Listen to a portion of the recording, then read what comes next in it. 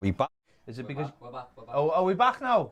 Fixed it. Oh, have you fixed it? Yeah. Oh, as the technical guy, sound engineer, getting a degree, £9,000, switched it off and then on again. Yeah. That is the golden rule. That's exactly what he did. It's the golden rule. Literally the first If it doesn't work, do, switch it on. Imagine if Ned was... Ned Brand's over there. Imagine if Ned was sending over the fax for a deal. Ned Brand. Oh Switch my it on and God. off. Oh, Fax it won't machine come back breaks on. and that's- Oh my God. Even though they Just- don't have fax machines. When I anymore. faded it in, the sound come on, but it was like stuck from the last thing Guy said. So when I said I'm going to stick it on this scene, it was just me going stick. Ned rapping. Instead of you, so I had to turn it off. Oh my God. Yeah. We are back. Right, as Ped said, you wouldn't have heard it, but we're going all the way through now. So there you go. Stay here, get the likes hit, get your comments in, and let's do this emotional roller coaster together. 3 hours, 18 minutes and 14 seconds left. I've heard, just seen it there, breaking news. Leroy Faye's on a plane. Oh, Leroy Faye. He's on a Get plane. him in. Can he play right back? He's coming in. So is the other lad, what was his name? The other lad we were supposed to be signing. McPartland. Well, mate. No, what was the other fella's name? Oh, Vadas. Odo. yeah. Vu. Yeah, he was Vu, yeah. Vu. Vu's coming as well. The Smokey McPot says John Blaine is the sexiest YouTube Evertonian. Putting it out there. Sounds like a guy who knows what he knows. Well, exactly. He's obviously a very well-read gentleman. So there you go. Well-read? I don't know. Why would you be well-read? Because he watching reads on YouTube? Because he knows the finer things in life, like John. That's what it is. Ned. Tobias Linderoth is en route. No. Someone's just said. No, that's not really. He could play right back. No, he could. He could be. Yeah. Axel Witsel. It's all good. It's all good. Is he ours? Axel Witsel is ours, yeah. He's ours, Apparently, yeah. Someone once said that. Whatever happened to him? Not Axel Witsel. The fella that said it. Don't know. Apparently, he done a podcast today to cheer people up about the transfer window. Oh, that's good. Probably still denying Everton have signed players, even though 4 are already in and 5's about to be announced. But hey, each to their own. I did hear that he said, though, we're not allowed to have the top tier at the stand. Of what's that? Off the ground. Oh, really? Yeah, we haven't got the money. Oh, is that what it is? Oh, so we're just building half and then leaving it. That's what Who you do. said this? Some people. You can imagine somebody saying it though, can't you? We haven't got the money to finish the ground. We're just going to do the You bottom. should have had it ready, and we could have gone, hang on, I thought we were putting a roof on that, and you could have gone. I haven't got the facilities. Exactly. It's all good. Dark Art says, rumour has it, Cam tried to impress the lads by eating all his scran and couldn't manage it and has passed out. Did you see the way, though, Cam passed on eating a meal? He said he had a chip bar and scrammed it, knocked it back in 1 second. See the way we offered him a meal? He's like, oh, no, my mum's made me tea for us. Yeah. Pasta. I can't turn that down. Like, what? You knew you were coming here. Oh, yeah, but I can't turn a meal. Like, so what you're saying is you're not going to eat in front of us? Very interesting. It is interesting. Mike tweeted us before saying we're probably waiting for them to go live because Cam can't finish his teas. To be fair, he did scran that. Yeah, I mean, he dropped a few chips, but he did well.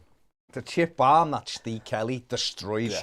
Gone. Destroyed. Steve inhaled it. Now you see it now, don't Steve inhaled it. Oh, breaking news. Cassius says Muller and Ever Banega have just landed at John. Ever Banega. Remember him? We almost had him.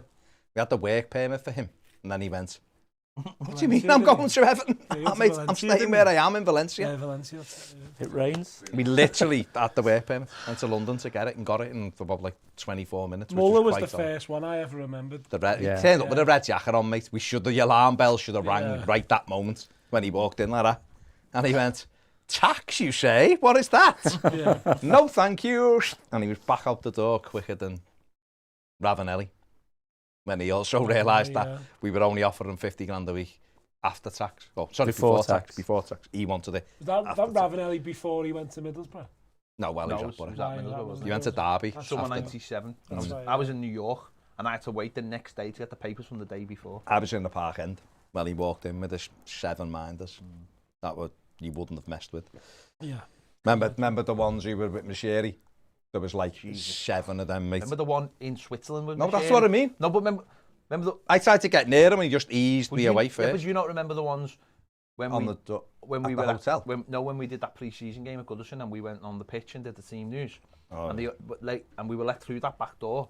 And when we were going home, yeah, they were his there. bodyguards were outside. And I mean, Like there's Secret bodyguards Service. and then there's billionaire bodyguards. Yeah. Oh my God. You couldn't even have cracked a smile at these fellas. They would have just... The little guy with the defib's the one you want to watch. Well, he was the fella in He was the Switzerland. fella The in little fella in Switzerland. Switzerland was like, ha, ha, ha, that's enough. Yeah.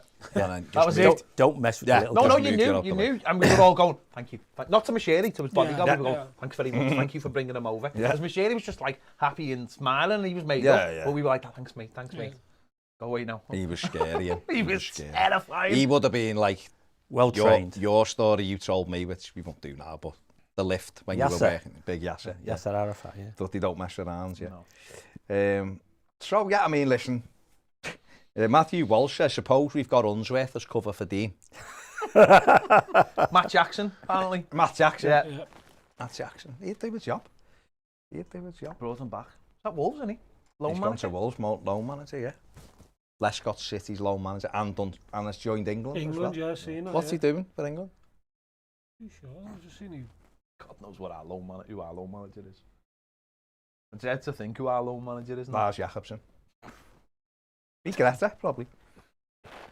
Daniel Lynch says Alex Nyarko has been seen at the Beatles Hotel. Again, can he play right back? Ned. Earl Barrett How can. was that? Earl Barrett can. I mean, we're 3 hours to go. John, I think, like, we're all a little bit more emotional about it than you.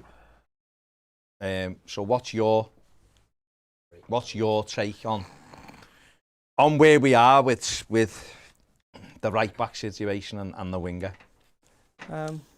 What will be, won't it? But I think how many windows Hang can on, you... step out just for a sec, right? No. Just step out of the Mr. Level-headed and whatever. You need to come to the match with me. Get to the core of John as the Evertonian, where you're able to just look past like the balance sheets. In all seriousness, and all that. Are you frustrated or not that we haven't addressed what seems to be? You know full well that I operate under. I don't worry about what I can't affect, and I can't affect it. Yeah. So I can see the objective side of it, which is, Brands isn't incompetent. The club are not full of incompetent people all the time. Yeah. Yeah. And they will have had a plan. And then you put a variable into said plan, which is a change of manager. Yeah. Who might say, well, thanks very much, they're your first 3 choices, but I don't like any of them. Yeah. But notwithstanding all of that, to watch our captain and only viable starting right back physically deteriorating through age and injury and all that sort of crap, and doing his best, and all heart is still there. Yeah. That one day he's going to break. Yeah. And, you just know, if you're one of the half empties, because you used the phrase half full before, that if he breaks, it's going to be when we're in a great position in a cup or a great position in the league, and this lack of foresight to get a competent backup will come and bite us on the backside, won't it? Yeah. So some communication needs to take place tomorrow if we haven't got one. Yeah. We all got bloody emails from the chief exec of bloody Brighton, didn't we? We might question why we got it, but come out and explain, what went on, and almost certainly the answer will be fundamentally the players we wanted were not available when it come to it. Yeah. I mean, the Arsenal lads, one of them, I suppose, we were chatting yesterday and it looked close, and today it's not. Yeah. But that's because he didn't want it enough, I suppose, But you look at Kane apparently wanting it enough, then doing like people do on Twitter sometimes, complete denial that he ever said what he was saying a number of weeks ago. I always wanted to stay, I never was going anywhere, I love this club, and all that sort of stuff. And he's gutted that he's not at City. So I just think we chatted off camera before, didn't we? You know, how far down your list do you go before you think, you know what, actually, you know, We're done. we're not taking that player just because. I asked Baz the same before. Would you bring in a right back just for the sake of it? No, absolutely not. No. You've also got to continue at least trying to correct some of the failures in the academy, because you've got to have, you know, a pathway into the first team squad, haven't you? Yeah. And if you're a lad who's doing okay in the 23s, but they're not now because they've reset that anyway, so it's a load of kids, isn't it? But none of those who were coming through the academy clearly are going to get anywhere near the first team. So that makes it even more damning that we haven't gone and got somebody. Yeah, So I'd love to hear somebody say what the plan was if we didn't get somebody who was viable. Yeah. No, Because today's fume will turn to other fume if we grossly overpay for someone who isn't good enough. Yeah, funny enough, I've seen people tweeting before. So I won't say who they were, because that's not fair. But I've seen people saying about the players we brought in this summer, saying these are the kind of players that have got us where they are, that we're bringing in. And they're not.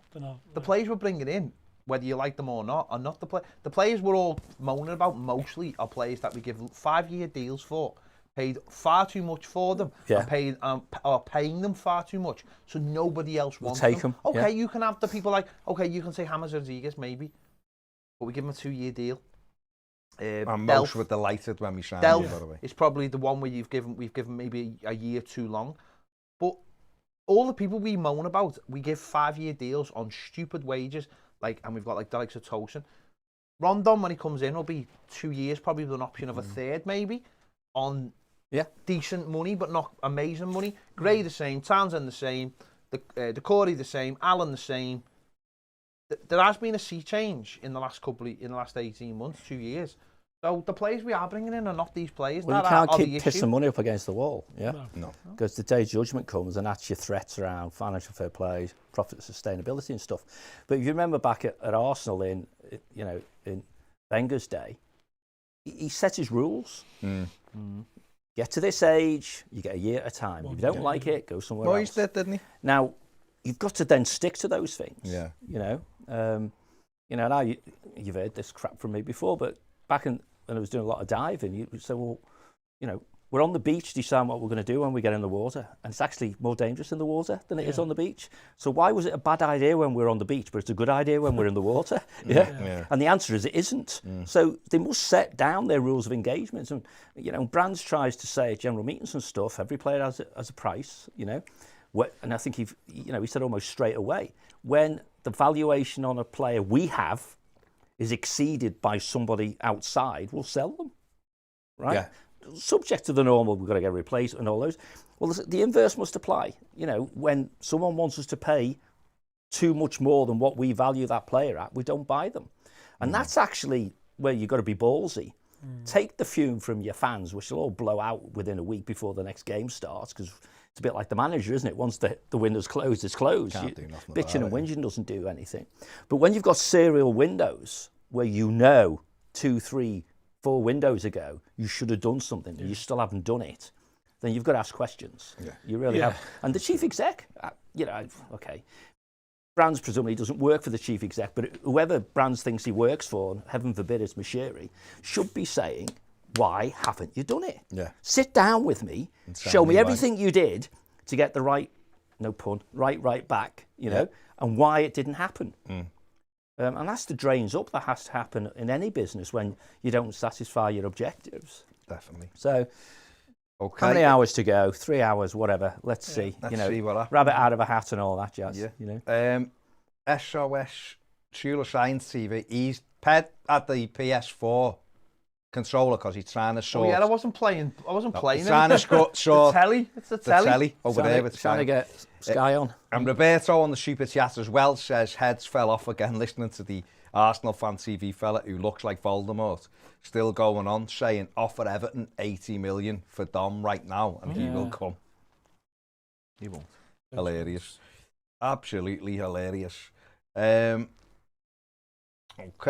Since we were last on, obviously Chelsea have confirmed the loan signing of Sean Agues, which is a hell of a signing, isn't it? Netflix will be impressed, won't they? They will. 5 Netflix million will be loan it was. 5 million. Loan, yeah. So yeah, So, under 100 grand a week. good player. They're a good team, good squad, good manager. Well, like Ped said many times, well-run club. I know a lot of people try and criticise Abramovich for the money he spent, but he's had his rewards from Are it. they? Yeah. You do get a lot of... Now, are they well run? I think they are. You Are they? seem well-run. I think from where they seem were. to be well run in a footballing sense, Yes. John, from the fact that you can give me a counter argument here. The fact that they do really well at getting rid of players. Like Salah, for example. Well, yeah, Lukaku, but- those sorts of players. Yeah, but But for every Salah, but for there's that- an but- Atsu but- and people Well, like when you that. buy who didn't 50 need. players. football's timing, though, isn't it? Football's all about timing, Yeah. isn't it? People will criticise Everton if Vlasic has a good No, well, that's season. where I was going, really. You get Vlasic, Lookman, some fans will have Yeah. loved those players. But for every one of those, there's a Lukaku at Chelsea, there's a Pogba at Man United, there's a Sancho at Manchester City, and so on. So it's not easy, is it? So I don't know what well run. I mean, the Tottenham well run. I think I mean but towards like... Is it a bit like cyclic, I don't know. See, Tottenham are well. I'd say Tottenham are well run because, as a whole club, if that makes sense, as in like, It helps having someone as in like they have an owner who clearly doesn't throw lots of money at them. Yeah. Whereas it seems that Abramovich gave them that lovely base. Chelsea, you mean? Chelsea give Abramovich a lovely base and made them so that, and the way they do things by going and buy a lot of the talent around Europe, bringing it in, and it's wrong. It is wrong what they do. So and then selling that on. But, they did it with Lukaku. Okay, it's come full circle, but. No, sorry, I suppose I was being flippant in some respect, but what does well run mean? Because clearly what Abramovich did, which was, I think, you said a counter, I'm not going to counter because it's spot on what you say, which is he put down a really solid foundation when you could burn through your own money and not get into trouble.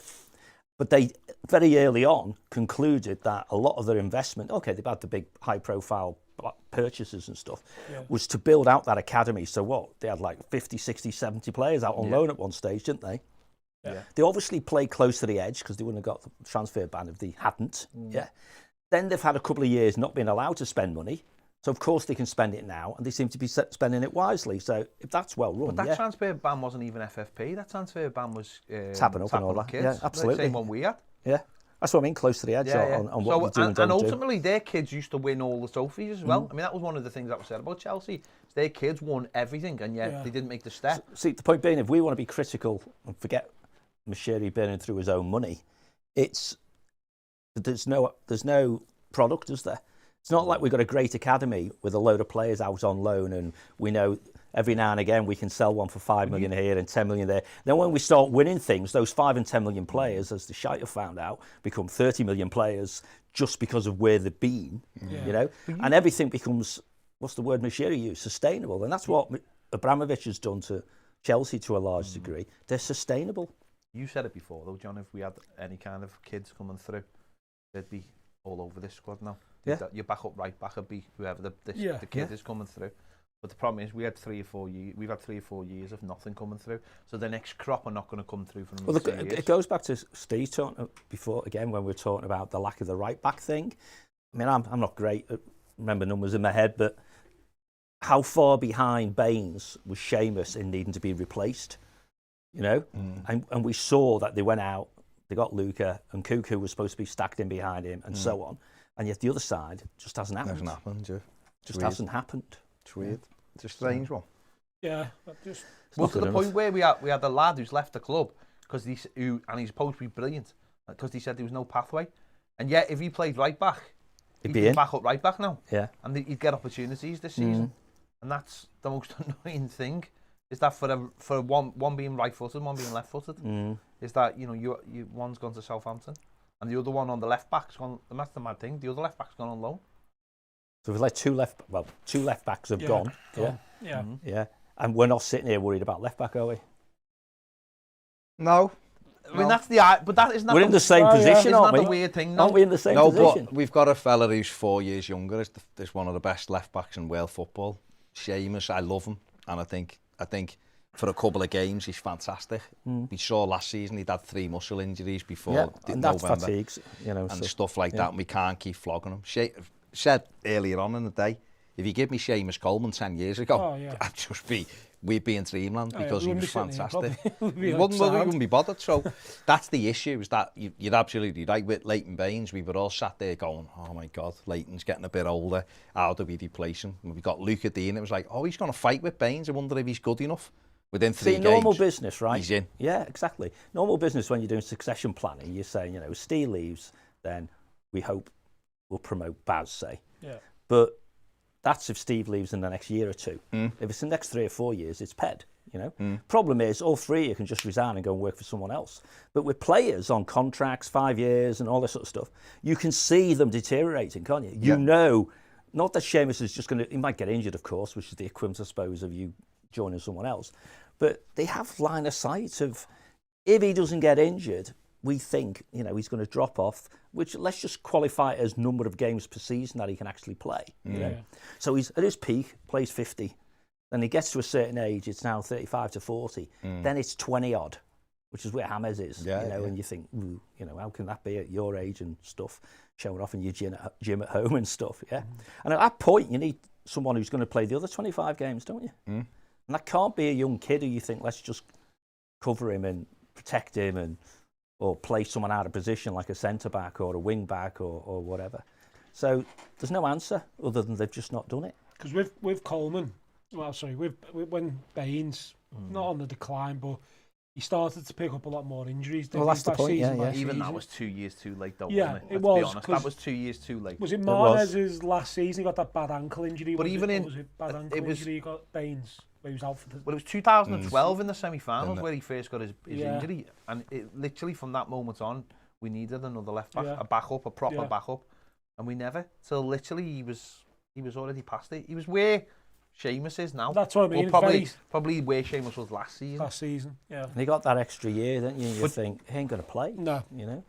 He was He there only to make played- the number. He played half a dozen yeah. games and was brilliant because he wasn't needed to And play it was, every only, week. it was only half a dozen games. And that's the thing with Seamus, is that if you had Yeah. someone who could compete with him, and therefore you cut his game time down by half, Well, you lengthen his career. you lengthen his career, and also you've got someone who can come in and perform at a high standard, because Seamus can.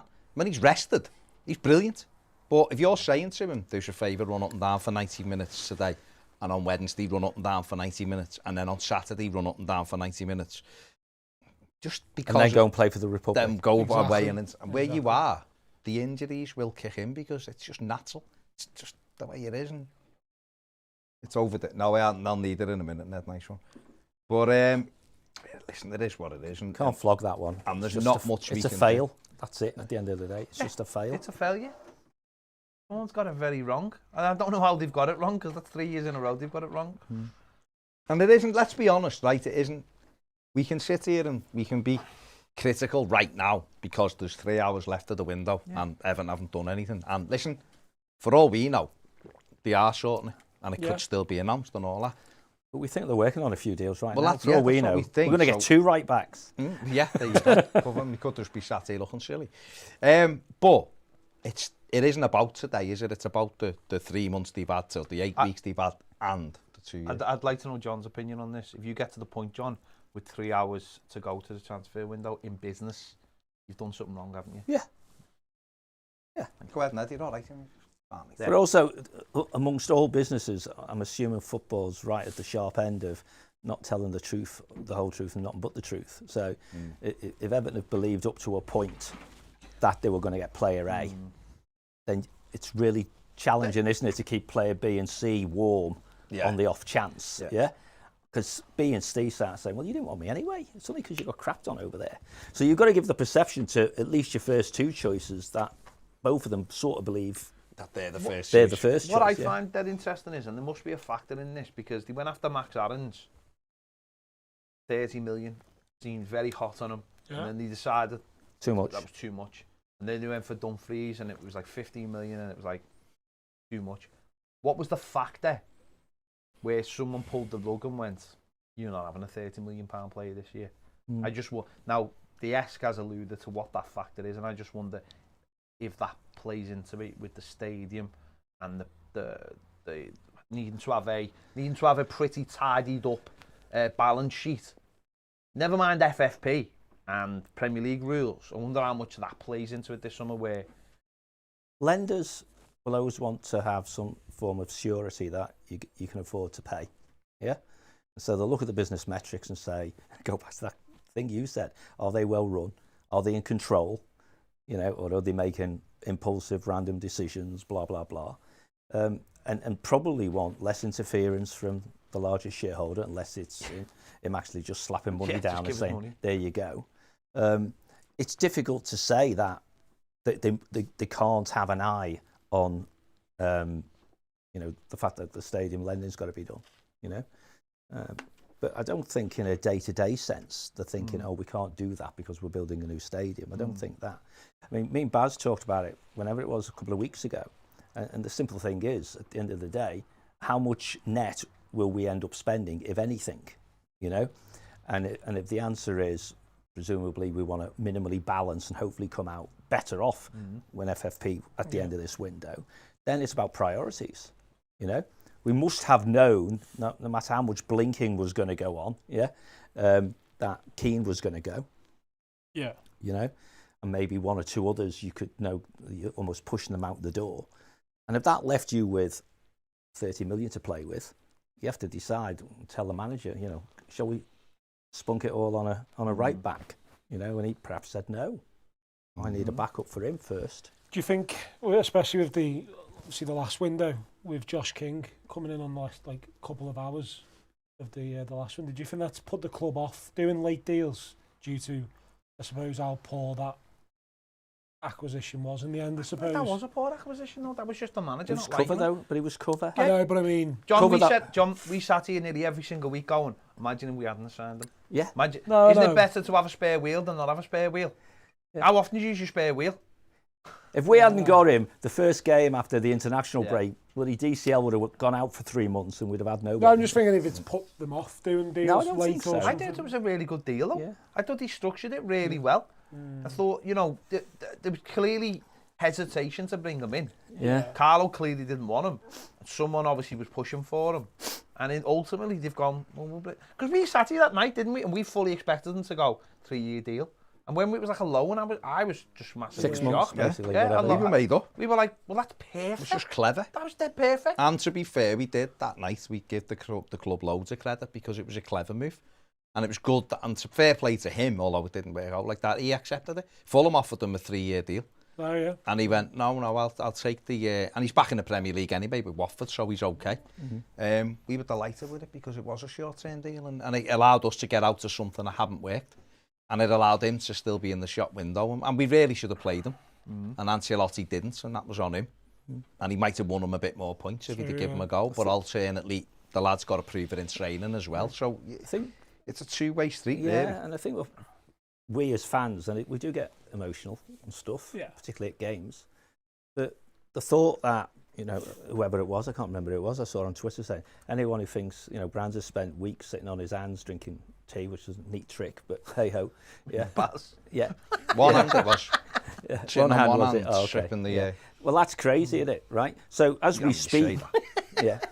As we speak, I mean, do you think they're trying to do deals, and deals is plural, right now? You'd hope so. I'd like to think we are. in San Carlos.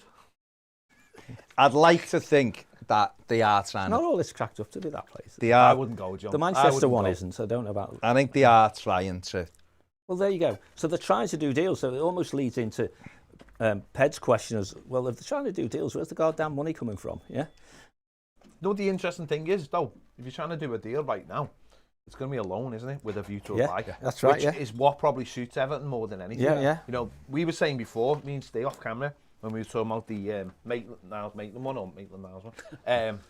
Whichever. His mum might call him Niles Maitland. AMN. Right. Are you going, I don't want him if we have to buy him. I don't want him. He's a kid who got to 24 playing for a team like Arsenal. He's not on the first team. I don't want to pay the money for him. If it's not a loan, I'm sound with that. Yeah. As much as we need a right back, would you have paid the money because you want a right back for him, by the way? I don't know, because he's one of those. He's a hit and miss. You know what he falls into? A Wobie land. A little bit like a Wobie. Where? No, but what I mean is, he's a really good athlete. He's a big lad, he can get around a pitch, he can do two, Yeah. not that a Wobie can do 2 or 3 jobs, but he can do 2 or 3 jobs. He could be really good, but also you could get to the summer and go, you've paid 25 million, and yet he was better. Maybe that, I don't know. They've tried to force our hand there, Yeah. and we clearly haven't gone with it. Not falling we- for it, if you like. No. Yeah. No. Well, I got told before, but rightly or wrongly, that Arteta was open to it and that the club weren't. So that means that, They're thinking about Arteta, Yeah. aren't they? Yeah. well, they're either thinking, Well, they must be. You might not be here in a couple you of might weeks. be here in 3 weeks, Yeah. and also maybe it's a Cash. bit of what you said. They've looked and gone, well, no, if we're going to let him go, we go on our terms, and we're not happy. I don't know. Could be right, could be wrong. Who knows? But it's clearly. But What's wrong again, with because we only get it in the media, we don't know how serious conversations were unless you do know someone who What do you can want? tell you that it looks like it really is progressing. And then why does the opinion change? Yeah. No, you know. Because yesterday, you know, the centre forward's done, the right back's looking almost done. Today, we haven't heard about either of them yet. No, but we know that we know what. We know the former's the just centre waiting for, forward's done. you know. I think the thing what you do. The graphics guys seem to get longer than the bloody commercial They guys. do. Yeah. You're absolutely right. The ones doing the But they're the graphics. most important, though, aren't they, But when it they're- comes to signing I people? suppose they're You've got to make an impression. Did you see where's Chelsea's one? Rondon's gone? Did you see Chelsea's one? Rebecca Cole's show. No. They've got yeah, him on I'll the see for a taxis like that change, with the yeah. thing, and he's Right. got the kit. I believe Everton are currently in Venezuela looking for the biggest tower to put Rondon on. Rondon on. But apparently they don't have the facilities for that. No, it's all. Listen, it's all thingy, isn't it? At least we got back up for Dom. But we said before, right? And I'm not trying to spin it like over positively. So if No. we don't sign anyone, it doesn't matter and all that. But you come into this transfer window with the squad, and you'd say at the end of the season, and we did say it, and it'll be glaring. But we needed a keeper, backup goalie. Olsen, they wanted 7 million. He's ended up going to Sheffield United on loan or something. Yeah. Right in the Championship. But we got Begovic, I think. I'm quite happy with Begovic. Yeah. Looks I mean, decent. He can't catch, but I'm happy with him. Nice, decent. He's He can't only kick it. Short arms, He mate. can't. Can't catch. No, Not very tall, short Right. arms. I was watching him last week. Doesn't matter. Doesn't Right, matter. so we've got Begovic, he's fine. Yeah. For me, he's fine. He's okay. It's okay, yeah. We got Lonergan. Yeah, whatever. Champions Another League one. winner. Yeah, exactly. Champions League winner, Andy Lonergan. We got him. And we've got 2 wingers that we needed. We had no wide players. Bernard was going off, didn't really do anything anyway. He was gone. We needed wide players. We've now got 2. Damari Gray's been brilliant. Townsend's been really good. From my perspective, people might disagree. So far. I think, yeah, and it's only 3 or 4 games, so Yeah, you can't go, oh, they're amazing, because they're not. Yeah. But they've done well so far, and the squad all of a sudden has a balance to it, right? Got to give managers some credit, You've surely. But the manager's been very good. He's squeezed out more. Decore and Allen look like the players we thought we were getting. Spot on. Yeah. You know, we're like, all of a sudden, Decore, there's the Off fella the that box. played for Watford. You know, like the way Yeah. United were going, haven't we got that French midfielder? Doesn't he play for us? Well, you know, he doesn't. We were like that with Decore, weren't we? Yeah, totally. After a bit, we were going, where's the Watford Decore? He was good. He was good because he was covering, but Yeah. where's the Watford? And we saw him we've seen him this season. Particularly Saturday. Southampton at home, the goal, Yeah. getting in the box. Yeah. Allen was fabulous. But his all box of a to box sudden, Saturday, the runs. oh, he's yeah. brilliant. He's brilliant. So, No wonder he doesn't train. Yeah. so that, well, exactly. 3 days a week. So that's really good. Yeah. That's good. And so you look at the overall balance and you go, well, everyone said we were losing with Charlison this summer. He's gone. Gone. Won't see him again. He was going today, wasn't he, as He's well? going to them. We're still here. Sky have still actually got him on the banner. Have they? Well, there you go. So For he's the- still for the- here. yeah. Dom's still here, even though Arsenal and Spurs were buying Dom and he was gone. There was no chat and yeah. all that. And he's still here. So Rondon's All coming in. Mbappe's fault. Mbappe, yeah. Rondon's coming in, so we've got backup for Dom, which we didn't have, and we've also got the Charlison that can play through the middle. So James is still here at the moment. 3 hours to go, who knows? But right now, as we're doing this, James Rodriguez is still here. So the balance of the squad is, I think, quite well balanced. Now, the critical side will say the right back, and we've discussed it to death, but the right back is a huge issue for me. Yeah. And I see it as a fair. You might disagree, and you might be right, No, I John. said it was a fair. No, but I'm saying you might be right. You go down and go, well, hang on. We're going down a list here. We're number 6 now. You know, do we really want number 6? If we can't get him on loan. If you can get him on loan, you take him. The right back. But I also think, because we have been quite vocal about a fast winger, and clearly the Gray and Townsend weren't the managers like, you're my starter. They were squad, and he'll be really good, because they've chased the winger and been very open with that information to the trusted reporters. We want a winger. Luis Diaz is the latest one. Well, Diaz is completely off now. Yeah, well, it's off. No, I know, it's just been confirmed. To be honest, it was off on Saturday. It's all of the other stuff is reporters trying to keep something going that isn't there. So we wanted him, and we'll get to this end of this window, and unless something happens in the next 3 hours, and Everton have managed, which would be mad, but Everton have managed to not let it get out anywhere, which is very un-Everton-like. Yeah. Then we're going to end the window with the 2 players they've been chasing for 3 months, not here. And that, to me, is a failing. Doesn't mean it is. everything's a nightmare, but it means it's a failing, because it's like sitting down and going, well, I really want the right back and I really want that fast winger. That's my first choice to come in this team, and with what I've got, I can take us higher. We get to the end of that and go, we didn't get them. Damn. And there's been players who wanted to come, and things have dictated. It's like Dan James. Everton had an interest in Dan James, but the Keane deal didn't get ratified till this morning, and by that time, he was already agreed to go to Leeds. So, and this is how things are juggled with these clubs. It's like, well, can you guarantee me that money? Well, not until that goes through till tomorrow. I just think, especially what you just said there about the winger, just again, hypothetical, but if Damari Gray gets injured, we haven't got another... That's Anthony Gordon, and we haven't he's got not ready. another, do you know what I mean, another Damari Gray, and then we come to January and we've got Damari Gray, Towns, and Iwobi's going to go to the African Cup of Nations, so that means... Jean-Philippe Gopin might go to the African Cup of Nations, so that's 2 players we're instantly going to lose there. Brands doesn't allegedly do business in January.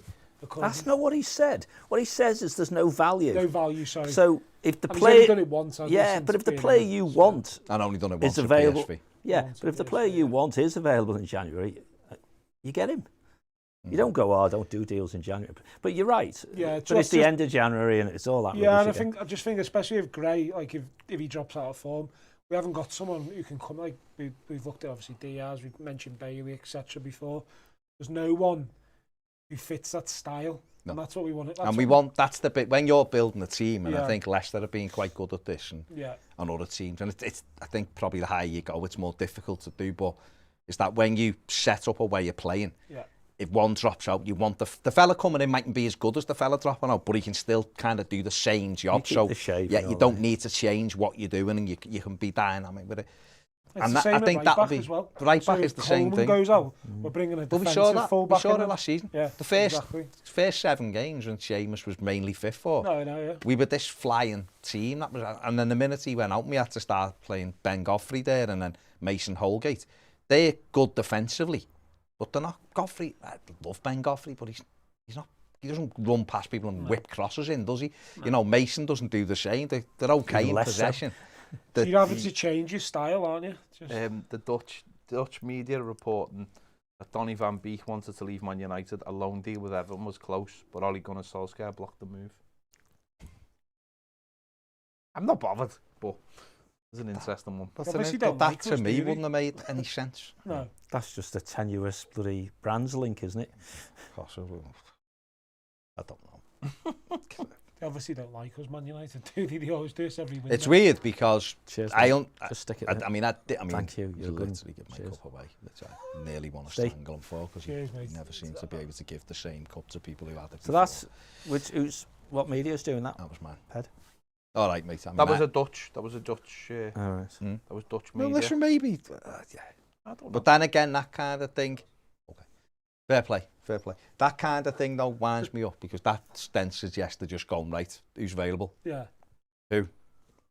Because he's not really that type of midfielder. Who's available in a position we don't need anyone for? Yeah. If James is staying, then that's where Van Beek wants to play anyway. So it's he's not quick, is he? He's not dynamic. He's a good passer of the ball. See, the Dan James thing, I understood, because he's fast. Yeah. So you go, well, Benitez likes fast players on the break. It kind of fits. That doesn't really fit for me, but... No. But anyway, it can be what it can be, but... That was alone, presumably. Yeah, but I was alone, yeah. But that United block and stuff like that doesn't make it... Last year, when they were a bit unsure and we looked like with Ancelotti, they're making headway here. I understood them to a certain extent, blocking the Romero deal on deadline day, the keeper, because they didn't want to strengthen a rival. We were in the top 4, weren't we? And we were up there already. This year, they're going for they will think they're going, well, they are. With Ronaldo, they're going for the league. Yeah. We're not. You know, we're battling for a Europa, maybe a conference place or a Europa League place, so it makes less sense. But Daniel Davidson says, thanks for the coverage today, lads, but time for bed. Danny's turned it in. And he's put Brands out. Fair play, but nice one for the You super paid your chat. money, you get your shout. You get your shout, mate. You're entitled to your opinion, definitely. You like that, boss? No. What's your thing? I didn't know. Oh, he's great, man. Which one's mine and which one's his? Mate. Ned, well, you know, while you're up, spin us a Mars bar, mate, because it's just to your left. You need a little fridge. I know, but you just use your little snack after it, and then that's it. Oh. Then that's your dessert. Okay. Then I'm sorted then. You need a fridge, mate. You can't have soggy Mars bars. No, don't Yeah, we'll shock leave you, that for the LB. I don't want to be breaking teeth. It's like a bloody sauna in here. When does it one there? Mine will be fine. I'll buy you a little Yeah, fridge. Luis Diaz has been... I'm all right. Does anyone want one? Luis Diaz has been confirmed as off. How solid is it? Everton have just been linked with a move for Danny Van Beek. Chuck it, I'll chuck it Donny. Donny Van Beek, did I say? Danny. Okay, Donny. Well, that's back. fine. Nah, too soggy, mate. Sorry, I Too can't throw it soggy? there on. I mean, that's not Oh. soggy at all. But Yeah. Griezmann's joined Atletico Madrid. Has he? Wow. According to Incredible. done deal. And is the other lad going the other way? No. That's got wages off though, haven't they, Barca? Yeah. It's Yeah, They're desperate, aren't they? they're in talks to re-sign. Yeah. the Queepers, they're saying done deal.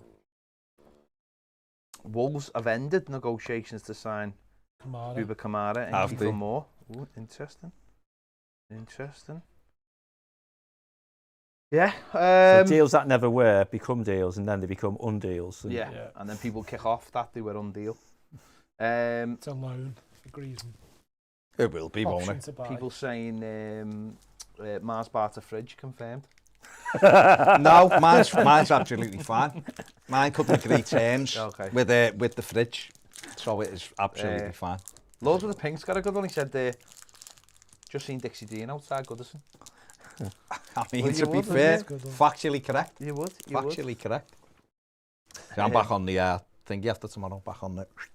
So this is to get me through September the 1st restart. Yeah. Ruben de Sousa says Van Beek would have been Davy Klassen. Davy Klassen written all over him. Yeah. Absolutely.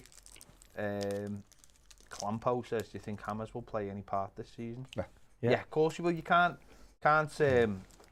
allow that kind of money to just sit around. No. And he's still very good as a footballer. He'll start the next home game. He'll be definitely in the squad, yeah. Start him for effect. And after an hour, That'll be interesting if if they he's can't on break it. them down, he's the one that comes on, isn't he? He's got it. Yeah, he'll have to work his way back in, won't he? Simple as that. Train hard, play well, and when you get a chance. He'll have to be in training tomorrow then. Can't. He's playing on his computers. Keith says, do you think that's why Jared Brandwaite is staying at Everton, left back cover? Quite possibly, yeah. I don't know whether Ped's read that. Have you done that? Oh no, I haven't done that one yet. Hang on. Got a new one. Oh, Josh says, cracking job today, lads. Live in Canada, listening at work. Shameful, no right back, but I believe Rafa will get more out of this squad than Carlo. Yeah, Come on, you 100%. Blues. Spot on. Yeah. 100%. Thank you very much, Josh, in Canada. Where about? He doesn't say. Oh, come on, Josh. Where He'll are have to you? give us another super chat if he wants us to Yeah. tell us. Don't say that. Must be East Coast, surely. Oh no, was it? Joshua Yeah. Blanquist. Here we go. Can he play right back? Don't talk with your mouth full. No, Gomez hasn't gone anywhere. No, he hasn't gone anywhere. It was a rumour earlier. It was a poorly written tweet by Ned. Basically saying that he'd gone, which he hadn't. Was it wishful thinking? To be Tell honest, us, Ned. Was it? I think by Benfica it That's- was wishful thinking. Yeah. That's why I started with according to rather than One Turk, wasn't it? Some just Turkish one bloke. fella. Oh, was I it? thought it was, yeah. One fella with a few followers. But you. a Ned bit. Absolute got you. Hook, line and sinker, he got you. It's gone into that quiet lull now, I think, hasn't it? It's gone into that little bit of quietness. Just, I don't know where there is going to be any more madness because all the rumours have seemed to go. I just don't understand why we haven't actually. Usually you hear some dodgy. There's a load of clubs producing paperwork instead of. They've gone into a bunker, haven't they? The clubs. It'd be great if that's the case. Wouldn't it? I've time for Vinny in it. Yeah. He was on before from outside Goodison, but from outside Finch Farm, but the best one. May as well do some reminiscing, Mike, because nothing's happening. Was Fellaini. No one had a clue. Just happened. No one had a clue. Out of nowhere, wasn't it? Well, we'd got the plane at 9 o'clock over to Belgium, didn't he? Done a little bit of madness with his deal sheet and done the deal the next day, essentially. Woke up next morning. All that money. And that was it. Biggest record sign and all that. What I remember was Jelovic at half time against City, wasn't it? We knew that though, didn't we? No, that kind of bubble. Yeah. And then we won, didn't we? Gibson. If you think of and then we did Pienaar. And we done Pienaar very late, yeah. I remember driving home from Goodison, frantically texting. And it was like, don't know, 10 minutes ago, don't know. Spurs won't, Redknapp won't release him. Released him at 3 minutes to 11. Pienaar basically just said what Maitland-Niles didn't have the balls to say today, which was... And he made his debut on the Chelsea on the Saturday and scored, didn't he? Wigan on the Saturday. Chelsea won it, didn't he? Wigan. Score? And then he made his he made the his first home game was Chelsea the week later. He scored after 5 minutes. Wigan away was the first Saturday. I'm just watching him again. I was just like, oh my God, this is what a footballer. But we only drew the game. It made it. Was that game? Was that Kale? 1-1. I can't remember. Header. Probably he always scored. Phil never scored an own goal, didn't he? Sounds a bit like Phil. Yeah. But it's them, isn't it? Because if you think back, I remember being at Wigan when Dunk got sent off and it was deadline day. Yeah, it was, yeah. And everyone was saying we'd signed 2 players at half time, gone for the burst, and it was we'd signed one was a midfielder who we were linked with every year. Is that the one? What year was that? Was that Matty Taylor. Someone was saying we signed Matt Taylor and someone else at half time. I was like, well, I've heard, but fair enough, they might have just announced it, you know. Yeah. No, we only. But there hasn't been many, has there? We only do half-time announcements in the Merseyside derby. Yeah. Well, if you think about it, though, there's not been many that have. Can you think of like going back the last 10 years? Secret ones. Have there been any real ones that you've just gone? Wow. Everton have just gone. We're signing him now, this late, and that's why you'd have to look and go. Unless they've, and I know that this is something that Benitez has wanted to do, which was bunker down on anything getting out because it jeopardises stuff. Whether Everton have been able to do that in the last couple of hours, I don't know. Well, we can do it from our side, but the other side... No, well, that's what I mean. There's always someone wants to talk. Yeah.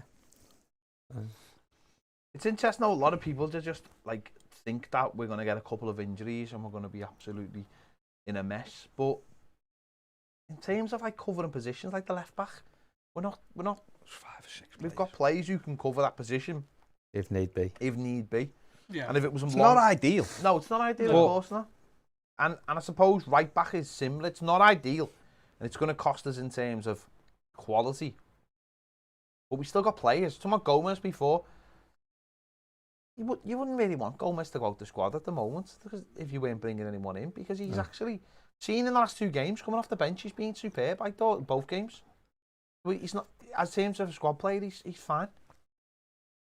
And it's not been long enough to see what the manager's going to extract from him, has it? It was like my mates just texted me because me and Andy were there.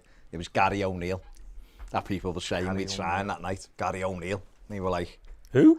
Gary O'Neill. Well, I knew he was, but it was like, he was at Middlesbrough, I think, at the What's time. Ned's going to say something now. Oh, God. Nice one, and. I don't know if this was read out while I was outside, but Fabrizio Romano's said the negotiations between Everton and Porto for Luis Diaz have now definitely collapsed. Okay, yeah, we did. We spoke about that 15 minutes ago. You've tweeted. What I would say I actually tweeted. What I would say to Fabrizio was they collapsed on Saturday. So we should. When was it when he was saying that it's still on? What's the best thing to do to keep people interested in what you've got to say? Tell them that there's a deal still happening. Tell them no news. Well, if I'm a journalist and I want to keep people thinking I know everything that's going on, I No just news. Still, or talks are still ongoing. Yeah. No agreement yet, but talks are ongoing. All he's done, he's played everyone. It's just fair play to him, because that's his job. So he's just very good at his Oh, job. he's doing all right. He's for himself. doing He very charges £5 for people to go on his Twitch. Well, that's fine. Listen, That's what he's fair doing well, play isn't to he? him. Yeah, So he's he's doing well. He does get good info, but Imagine not all his charging info is because he's had Everton signing Luis Diaz on Friday night. Agreement close. Yeah. Well, if Porto were asking for 40 million when the agreement was close at 20, that ain't close.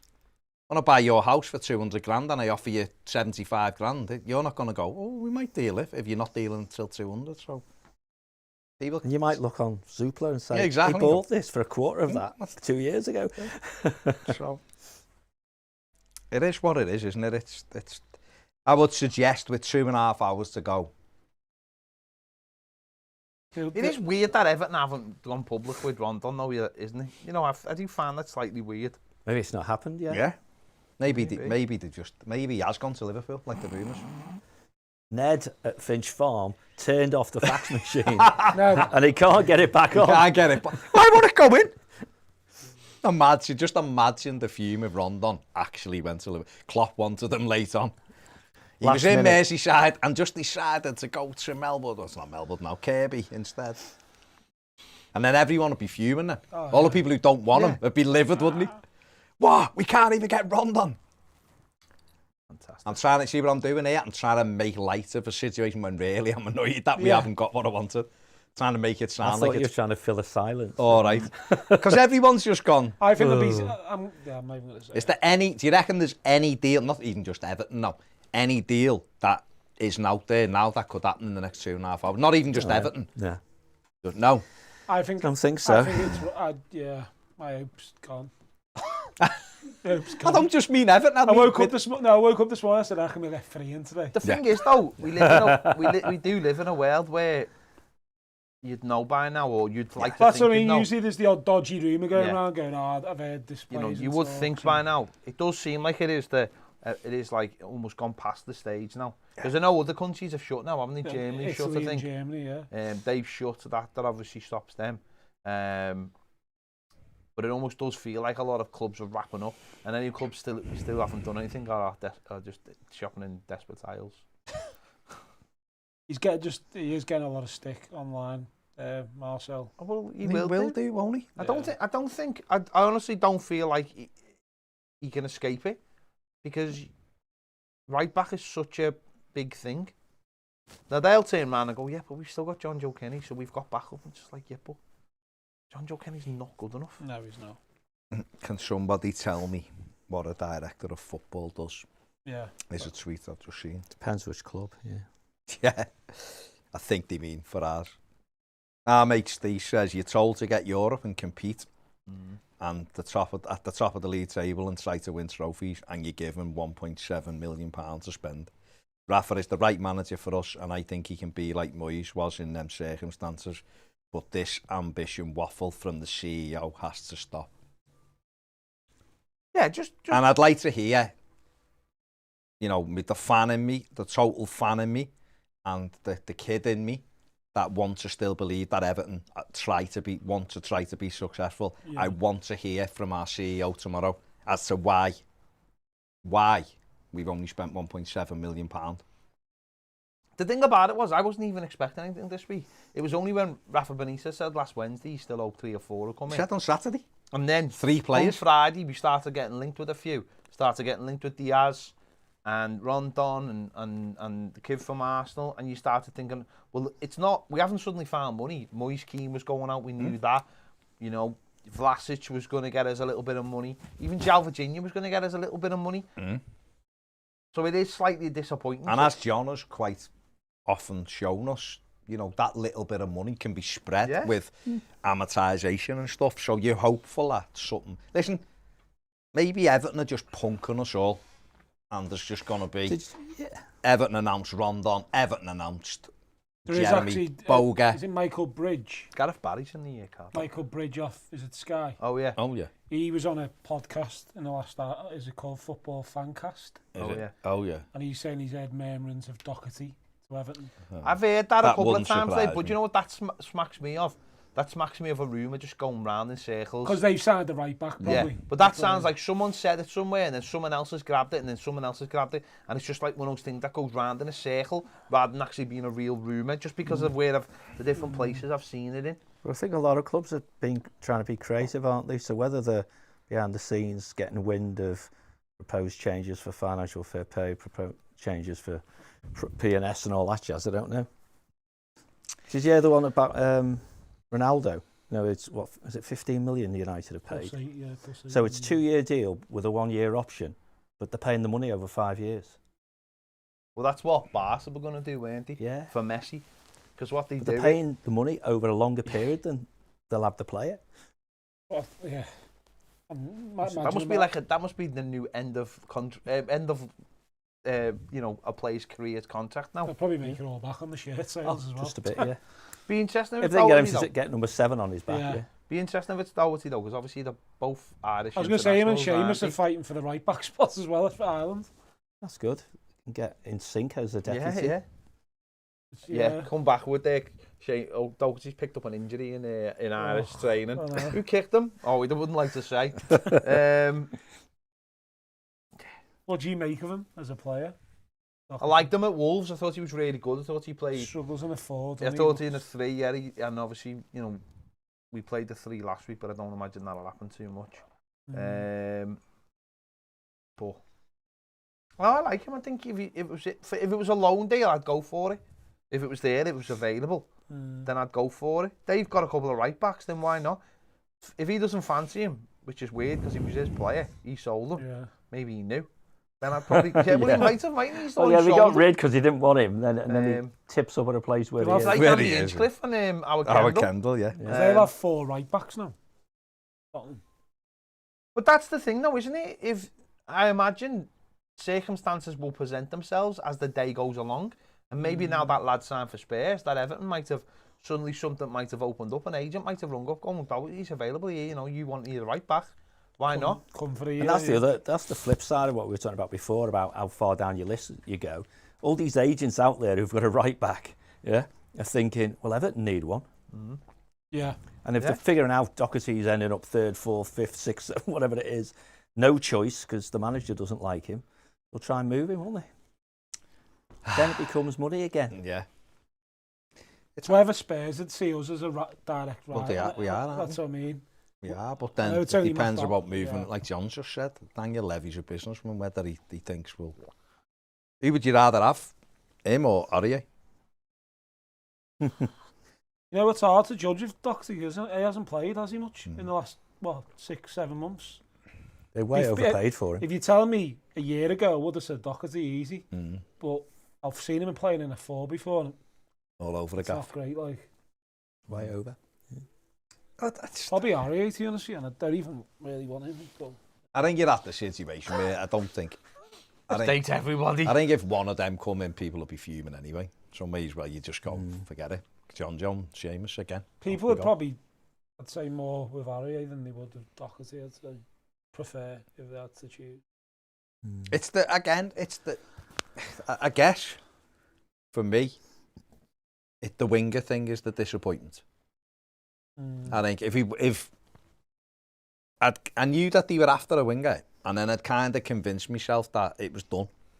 Last week, it was like, We'll they get can't really get anyone they want, so there's Yeah. no point. And then obviously the Diaz stuff breaks, and then you start thinking, oh, God, tell you what, one. I know, looks like what we need, you know, hard worker. And then you start to think, oh, and Rafa's quite again. You listen to like Phil Kirkbride, who's obviously given stuff from Everton after a winger, but chasing a winger, Diaz and all that, and that hasn't happened. And then you just look and think, we really could have done with another winger, and that's the disappointing thing. I think the right back, it is disappointing because we've missed the chance, but if you got that winger in who was good 1v1 and quick, you could almost go, well, you know what, we'll go with what we've got there for now because we've got this. To miss out on both, I think, is a bit of a blow. Yeah. I still hope that something happens. Jeremy Boga, come on, we can get that done in 2.5 hours. Has Italy closed now? 17 Or million. doesn't it matter? Outs won't matter, will it? Outs don't. Outs will be all right. Outs So wouldn't we matter. could still do that deal, yeah. Yeah. But you'd have to. That's where you get countries, if they close before you do, and they're trying to unload players, Yeah. you get the advantage. Yeah, because I know Spain closed at 6, didn't Yeah. it? So, So if you've got Everton, I mean, to get someone like Jeremy Boga, the negotiations would have had to have taken place before now. But if they were, then that's how you get it, because you're already part way down the line. If you go, well, we'll do this, we'll do that, and everyone will go, well, he can't have a medal. It doesn't matter, as long as he's all right. Yeah. We've had it's happened before many times. it was like on Sky yesterday, you had Carragher doing a medical type thing just to show. And the physio actually said, you can't fail a medical. No, you can't. No. Technically, can you? Yeah. It's like a fitness test Yeah. before a game. Only you can say if you're injured. Yeah. Really. You can So only... he said people don't fail medicals. We can advise people On whether what to. if he's jumping high enough or Yeah. this type of stuff, but you can't actually fail a So medical. Scar tissue on that old injury could cause a problem down the line. That's it. Yeah. You know? Well, it's the same with So you don't take a management view. Thank you for Exactly. your advice. It goes right to the top. Look at doesn't it? Iwobi. Look at Iwobi on deadline day a couple of years ago. Yeah. in That Dubai, so wasn't the transfer window shut at 5 o'clock that day, and Everton started negotiations at 4 o'clock he? Yeah. with Alex Iwobi. Alex Iwobi's in Dubai on a boat, and is told at 5 o'clock, yeah, you're going to Everton. It's a fast boat. Deal sheets in. But all his health records are digital. Health records are digital. He just had to go back to the hotel and was done, height and weight. Yeah. That's what a lot of it was. And then the Everton medical was actually done 2 days later. It's unlike Andy Gray, you don't get the option of Burning. not taking all the paperwork. Burning your paperwork. But his medical was actually done 48 hours later by Everton. And what we've happened in the past as well is we've taken a player on loan and then turned it into a perm.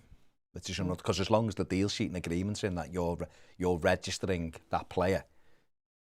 So if Everton, just say for argument's sake, this is me in my pure wishful thinking state, that Jeremy Boga, Sassuolo and Everton go, we want him. And they go, right, the agreement is pay that. And Everton go, yeah, we'll pay that. And they go, right, we're happy. They just go, we release Jeremy Boga to Everton for the 21-22 season. Big fancy signature, bang, Everton get the deal sheet. It's into the Premier League. Everything else can take, whether that's a loan or whatever, everything else can take place after that. You just turn the loan into perm the next That's it. time the window's open. Exactly. So it can That go was all the January. time, yeah. And they know. And we go, yeah, we Yeah. guarantee we will You can have sign. side letters and stuff. Exactly, all done and dusted. So that's how things can happen. My only thing to that is normally we would have heard something by now. But I hope in my heart of hearts that Everton have played a blinder here and just go bang, bang, and give the big royal finger to all of us and go, see, we can keep things quiet. I think we've got more chance of signing a right back than we have as a Possibly. Because it'd be hard to get you'd say a good winger. Well, it's someone like him who's been offered to Everton and West Ham today, and he's 17 million because they want the money. Right. Sassuolo, and he doesn't. I don't think he wants to sign a new deal. Very quick, good age. That's what the criteria is. But again, like I said If before, we just want pace, sounds a bit, naive. Just pace. He skips past. He's very good one. But that's the first criteria: is pace. There's lots of pacey players out there. Yeah. Lots of pacey players. Have you heard the latest one about Donny van der Beek? Yeah. Where were you? So- Where were you? I must have been in there. We did all these about He might have 25 been You know what it minutes is? We're all watching the same film on Sky, but he pressed pause and went out for half an hour and come back and press play. You're just 20 minutes, half an hour behind, Ned. ago. You heard the one about Mikel Forsell? his knee fell off at Finch What about Berahino? He's in the car park. He's in the not at Sheffield Wednesday. To Sheffield Wednesday, didn't he? Yeah, he's gone now, yeah. It is that thing, isn't it? It is the hope that kills you. Find another one, Ned. Hat-trick, mate. Yeah. But I think if Everton, Tottenham not expecting any more incomings or outgoings. yeah, so then 2 are out the door. Yeah. So that's mad. They finished with 3 right backs, but good. Let Levy carry the weight. Put him under more pressure. That's the if you want him, you better come now. Yeah, true, yeah. The expecting's great because, like you say, it doesn't take very long to do that kind To of deal. unexpect. The most fun we've had all day was reminiscing about old transfer deadline days. Well, At at the end of the day, it is that thing, isn't it? It's that you do hope, you're thinking, is there, and in some respects, that's the magic of it, is that something might, and then we're all, oh my God, we're pleasantly surprised. The reality is, Everton will announce Solomon Rondon at 10:30. Yeah. And go, we tried it. You'll hear it from Denise. you know, because she's a good talker, whether she can do the job. All the way up to last. He worked right the way up till the last minute trying to But we're having do an early deals. dart anyway. Probably if you went to Finch Farm, they'd like to be off. It's like even with the, I know the club wouldn't do, but it's like with Rondon. That was a joke, by the way. With the Rondon one, even if See they what Vinny's saying. I don't know, say 9 o'clock, Mm. and they just put it down. That is Everton's business done for the night. You'd prefer them to do that. Yeah. They won't ever Boys do did that. do that one year. He He did did. though. Yeah, he did it one Did year. he? Yeah, he came on, he went, he's gone. All lights are off when he's gone. We're done. They did it 1 year. And did we sign anyone after it? No, it was done. So would you rather that though, in a way? Yeah. Yeah, but it's If PR, it's done, isn't it? if it's done, it's done, isn't it? PR, Yeah. isn't it? Yeah. You put this, you do this now at 11:30, 10:30. You put Rondon out at 10:30.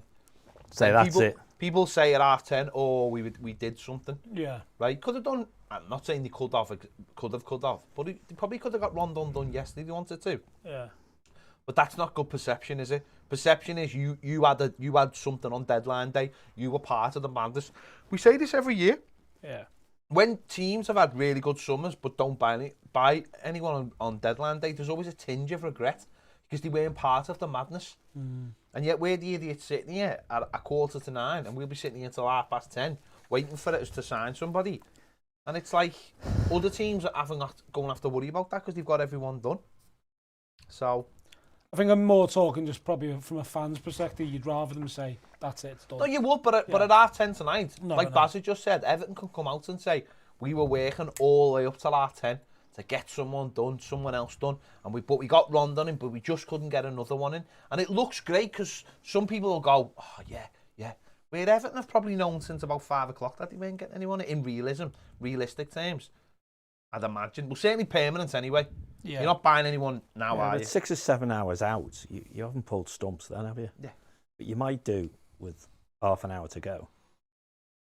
Because it's been strange. We've not really been linked with anyone, have we, today? No. No? Like, usually you're like the odd, or Ross Barkley type thing, or Ruben Loftus-Cheek. But I wonder if that's because now everyone's so connected. The likes of Fabrizio Romano can go on his own web page and get millions of people watching it. Yeah. And he's telling everyone what is and what isn't going on. In the old days, I'd say the old days, Sky Sports News, which doesn't even bother trying anymore, really. No. It has a couple of people on now who have a chat about what is going on rather than predicting what's going on. Yeah. And it's been replaced by the internet, which makes sense because it's a world game. So you have these fellas who, because they're connected to an agent and there's money in it and blah, blah, blah. He was charging people £5 a pop. Yeah, He had a Sharing million, it I with- was going to say, he had 1 million viewers on it the other night. Really? Yeah. because of Because of Ronaldo. Because of Ronaldo. And he's Fair just play put a to him. picture. No, he's United, seen a mark. but United have just put a picture out of him in his Man United kit. Yeah. So suddenly they get loads of hits. And it's they're then part of the fun, even though they signed them on Friday, and they're part of it then. Yeah, so all their socials go through the roof because there's a picture of them online now. And everyone can So go. You everyone's see, like, oh, United look, I stayed see. in, United Clever. stayed Oh, they're in the clever. game right to the end and all that. Oh, they're clever. It keeps it going, doesn't it? Manipulative. Yeah. But you're playing the role, aren't you? Yeah, yeah. Everton have done it today, haven't they? Everton, like we say, Everton have known once Maitland-Niles was dead in the water and once Diaz was fully dead or whatever, and they knew they weren't getting anyone else, Steve. Rondon's probably been gone, done all his pitches, done all his interviews, got off, and Everton are like, just leave. Well, someone will know where he is, won't they? Yeah, leave the announcements till about 10 o'clock, and then Everton have signed Solomon Rondon, deadline day. They've beat the clock to bring in the centre forward and all that, and it looks like we did something right up. Maybe Dave's just sitting in his office listening Just chilling, to us going, laughing his head off, yeah. Just laughing his head off, An going evil man if he is. straight to them. It's not him, is it? It's quite funny on the back of Niels and Kunku's top there. It says circus. Go circus, yeah. Someone Fair just enough. put Everton summed up in a football shirt. Well, people aren't going to be happy. If Everton would have been able to get Diaz, I think people would have been The delighted. flip side though was what you were saying before about would you be happy if the club came out and said we were going to do more business? Would you be happy if the club came out and said we haven't got any money to spend and we're not buying anyone? At least you'd know, though. Yeah. Yeah. Never going to say that. though, No, are they? No, never. they're not. Because that isn't part of it, is it? It's a mad one, isn't it? It is a thing, because you always want better, don't you? Of course you do, yeah. You always want your club to feel like you're we'll progressing. announce the stadium funding's in place tomorrow, won't we? Definitely. End of August, Ryzantsev said. Yeah, true, yeah. So, you know. He's Well, gone already today. hasn't He's he? left He's today. 27. Maybe he got off the other day with the Diaz money. The money. Snuck out with a bag. So someone was like, Sasha, that Diaz money. He's, yeah, sorted. And then someone, Sash, we going for that bevy? Oh, yeah. He got off. Big bag, that. And then he went, no, not even so, but he was like, did Sasha do that money? No, he's got off. Usually the club do follow the day after a negative with a positive. I know, but I think sometimes people like to say that that's what happened, and realistically, timetables dictate, don't they? So Everton have, like, in the past gone, if they do it tomorrow, that's a stadium, that's the date we're talking about the stadium, and then something negative happens the day before, and then Everton go, this was actually, we've already penciled this day in. Yeah. So you think Ryzantsev in June was thinking, I'll tell the shareholders all the money's done by the end of August, just in case. Just in case you don't sign a right back. Yeah, but if we do, and we get the winger as well, Oh, they'll God. forget about the stadium for a couple of days. Yeah. Oh, well. Baz can send a drone up, that'll cheer us all up. Yeah, that's it. Go and have a look at it.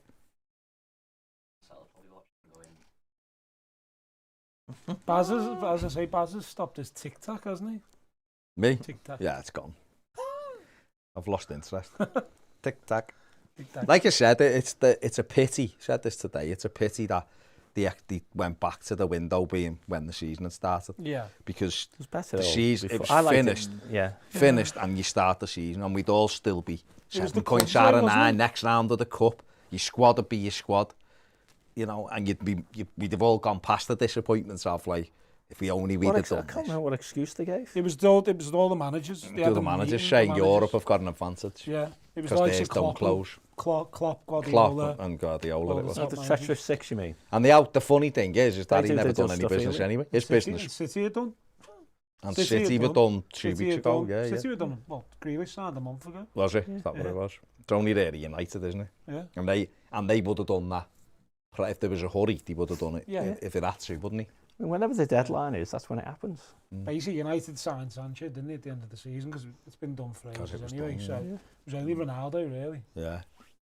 And Varane, sorry. There is a thing to it, isn't it? There's that thing of, do we just fall in line with everybody else to try and keep this league? Yeah. You know, because as a manager, it must be a bit mad. Because it's like Benitez with us, with like Moyes Keane and with James. It was like, if they're here on the 1st of September, then, I mean, he said it a few times.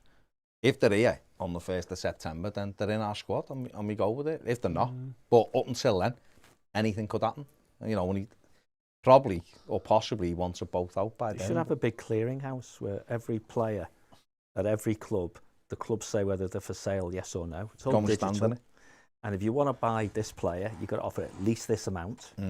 And then you submit it, a bit like an auction, I suppose, a reserve, you know, stuff well, like that. Italy do, I mean, we've said this before, Italy do the thing on... They sit in the room, where they all sit in the room, all the CEOs of the 20 clubs, and they go, right, cut deals. Let's do our deals. And that way, a deal still could be done at 8:53 when you've got 2 hours to go. Because I'm agreeing to buy your centre forward, but you're saying only if I get the guy I want off Ped. And everyone's there, you know, in a Ped's room. thinking, let me have a think about that one. Yeah. And that's it, isn't it? But it's done in the room. It's not like, I'm not answering the phone or I'm not doing it. You do it there and then. Are we doing this deal? Yes or no? No, okay. Right, who else is available? Go and speak to him over there about. And you know when it's all done. I mean, the Reds might be fuming, but they're not here, are they?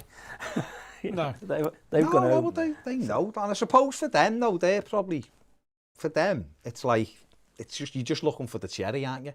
They've got like a good side still, haven't they? It's an ageing side. It is, oh God. Yeah. Listen, they know. They know. If you were them, you'd be thinking, ooh, look at Chelsea, look at Man City, look at, you know, United and all that. But all with younger ages squads as well. And still spend the money. Yeah. But for them, they've concentrated on trying to keep that team together, even if they are 31 and that, and going, well, it's quite interesting. It's something that we've probably praised them on, unfortunately, a few times, that they're always looking at selling the next big player, but they ain't got that next player really to sell anymore. No, Salah was the one. Salah was the one. He could still go because he hasn't signed a new deal, has he? But it probably won't be long. But if you look at them now, they've got quite a lot of players tied down as well. So well, that's what they've concentrated, which is fine because you've got a squad that knows each other, works hard, know what they're doing. You tie them down, don't you? And I guess City have kind of done that, or albeit with a younger model, but they've gone, That's why he bought Grealish, and it was why they were trying to get Kane to go, well, you know what, if we get these two, then we're all right for the next 3 years. Yeah. Because even Stones be in his 30s when his contract ends. Yeah. And we signed a new one, hasn't So he's 27. 27. Yeah, and once he's done another 5 years or something. Mm. Not, So not a new 5 year, but No, It's but never the been extension. quick. it takes never- him 5 years from now, doesn't it? Yeah. So they'll probably go and buy Haaland next summer, won't they, for 63 million. He's a City fan and all that. And he's there sort of then for the same way Mbappe will be at Real Madrid for 10 years or whatever. The Haaland could be Man I City's mean, that's when Pep, 7-8 years. Pep will just leave them in a nice position. They'll be in a there, good won't he? position. Yeah. The interesting thing, I guess, for City will be who takes over after Pep, won't it? Because he's already said he's finishing in 2023. Yeah. Klopp said he's going when his contract's up at Liverpool, and at 23 or 24 he's done then. So it'll be interesting. 24. Yeah, go before then. Well, Martin Edwards is the brains of the operation. And I don't know whether it's Paul. What's his name? The number 2. Paul Edwards. No, Martin Edwards. He's the number. Is it Martin? Martin, isn't it? He's the transfer Edwards was guy. the owner of He was Man the United fella. Michael Michael that's it. Edwards. I knew it was beginning with an N. No, when you say Martin, The I was British thinking Leyland He was at bloke. United, wasn't he, Martin? Martin Edwards, United. But No. that's the thing, isn't it? So it'll be interesting to see what they do. But it's that thing of keeping your club ticking over, isn't it? Keeping that going. We're in a totally different position, aren't we? We're trying to get a team where you can go, well, he's all right for a few years, and he's all right for a few years, and he's all right for a few years. Because we've never quite managed it, have we? Because when you think about it, look at Dean's 28. You know, so yeah. Succession on him should be sorted. Exactly. Yeah. And Kunku, well, maybe in Kunku, they think, well, give him a year and make a decision. Maybe they thought Small was going to be that. Well, maybe. Yeah. Maybe. But that players will move on. You get 1 or 2 agents into a player, though, and they suddenly think, That's well, why wait 3 years to start making money when we can screw some now? Yeah. But if Thierry Small stays at Everton, they ain't making money from it, are they? No. So they move and then move him again, which will be the intention. Go to Southampton, try and get a game. Was Small in their squad at the weekend? No. No. Will he be at the squad in a couple of weeks? No.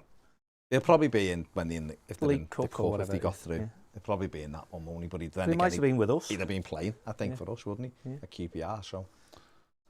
Don't know how reliable. Is it Phil McNulty, is it? Yeah, the Echo. Barring Oh, some, sorry, BBC Phil McNulty. yeah, Yeah. barring some late and unexpected drama, it looks like Everton manager Benitez will end up spending a grand total of 1.7 million in the transfer fees. Any judgment or criticism of what he does should be placed in that context. It should be placed fully on the owner. Yeah. Because that's who. I'm going home. Yeah. Well, Well, that's where it should go.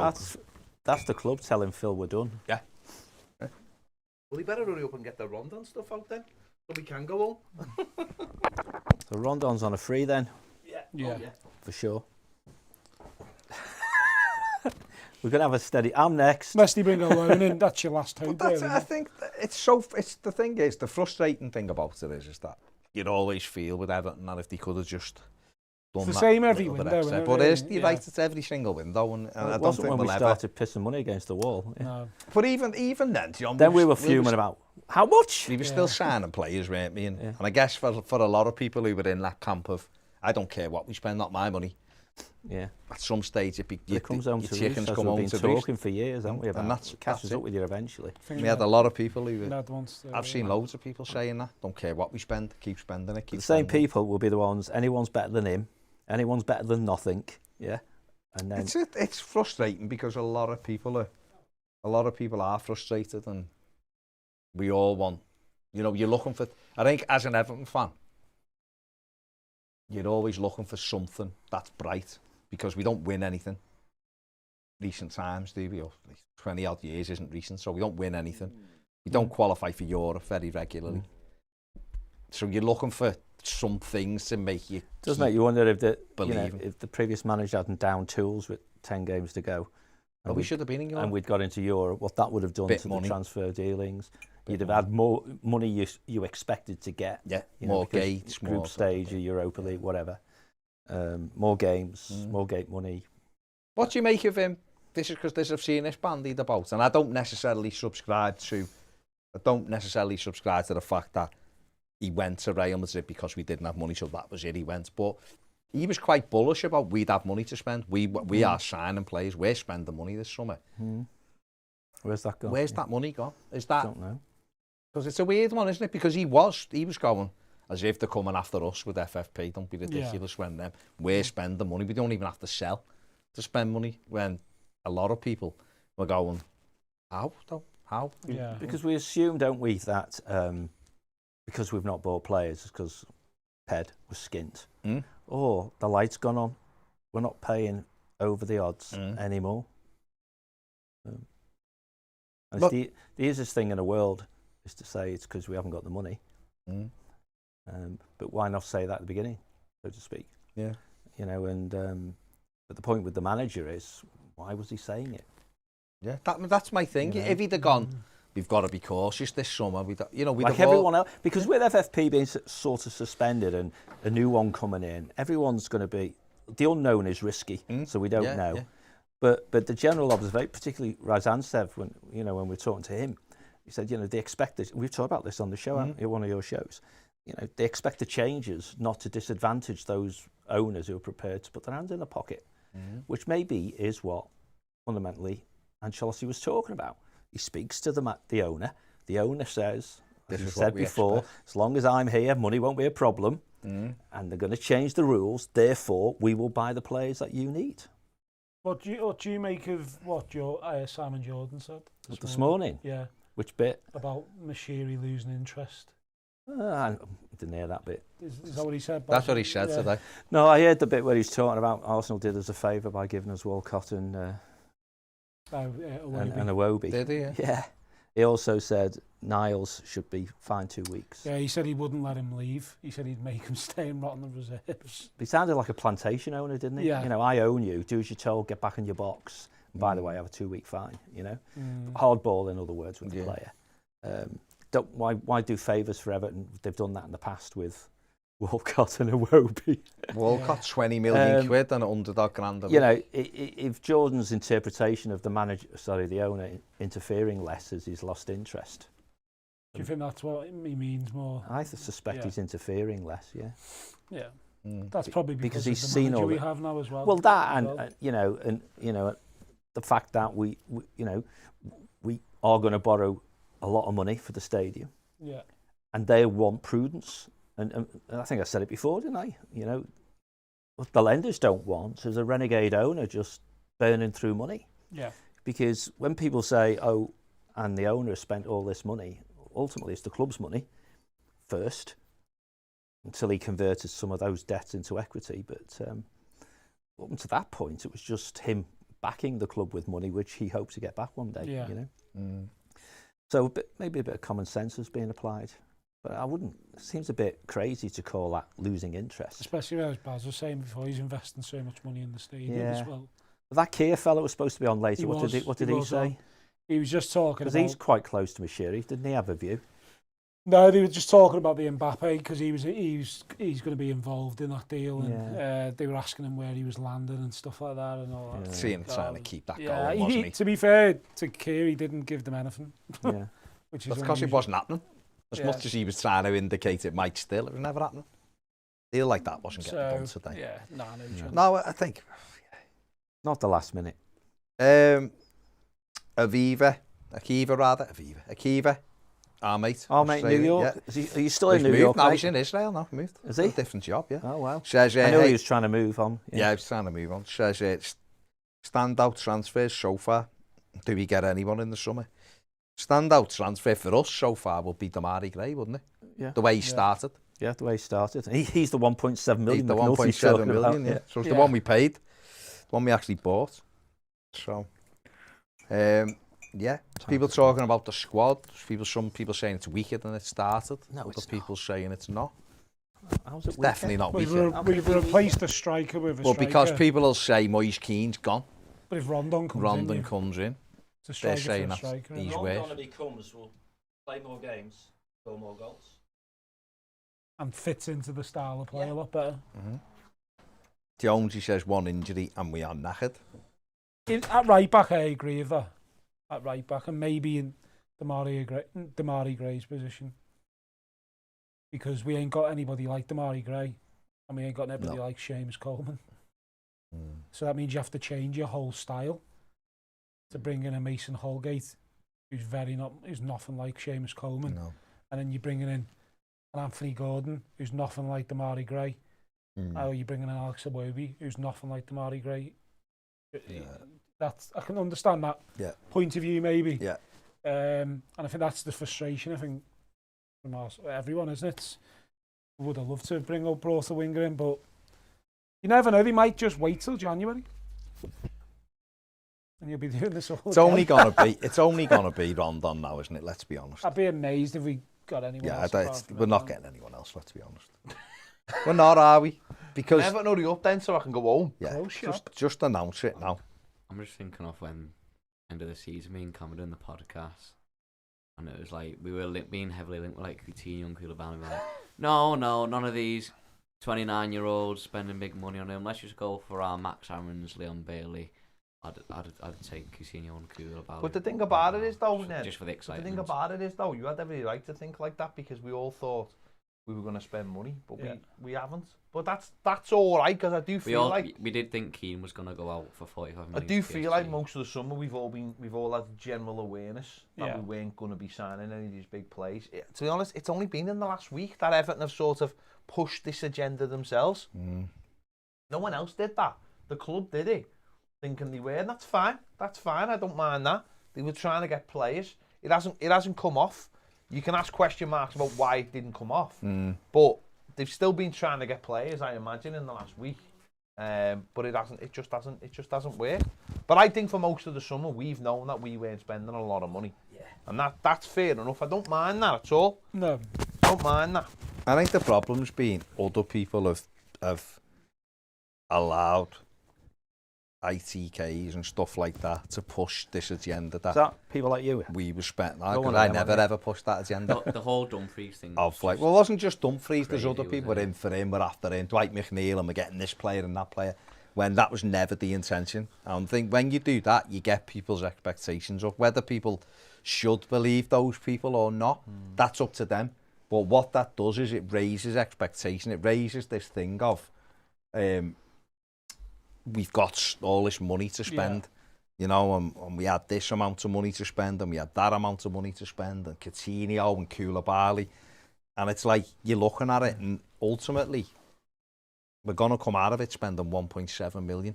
It was the and we've recouped more by getting people out on loan, which is berserk in a way. About the same amount we spent 04, wasn't it?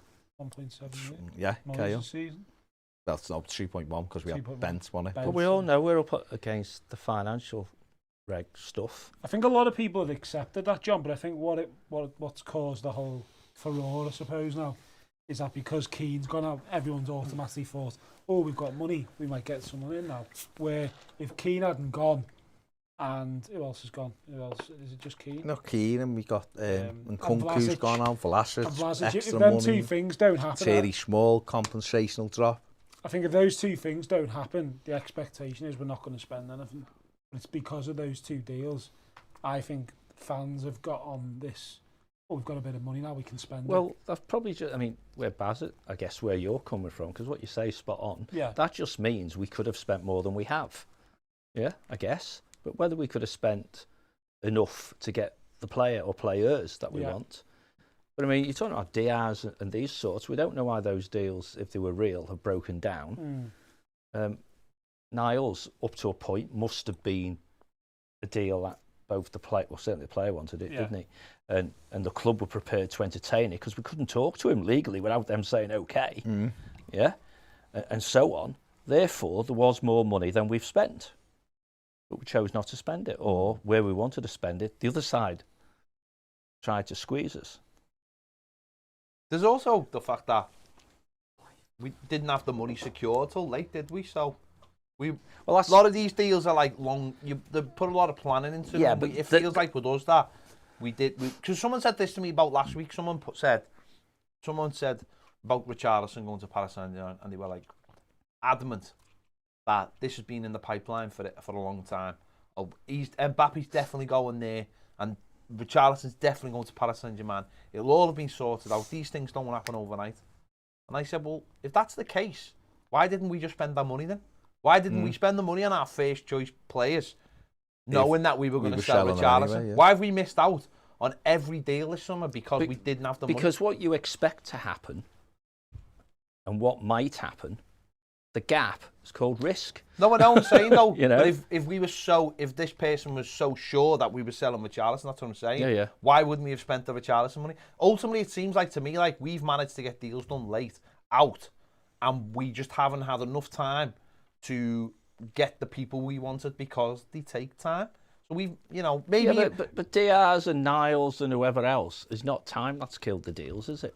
I mean, I know I said time kills deals all the time, but that we haven't heard, we just ran out of time, because it's hours ago they've said that's off. Yeah? No, what I mean is though, say Denzel Dumfries, that happened weeks ago. Yeah. That's a different one, because if we, as you say, if we sorted that deal out, we think, before the Euros, okay, maybe the numbers change, but hindsight tells us, couldn't have changed that much because we know where it went and what they allegedly paid. Then we obviously didn't feel confident enough that Keane or Rodriguez or whoever it might be were actually going to go. Yeah. Therefore, we couldn't step up to the mark on Do you that think, money. John, The new manager said, you know what, I'm not that. Do you think would there been any value in Everton? I don't think they would do this, but just literally coming out going, we can't spend anything this summer. Let's just. It wasn't true that we can't spend anything. Was Well, it? I mean, people will say it is because we've spent 1.7 million, Yeah. which. Listen, there are Brighton have just bought a fella for 5 million and put him on loan. Yeah, Brighton. Yeah. But So what I'm saying is, in the grand scheme, where are they against FFP? Where are they against cash? but that's why I'm saying, would Everton? It's Is like there any Bournemouth, advantage? isn't it? Most of the bloody TV money for Bournemouth presumably goes in the owner's pocket, But we just don't do that. But yeah, I think God, how many years have we had this conversation for? Trying to influence and control the narrative and management of expectation is a core competency for any leadership team, right? And we choose not to try and manage expectation. I think sometimes the club sits in a little bubble going, no matter what you tell the fans, they won't believe us, therefore let's say nothing. Maybe it's not that blunt, but I think that's the gist of it, isn't it? And try and being candid. And I think if the director of football was in front of a camera instead of sitting down for an espresso in Amsterdam somewhere with his favourite Dutch journalist, then maybe we'd see that they're people and that they're working hard, and that you guys don't know the half of it. You talked earlier on about the Sunderland thing, the fly on the wall thing. Look what happens on transfer deadline day. I mean, the club could invite people to understand what it's like, by either doing interviews, not now, but months ago, or between this one and the next one. People like you, the Blue Room, wherever it is, let's just explain to you what happens, what this place is like on transfer deadline day. At least people can understand. Have an insight then. We've got 25 plates spinning. And guess what? The plates start breaking one by one until it gets to 10:30 and we go, Rondon, that's the only one, sorry. But they don't tell us anything. Most Premier League clubs don't tell fans anything.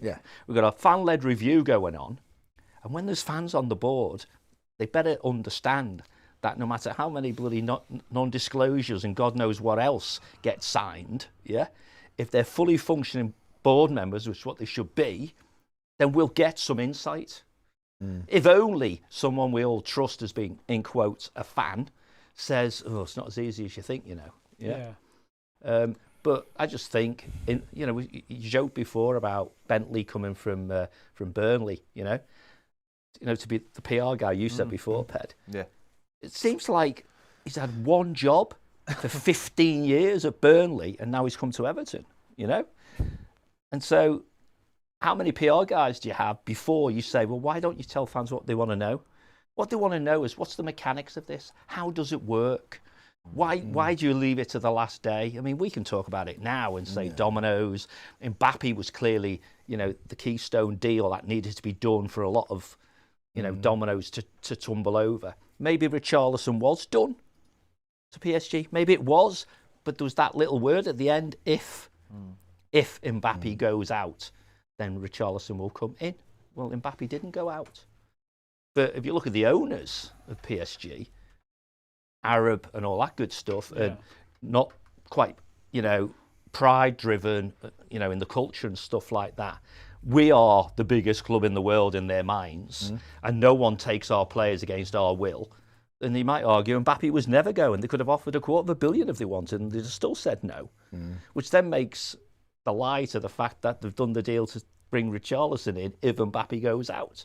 You know, they'd rather him go out on a free than sell him against when than say another club is more attractive than we are.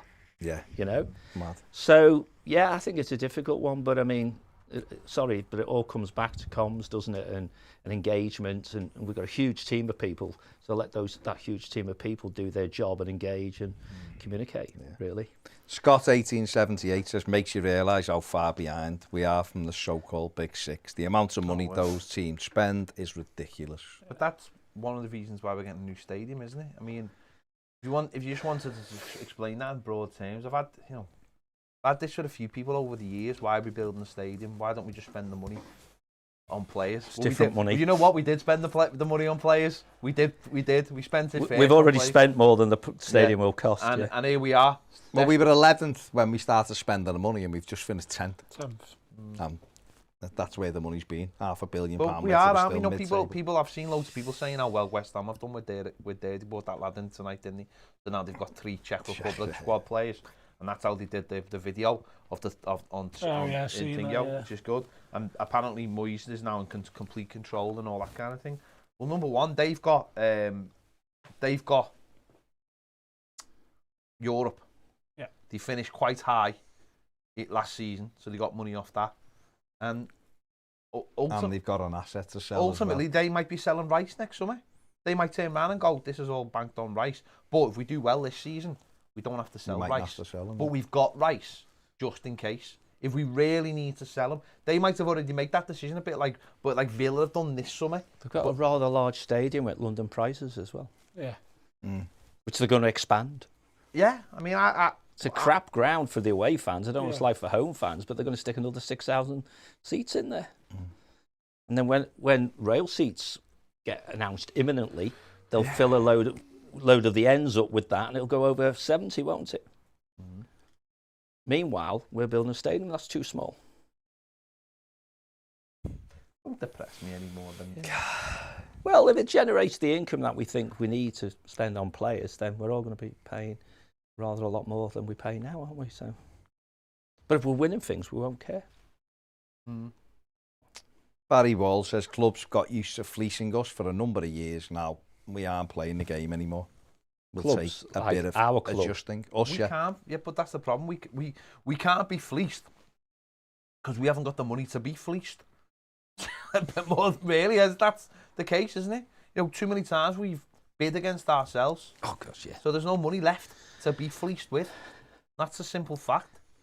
And now we do actually have, whether people like him or not, Brands probably does walk into a room and before he says anything, we haven't got the money, mate. If you haven't got the money, you can't even start negotiations. It's as simple as that. How can you negotiate? But you don't do it that way, do you? You know, the old joke, isn't it? When you know, if you have to ask how much, you can't afford it, exactly. Right? So when the planning for the transfer window comes, we must have a plan, mustn't we? And the plan, as at a very rudimentary level, these are the players we want to get rid of. This is how much we think we're going to get for them, and these are the players we'd like to buy. And does that fit in with our budget? And that gets updated as players do and don't come and don't go. So it's not a matter of brands saying, look at this fantastic player I've just found for 100 million, you know. Well, you're shopping outside your affordability, I'm sorry. You know? And the damage, as we well know, was done previously. Yeah, the chickens have come home to roost. Roost, but that doesn't mean we couldn't or shouldn't be performing better now. You know, if anyone thinks Damari Gray, at the price we're paying for him and whatever his wages are, is a good deal, why can't we find a right back out there somewhere who's an equally good deal? Yeah. There's a lot of footballers in the world, isn't there? There is. A huge amount of footballers. Dan Stars says the new stadium won't bridge the top 6 gap. No, it won't. No, it won't. It would have to be ram full with us all paying 2 or 3 times what we pay now to even scratch the surface of increasing the revenues from matchday income. Yeah. You know, so the revenues have to come from competition, and for commercial. And there we go. We'll But get it has back to onto start- commercial's not good enough, won't But we? it has to start somewhere, doesn't it? Of course it does. And Of course that's where it does. starts. Attractive football's the start of it. Yeah, Winning games. but I'm saying another state. Yeah, but surely, John, if you're trying to build a team and you've got a stadium like ours, every summer you're essentially though pouring money down the drain. Yeah. That could be poured into the football team. So it doesn't matter. No, it's how, different money, man. But it's not though, is it? When once it's built, it'll be the same money. Oh, you mean won't it? once it's... No, that's what I'm okay, saying. right. Saying once it's built, that'll be our money. That money can go. Like we've just been talking about West Ham. You just mentioned the stadium. Once the stadium's built, then that's our money. That's not money we're losing. That's money that'll be generated. That gives us that base level to start Sure. building off. Whereas this now, at the moment, we're already in debt before we start. So we have to get the stadium built, and it's not an excuse. No, The- no. we're only in this position because for the last 5 years we've made terrible Yeah. Absolutely. investments. Absolutely. And if you're taking a different road, probably why you got brands in the first place, which is, I don't want instant success, I'm going to build, yeah? Then, you know, we'd have a load of 23, 24-year-olds now coming into their prime years. This is Andy McGregor stuff, isn't it? Yeah. Coming into, you know, mid-term, going into end of term from a performance perspective. But you've got an engine of guys following in behind. Hopefully a lot of these are homemade. Therefore, you go into the transfer market mostly to sell, occasionally to buy. So right now, brands, if he's going to be around, and the club leadership, who presumably think they will be around, be it, you know, board members, Baxendale and so on, they must be thinking to themselves, surely, buried in the business plan is, we want a team that's coming into its prime the year before, maybe 2 years before, which means next year or the year after, the stadium is finished. There's no sign of that, is there? No, absolutely not. You know, you say, well, Luca Dean still be our laugh back when we go into the new stadium. I hope not. No. Seamus Coleman probably will be there. Yeah, definitely. You know, so you're looking at Dean and Keane and Mina, who will be long gone. Even Holgate will be where John Stones is now, and you're thinking, do we extend him or do we offload, and so on, right? So you've got to plan both near term, medium term, and long term. And in this game, long term is perhaps 5 years, isn't it? Makes me, yeah, I know. But we just, Like a morgue, isn't he? well, yeah. Any more questions, Baz? To keep it lively, I'm trying to get up. any on beat. Patreon. How do you think the manager will be feeling about this? Depends what he got told, though, isn't it? Yeah. Seeing loads of people commenting on this on Twitter. He's not shy, though, is he? No, he's not. but it depends what he was told before we started. It just He- is talking. they last can't week have has been told him. different No, I than know it that, was. but they can't Than have it told him that there was going to be a lot of money to spend. They just couldn't have, because there isn't. So they must have been realistic with him. If he's a realistic manager, he's going to listen to whatever they say and then comment about whether he believes it or not, isn't he? I just think his talk in the last week has been a lot different than it was a month ago, where he was like, didn't really comment on the transfer. He said, I'd like another free in. Yeah.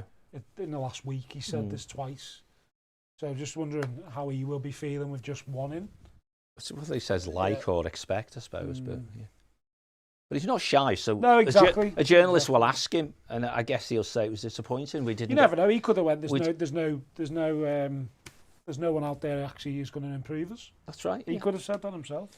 I mean, I don't get this. A lot of people saying the squad's weaker. I don't think it's weaker. No, I don't think it's particularly stronger, but I don't think it's weaker either. I think we got rid of Bernard and we replaced them with, you know, Gray and Townsend. Well, if you do the like for likes, that you then determine whether it's better or not. Moise don't you? Keane's gone out.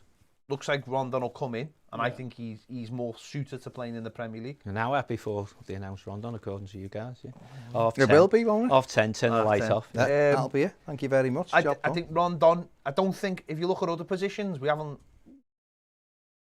We didn't have a backup right back last year, and that I don't particularly like John Joe Kenny, but we have got a backup right back. Left back. It's funny because we didn't actually have a backup left back last year because he wouldn't play That's Nkunku at all. That's right. So we didn't actually have. We had one there in spirit, but Ben Godfrey was our backup. Now people say he's a centre back. Well, he is a centre back, but we have backup centre backs if we need them. We have Holgate who played right back. It's not ideal, but I don't think it's. But we've four centre backs, haven't we? 5 with Braithwaite.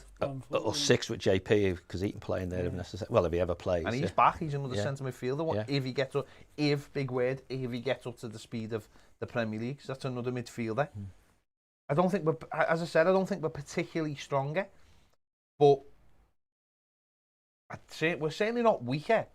So if we're neutral, yeah, with a slightly different shape because there's a bit more pace there, and this manager gets 5% out of them on average more than the previous manager got, we'll finish higher up the league, won't we? Hopefully. Well, 5% better performance. Yeah, I'm saying, yeah, hopefully. He will get more out this squad than Carlo did, Without a because shadow, he works harder for the start, and he knows about how the minute details make a big difference. He's a tactically a very good manager. He's obviously whether you like him or you don't like him, that's fine. But one thing you can't disagree with is he isn't a good manager, because he is. I think I messaged you too on Saturday. He was still on the touchline in the 94th minute. Fuming. Barking orders. He was fuming. I wasn't impressed with Richie, was he, for periods of time? He wasn't impressed with Mason Holgate taking a free kick in the 94th minute and hitting it down the thing to go out for a goal kick when he wanted us to keep it. Even though it was basically, it killed the game, but he gave possession back. He was fuming. That tuned it up. Yeah. Other fella had been having a coffee and Edward has joined Palace, by the way. Has he? For 15 million. But by the same token, we've got Dominic Calvert-Lewin and we've got Richie. But what that is, that's a deal like Dingo we bought in January. King. He could be good, but he could go the other way, couldn't he? I think at the end of the day, it's frustrating, isn't it? That's the thing. I think a lot of people are frustrated because you want in your mind as a fan, it doesn't matter. We can sit here and we can be reasoned and go, well, this is why, and that's great, because that's how really you should look at it. But as a fan, being a football supporter is all about the dream, isn't it? It's dreaming. Because otherwise, if you just sat down and went, we're Everton fans, I know that, we're Everton fans, we're never going to win anything, there's no point even thinking about winning, just be happy to be there. You're going to spend £600 or £700 a year as a season ticket holder, double that if you go to the away games. You're not going to see anything. Every now and again, we'll have a decent player and sell him. Don't get your hopes up. That's the reality, because that's what Everton do. I think your reality is different to mine. Well, maybe, but that's the reality. It doesn't matter whether your reality. That's a lot more hopeful than my reality. Well, exactly. So that's the thing. Is, right? No, I'm just saying. And it's more depressing than mine. No, but exactly. But what I'm trying to say to you is that's the reality, right? The reality is we don't play in the same league as Liverpool and United and City, because they'll win things and we won't. That is the reality. At the moment. As a footballer. Yeah, but there's nobody at that club. I've got faith in nobody. Not the owner. Definitely not the director of football. The manager maybe, because he's been there and done it. The CEO, zero hope in there either. So it's up to them to convince... 25 players, yeah. It's up to them to convince me that they're right. So far, we've had a Dutch fella here for 3 years, hasn't delivered on anything. CEO, I don't know. Jobs for I don't know. The owner has put money in, but he's never done it with any real... I could never fault him because he's tried to get better, but his decision-making's been erratic, to say the least. Well, he doesn't make decisions. But as a football fan, and this is what I'm talking about, that's the reality. I can sit here all day long and go, I can see the squad's better. We're playing this, we're more... I can talk sensibly all you want, but football fans are emotional. Otherwise, why would you follow it? Why would you... If I went to theatre every week and the show was crap most times, I'd stop going, wouldn't I? But you don't, because it's football. Clubs generally play on that passion, which is of what course. You're talking about. And so therefore, I can understand people being frustrated, because you want to always believe that you can catch teams, and you want to go, see, if we buy him, and if we buy him, that romance and that excitement is what you want as a football fan. But you're looking at it very, straight line. But a lot of people don't look. Well, you are. No. You are, because you're going, well, we can't spend money because we've done this. Well, guess what? A lot of fans don't look at it like that. A lot of fans look and go, Spurs have just spent another £25 million today. They didn't sell Kane, and yet look how much money they've just spent. Incredible amounts of money. The same company, the same club that took a £175 million loan last season because they had no money. Now they've just gone, there's 120 million this summer for a fella from Wolves who they didn't even want, and they've backed them. And we've got a fella who a lot of supporters didn't want, and we've given 1.7 million and hung him out to dry. That's what the comments are saying.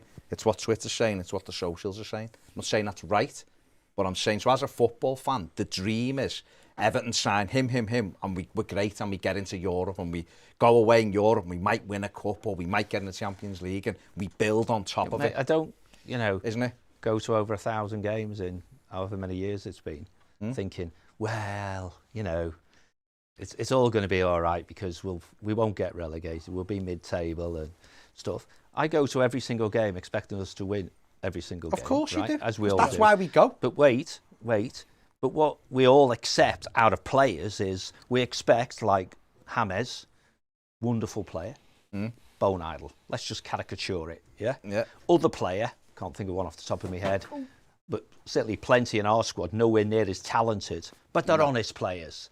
They put the best in that they can.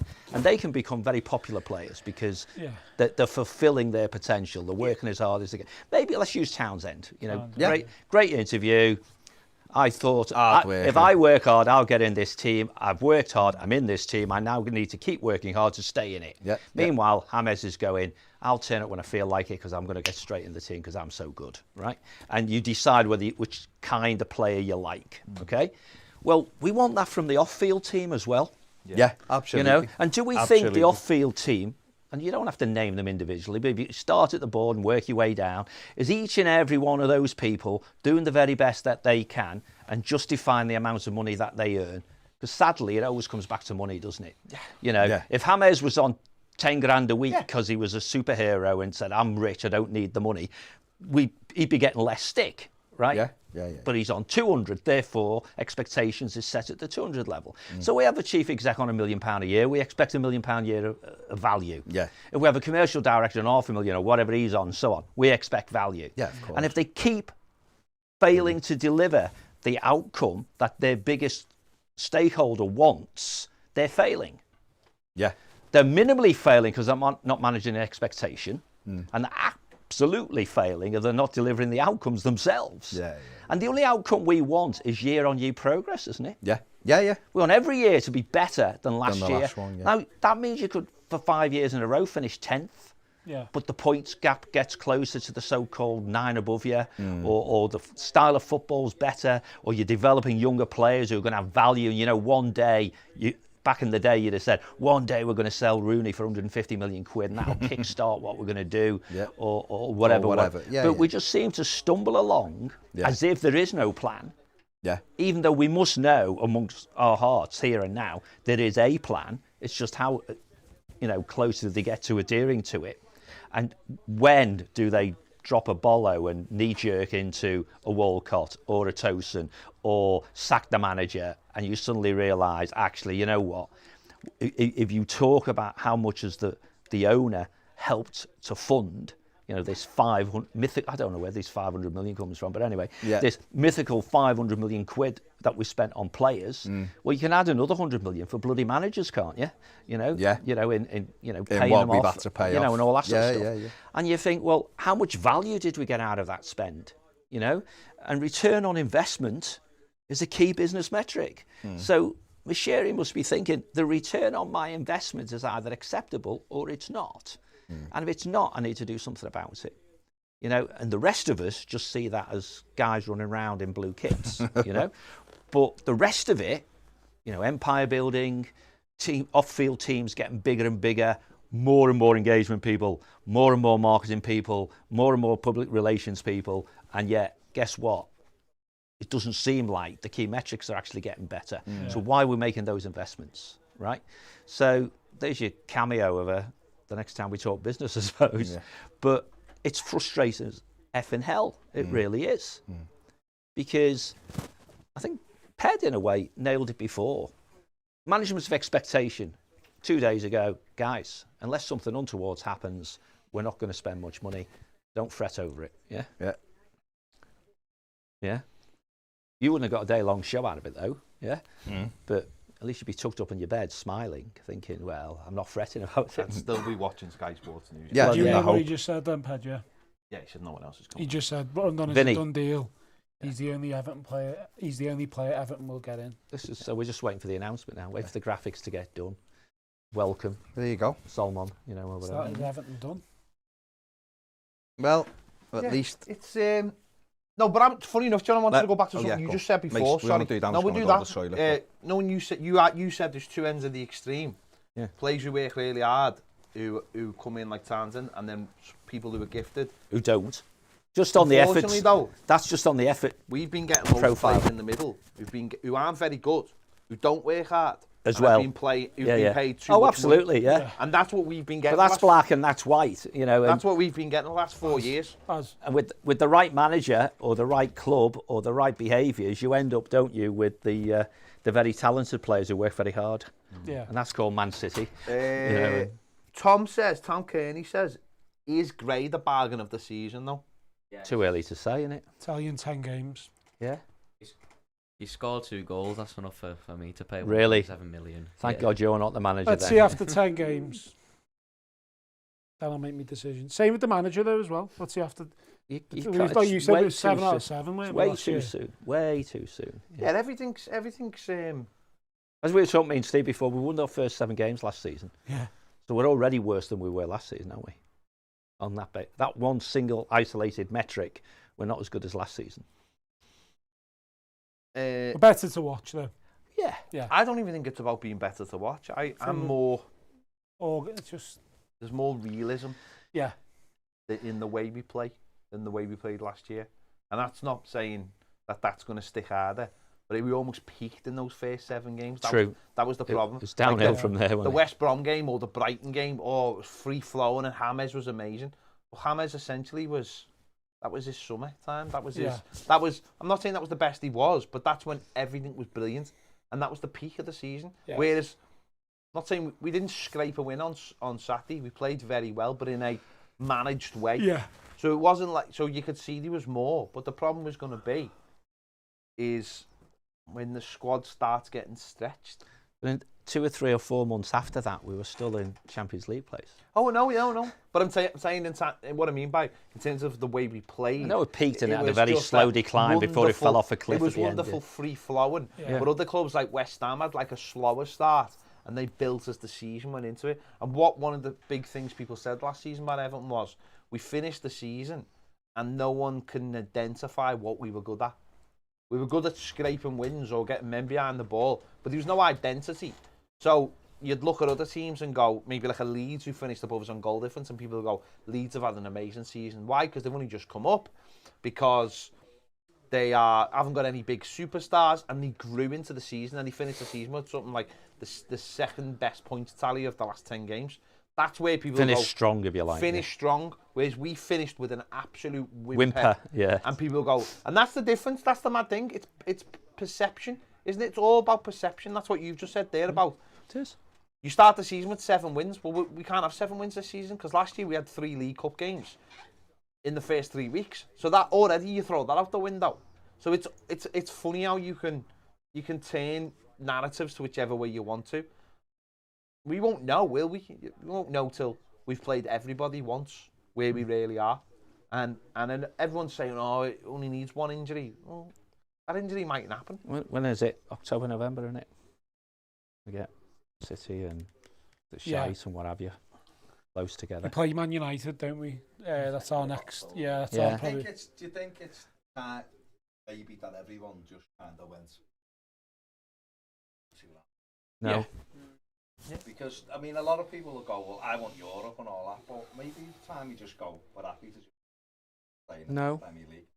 Beginning of the end. There's only, I think people get tired, there's only so long you can keep peddling with a big club and we're going to do this. Yeah. Because I've said it before. Not talking about peddling big club, and talking about what you think you can achieve. Yeah? I'm saying, when you're looking at it, for me, I've got a 10-year-old son who tells me, we could do this and we could do that. And it becomes tiresome to go to him. We might, yeah. That's Joshua tomorrow. I'm looking, exactly. Yeah, because he's 12, yeah. Support City. Yeah. At least you're going to have ambition. But I don't think Everton have any ambition. Yeah, I don't get people who I don't think... hear any. I want to speak to the owner. I want to ask him, sit down and go, have you got ambition? Is your ambition to make Everton the best in the world, or is it just to throw money to you get a stadium and bugger off? Because if his ambition is to make Everton the very best in the world, then I need to see him delivering on it. Because I've seen other teams going, we've done this lots of times, haven't we? It's just that at some stage there's got to be more. People say to me, I talk to mates who are Reds and stuff like that, and they're like, you know, what are your like things for this season? Like, you know, you can win a cup with Benitez, and I'm like, yeah, we might. I don't know. But might plugged in. Yeah. The biggest thing for me It'll be you, Ned, you turned it down before. The first thing for me, would a sign of progress would be qualify for Europe for 2 years on the run. Yeah. That'd be a big thing for me, that we actually put 2 seasons together. Keep a manager for 2 I was seasons. talking to... And keep a manager for 2 years. Yeah, I was talking to a guy earlier Might be a today start.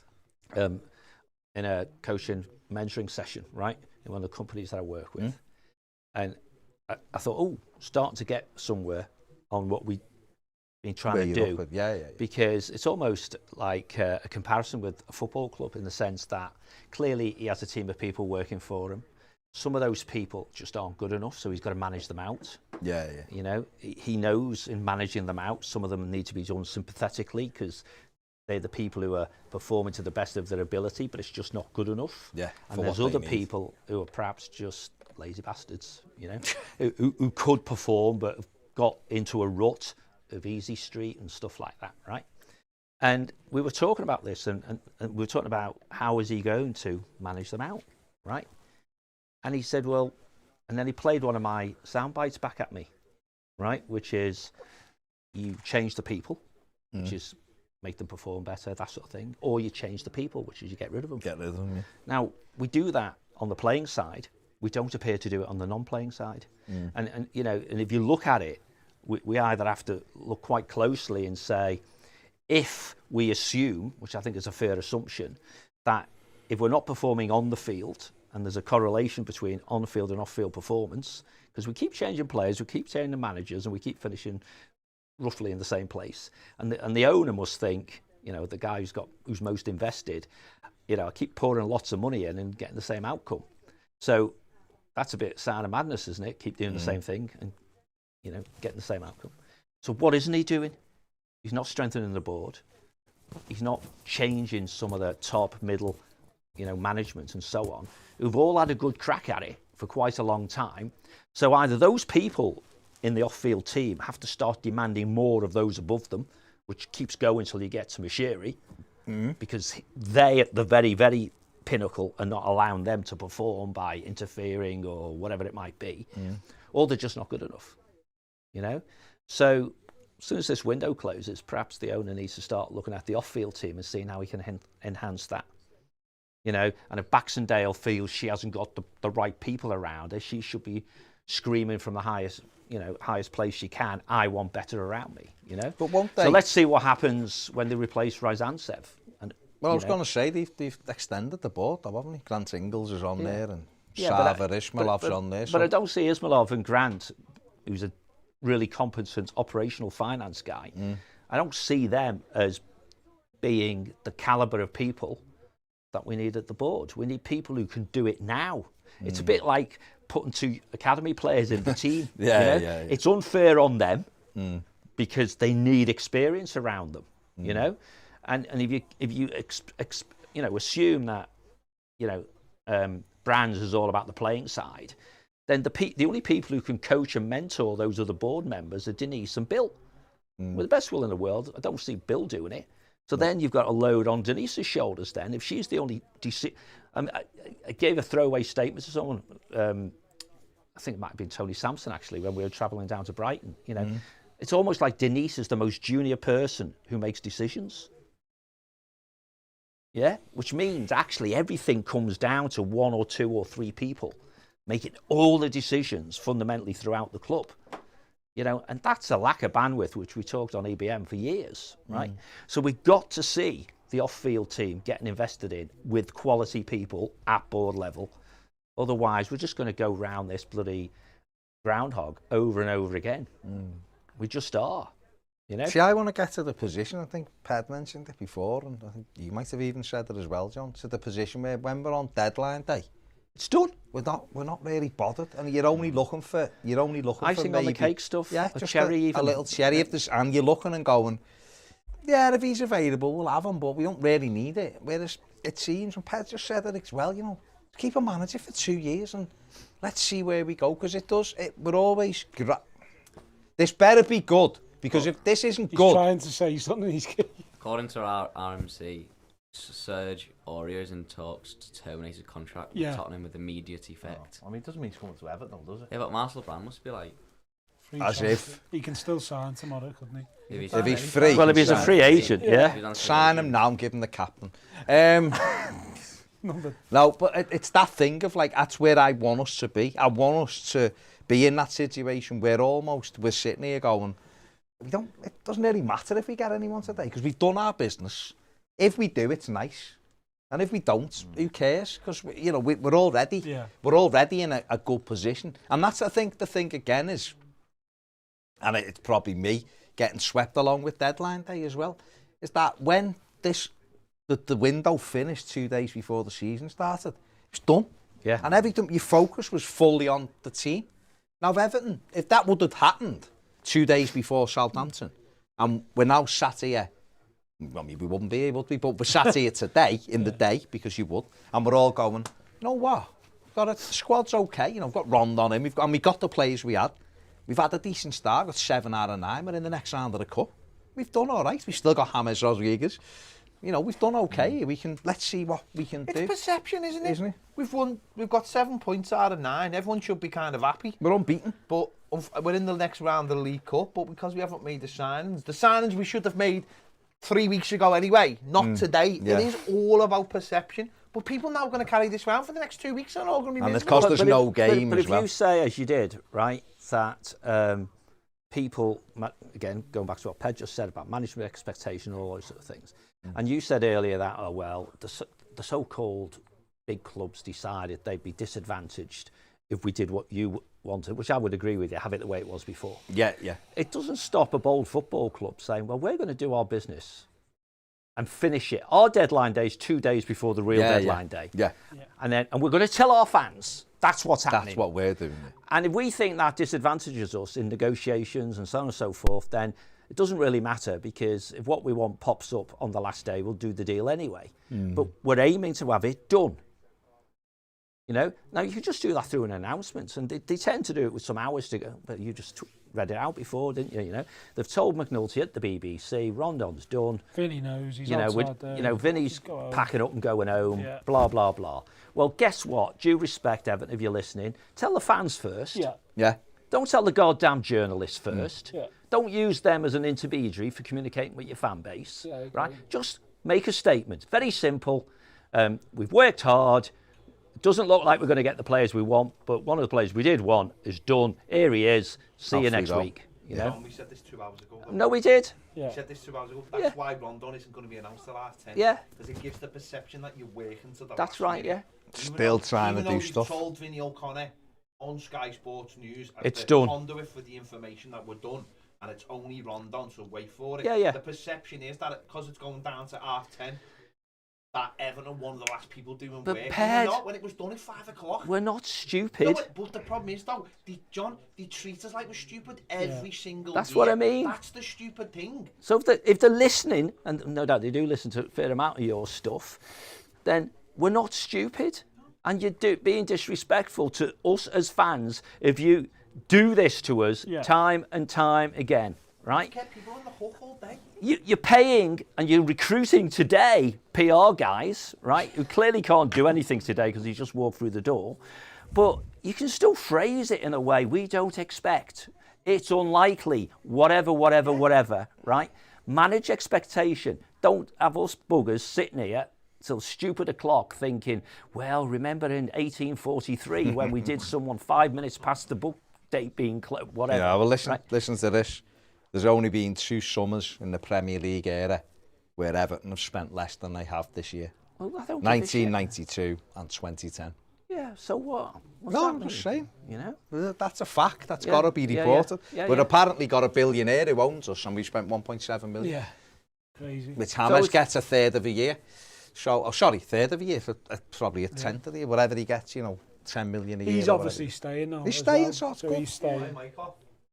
I just think the thing for me, the frustration is, and again, this is communication maybe, I don't know, is that maybe Benitez shouldn't have said anything over the weekend. He should have said, we're probably not doing. And he's got every right to say what he wants, by the way. But I just think once he starts saying 3 players, you do in your mind think, well, the manager's still saying it. Did he do that post-match or something? After the match. Yeah, well, I'm in the car drive now, so I never actually heard him. So what do you think? So I'm hoping to bring 3. Well, So everyone ignores the word hope. Yeah. Well, of course, but if your manager turns around and goes, nah, I think we're done.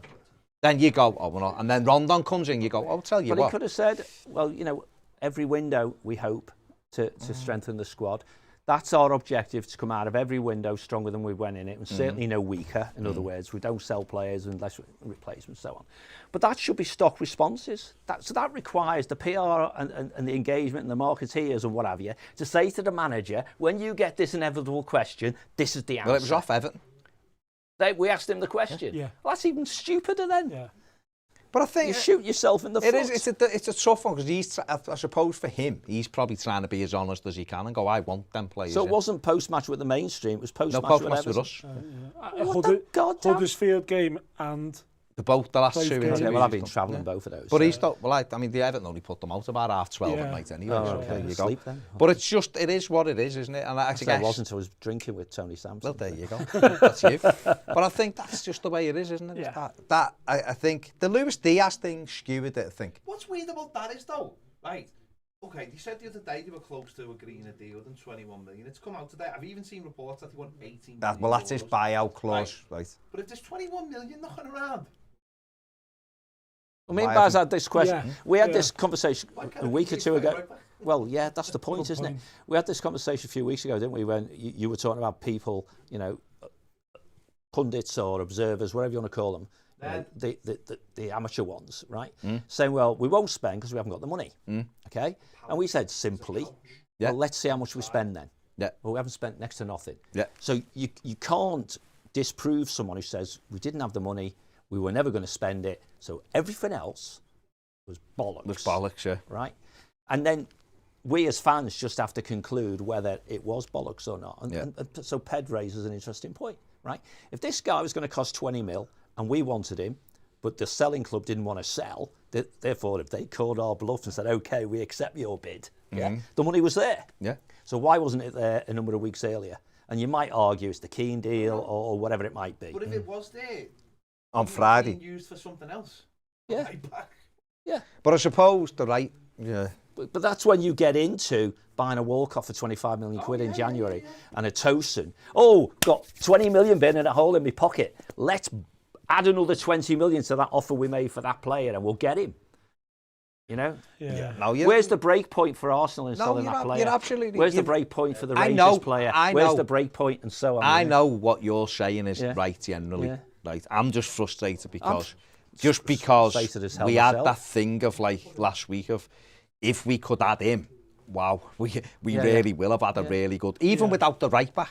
If we'd have got Diaz, Yeah. you'd have gone, oh my, right, we really, we've got these.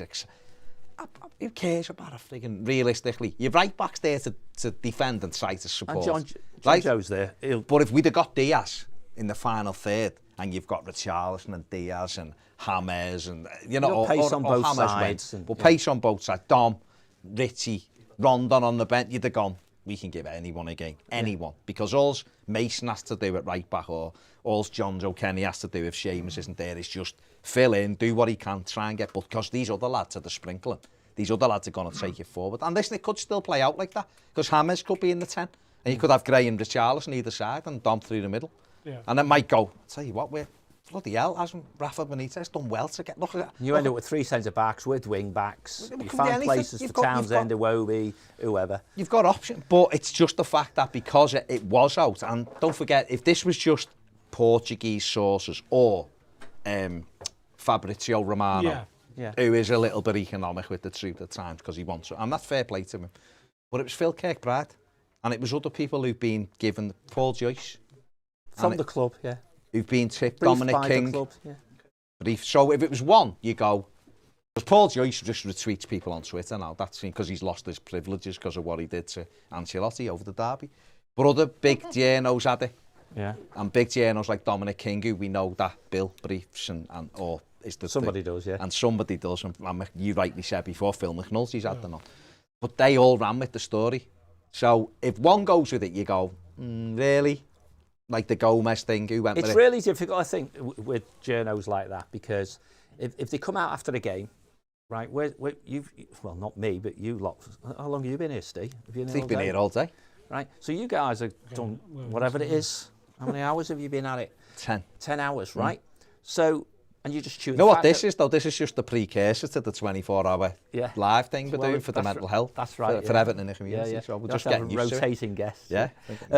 But journalists are just normal people like us at the end of the day. Of course they are, So they all go in the press box, you know, at Brighton. And someone says, oh, I've heard this, I've heard that. And they bounce. And before you know it, they're all under pressure to produce content. They've all got to produce so many words. They've all got digital content managers who are demanding stuff. And I think these days, you can't do the no smoke without fire type of thing, because it's like the echo chamber of Twitter, isn't it? It just echoes. So you've got to try and track it back to source. I mean, then, hang on a sec. Yeah. You overlay that, though. Kettle please. Yeah. But you overlay that where clearly some of these journalists, and none of the ones you mentioned fall into this box, are just guys who just have to produce words. Yeah. But the properly trained ones, your Kirkbrides and the ones who've been around for ages, like King and Joyce and whatever, they don't go off a single source. No. You know, and the single source. Off internet sources. No? Yeah. But the single source isn't going to be another journalist anyway, and certainly two. You know what I mean? So then you do get some momentum. I said, well, actually, you know, if him are saying this, there is some traction. There is some traction in it. But if the source is the football club, but different people in the football club, do you count that as two sources, or do you count it? I count it as one, right? So you get into all that malarkey, and you're guessing and second guessing and trying to figure out what's real and what's not. I think the wash up at the end, which is where the club has to start communicating with fans, not just our club, other clubs, to say, well, what happened there then? You know, what happened? You know, why didn't we get some of the players we wanted? You know? Yeah. Now, the clubs isn't going to break confidences and say, well, Mr. Diaz wanted this, or his club wanted that. Yeah? But they could say, well, when it come to it, the expectation of the club for the transfer fee was too high. And that's fair enough. Yeah. Or the player wanted more than we were prepared to get, or, you know, very general stuff. So we have a view, really. And if they can't feel the need to do that themselves, use outlets, whether it's fan media, national media, whatever. And certainly our football club seems to just focus on national media rather than local, you know, and perhaps people like you, right, call that local and fan, where they've got it the wrong way around, haven't they? Yeah. Tell the local guys, whether they're fan media or you know, mainstream, be it radio, print, whatever, tell them before you tell the nationals. You know, but I just think that because of that story so clearly, and because there was a lot of good sources with it, to be fair, it sounded real. It was quite that, and other things that you hear, and I'm going like that because I'd heard the stuff as well. And the dialogue with Diaz was longer than the journalists. It's been going on. Right, but you and I, it's been going on for 2 weeks. You and I, when we're chatting on our WhatsApp, right, have perversely the joy of very few, if any, of the people I know overlap with his. Yeah. So we have the same thing. It's come from, it might ultimately, it's bound to be the source has to be a point, it has to be a bloody event horizon eventually, simply because there's only one player involved and perhaps an agent and 2 football clubs type of thing. So, but the further down that track you get before the sources merge, the better, isn't it? Because of course, right? Of course. So clearly it was real. Well, what you have to do now is reverse it and go and speak to the people who told you and say, well, what went wrong then? Why didn't it happen then? And maybe it was. Maybe Everton were looking and going, well, if you take, you know, we will pay that, but you've got to take Hammers because that'll release that kind of money. And that's part of it. Which gives us that. You know, you take him. Yeah. That gives us that, which means we can get him. And maybe that was the real. And the deal breaker was James Rodriguez. Yeah. And they just kind of went, well, we can't pay what he wants. You know, 10 million a year, you know, we get back for him. So over the 2 years, well, he's only got a year left because we won't take the option presumably. No. But that's plus 10 million, and then you're into minus. You know, if the fee's 20 mil over whatever, say it's a 3-year deal, then you're plus 3, aren't you, in the first year? In the first year, and you'd work to find. And that's 60 grand a week. So again, you're into what does the player want to earn? So if you give Hammers away. I was about to say, do you think there's any way that you would, like Benitez will go, I do not want him round at all? I wouldn't have thought so. He's too wily and old in that. In No, the game, but he's isn't very he? stubborn, isn't he, as well? I just think now, He's very stubborn I think manager now, as well. what's the point in not using him? No, I Yeah. agree with that, mate. I'm But just there's only, saying. Sorry, you mean like now he's still here, he just won't use him anyway, or? Yeah, where the club might just cancel terminate his contract, I think he and means. get rid of the. Yeah, but cancel his contract's paying him up. But We just the same no, I thing. know what you mean, but We might as well have just given him away. And said to James or his agent, there you go, mate. You go do a deal with them so we can get Yeah. the player we want. And we don't want a transfer fee, but just get Off the you go. It'll 10 just be million a interesting. year To off be the honest, books. I think that was what was going round in the end. I think Everton were saying, if you can get someone to pay him his wages, we won't even ask for money to get him. And what that tells James is no one is going to pay him 200 grand a week. No. Nobody. There's lots and lots of players in our squad that are probably costing think- us 200 grand a week. You I know, think 'cause when of I look transfer at, fees I and think stuff. when I look at it, like, look at James Rodriguez now, and you think, well, he can play two positions, can't he? He can play off the right because he did, Yeah, yeah. and was effective there, and he can play in the number 10 between the lines. Yeah, yeah. And if you've got Richarlison and Gray either side making runs, No more than that, though, isn't it? I know I come from a different angle. I'm not benefited from James Rodriguez. James Rodriguez was never going to be a 200,000 player for Everton Football Club. He's never going to push us into Europe, a place in European football. that Part of the justified reason it. for James Rodriguez getting paid was he was supposed to be a catalyst to take us into America and South America, and they've completely messed that up as well. Wasted a year. They've completely messed that up as well. They've made a joke out of it. Where's the international engagement that was promised a year ago? Where's the office in Miami? Yeah. Where's the shirt being bought in South America? Where's taking over? You know, I know we went to America, but listen, someone They close, did one interview with him. someone close. We'll put it this way: someone close to the club told us that unless you own that tournament yourself, you make no money out of it. Yeah. And yes, they sold the third shirt, which they'll pat themselves on the back for. What? Was The that- shop, those shops should have been. Everton should have gone to a mall in a local mall, found an Pop-up empty, shop. found an empty shop, and gone. You know what it's We're like in taking this Florida, over. in Orlando. We're taking They're this everywhere. over for 2 weeks, or we're going to go to the shop in one of the shops and say, that's for to the be on next 2 show, weeks, you will be stocking out because Fanatics have already got. Fanatics put a thing out yesterday saying that we're going to get this sorted in the next couple of weeks, and it's not just going to be the fact that you can get it. You're going to be able to buy it in all our affiliate shops like Lids and all these. Oh, other Lids, shops. what a It's just place. like, Lids is amazing, but it's just like Expensive. Why is that happening now? Do you mean the things they told us when they launched Exactly, the 10-year the things they deal? Well, you were in the room. We were there. We were there. The things. We heard the main men Exactly. in this country, at least, standing up and saying, this is what we'll do. We'll get you The things- a T-shirt. If you have a T-shirt, we can print it Knock on it out Monday. in hours. 2 Yeah. hours, Things they've told and they haven't done it. And then they proved they could do it with the players' designed ones and have not done it since. When I was in the shop in Liverpool one yesterday, Huang.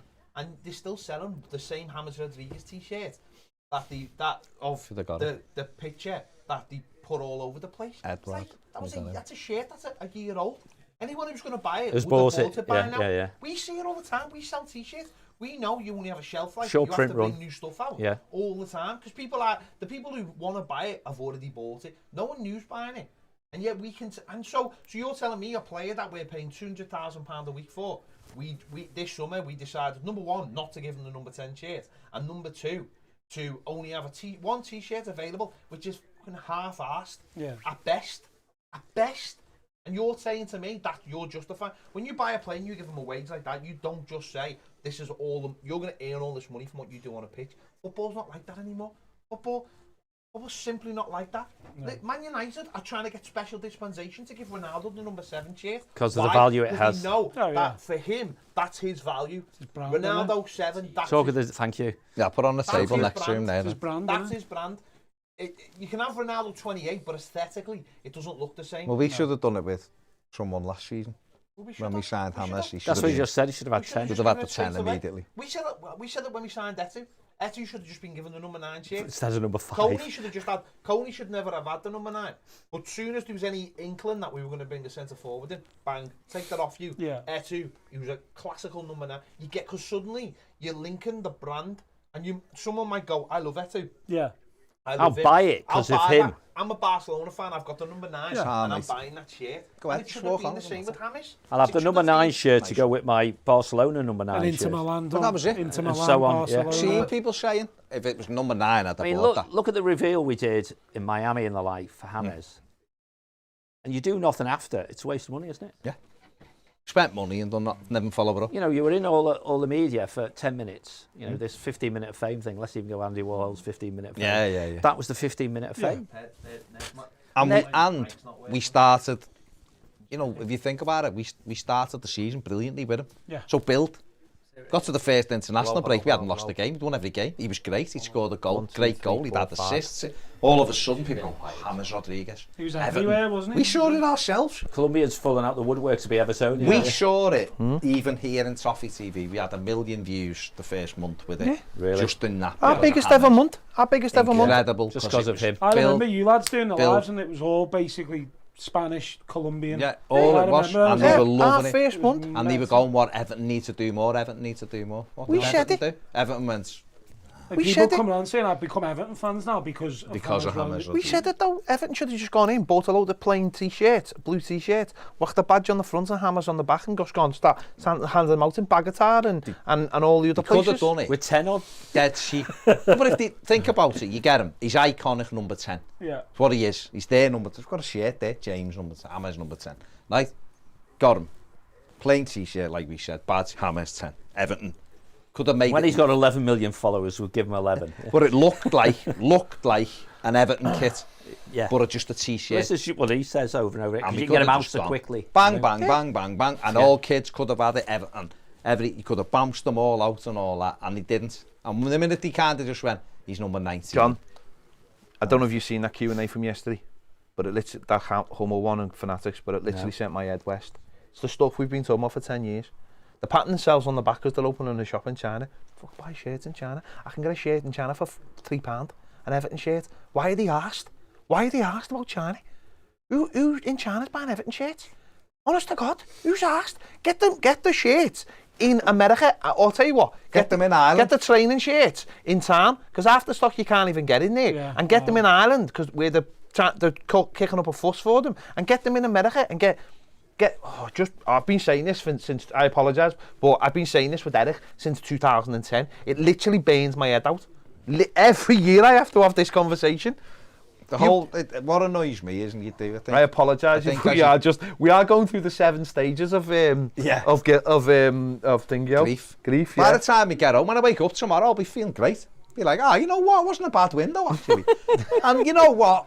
Because So you get home and it says, we've got a few big things dropping off. We're unloading. Next summer, big wages dropping off. We're in a great position next Like year. That's what it's like. Well, like Everton's, when Everton done the books last year, we're just unloading everything in one go. Getting it all out. Getting it all out But I in think, one go. but the I thing was going is, to say, it was like you were saying there about the game where, the first game at the Florida Cup, where there was no shirts around the ground That- and stuff like yeah. Yeah, obviously there might have been reasons behind it, but you think to yourself, the second game, the crowd was a lot lower, wasn't Yeah, it? yeah. It was half The first empty, game was the ground. bus. But The ground was playing half- million we had- Irish. we The had- ground was shocking. Yeah, the Because first it was game was chocolate. but it was a Saturday. It was a weekend. The weekend. It's a weekend, right? We were playing their Do you know- big club. Let me Million Irish. just tell you one thing, right? I went into the Everton shop yesterday with money in my pocket to buy something. I walked out empty-handed because he didn't have it. My missus walked in yesterday to buy something from the Everton shop. She walked out empty-handed. Yeah. Right? We've got money to spend, and we walked in and we walked out. Why? Because they didn't have the stuff we wanted. They didn't have the women's training kit that she wanted, and they didn't have the black zip top that I wanted. Right? And I walked out. And I walked out of town. I went to the Everton shop to buy something, and I didn't buy anything. Yeah. Right? And that's what does my head in. So on that game in the Saturday in Florida, people only went to that game a weekend in And had money Orlando. to spend. Some of them went all week, but also if Some you, went for the one not game. being funny, and John will appreciate this, and Baz will appreciate this. You go to Orlando and you get there on a Friday, and you leave on a Wednesday. You're gonna have more money on the Saturday than you have on the Wednesday, right? That's just natural when you go. And the other thing as well with America, and John will know this, and Ped knows it as well, is that they get 10 days holiday a year. Yeah. So for absolutely. some people, that weekend was they flew in on That's a their annual holidays almost. flew in and flew out the the Monday morning because she had work. She saw Went one out game, at 6 and she had work at half 8. Yeah. Went straight to work back from to the airport, Atlanta, didn't yeah, she? back to Atlanta and into work. So that was the thing, and there was issues, Yeah. you know, customs, and we are in COVID times. Is there any issues? We want to send these shirts out. Is there any issues getting this thing? Well, it's taking 3 weeks longer than normal. Oh, okay, because we knew we were playing in the Florida Cup in May, Yeah. Yeah. and we knew the game was on the 25th or 26th of July. Yeah. So guess what? Send them out in June to somewhere, so they're there. And it's little things like that that's How easier. did they Saving them as luggage on the goddamn plane. How with did you. they get the? Hang on, how did they get the third kit there? Because it cleared customs. But that's what by I'm the saying. time No, the so- third kit was there for the day it was released. So why not just have a load of stuff? Questions, mate, questions. Well, but John, we ask the same questions every year, and we never get the answers to them. Or we get answers, and it always comes back the year after. And I was in the shop yesterday, and someone made a really good interesting point. Next year's the last year of Hummel. If we don't, what if we decide we're not renewing it? Then it's because we signed a year deal, and we're almost back to where we started. I'm sure they will, but you know what I mean. It's that thing of like. But like you've spent 10 or 11 hours talking about, you're saying, I'm sure we will. What you mean is, I'm sure we'll want to, Yeah. but then it's whether Hummel want to. Yeah. Takes two. But like everything else, John, like you just said there, we've been sitting here talking about Everton for 10 hours. I'm going. Steve's had enough. Steve's had enough. See ya. Nice one, Steve. Thanks for coming in, mate. You Got to go, get take back it to the easy, whittle. mate. Cheers, Got to mate. get back to the dark side. The missus is, It's officially over. Nothing's happening because Steve's going. Steve's gone. You know what though? Last time this happened, we sacked Marco Silva. Yeah, he sat here all day and then went. What's your going? He'll text you and go, Diaz and Mbappe and and Serge Aurier, the right back. All in the last 50 minutes. Yeah. So, nice one, Steve. Cheers, Speak to you Steve. later, mate. See you, Take mate. care. Yeah, T-Dog in the comments saying that's literally what I did. Flew in on the Friday, left on the Tuesday. There you go. That's it, isn't it? So he never even got Didn't to. even He get never to even Burnt through his money as fast as he could in between. and he never even got to the Wednesday when they had the shirt on sale. I'm all right here, mate, unless your camera works. Aesthetically, it wants would me look to better move. if you were there. Up that end? Yeah, yeah. Okay. You can leave your mic on. Just slide along a bit, get you just through. move up. Oh, I've got me full Right, tea there's cup of 50 tea of the day. 49 drink. minutes till the window closes. Everton are going to announce Rondon at 10:55, Oh, my guarantee you. I think the thing is, and you can sit here and moan about them kinds of things, but it's just because It's better we- than moan about it's- not But it's signing on. repeated. yeah, it's because we've had the conversation that many times, and you're looking for. It's evidence based, isn't it? It's that evidence of going, we're moving forward because look, this is happening, and Is Ty Browning still in China? Yeah, but he's not called Ty Brown now anymore. he's got a different name. Is he? Chinese He's name. international now, isn't he? Chinese international, Fair play to the lad. Oh, so he's picked up a Chinese. People leave Family, Everton and they family, fall isn't upwards. it? They fall upwards and they leave Everton. Yeah. But it is that thing, isn't it? It's that if you did see that real evidence of growth, you would go, you know what, we're going. It might take, like you said before, it might be a couple of years of like looking like, if you look at it and go, well, we're ninth, but you're going, yeah, but you know, 2 years ago we got 59 points. Now we've got 64 points. It's one of them years. But we're upwardly growing. Next year we get 66. That could be Champions League, you know. But the team is. There was a growing. thing on the radio last week, and it might have been TalkSport because I don't listen to it often, so maybe.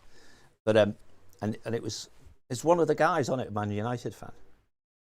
I don't listen to it. But anyway, somebody was trying to convince one of the, the hosts of this show that, surely to improve Man United need to win the league because they finished second. And the guy was trying to explain, no, we could finish lower than second and it'd be a better season. And he was trying to explain that the gap between us and the champions would be smaller, or we would get more points. So even if we finished third but with more points or and all that rubbish, then it would be a good season. And of course, the first guy wasn't having any of it. It was just a big wind-up.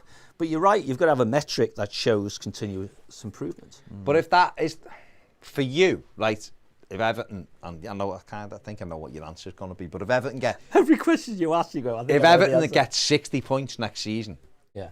and finish ninth This season.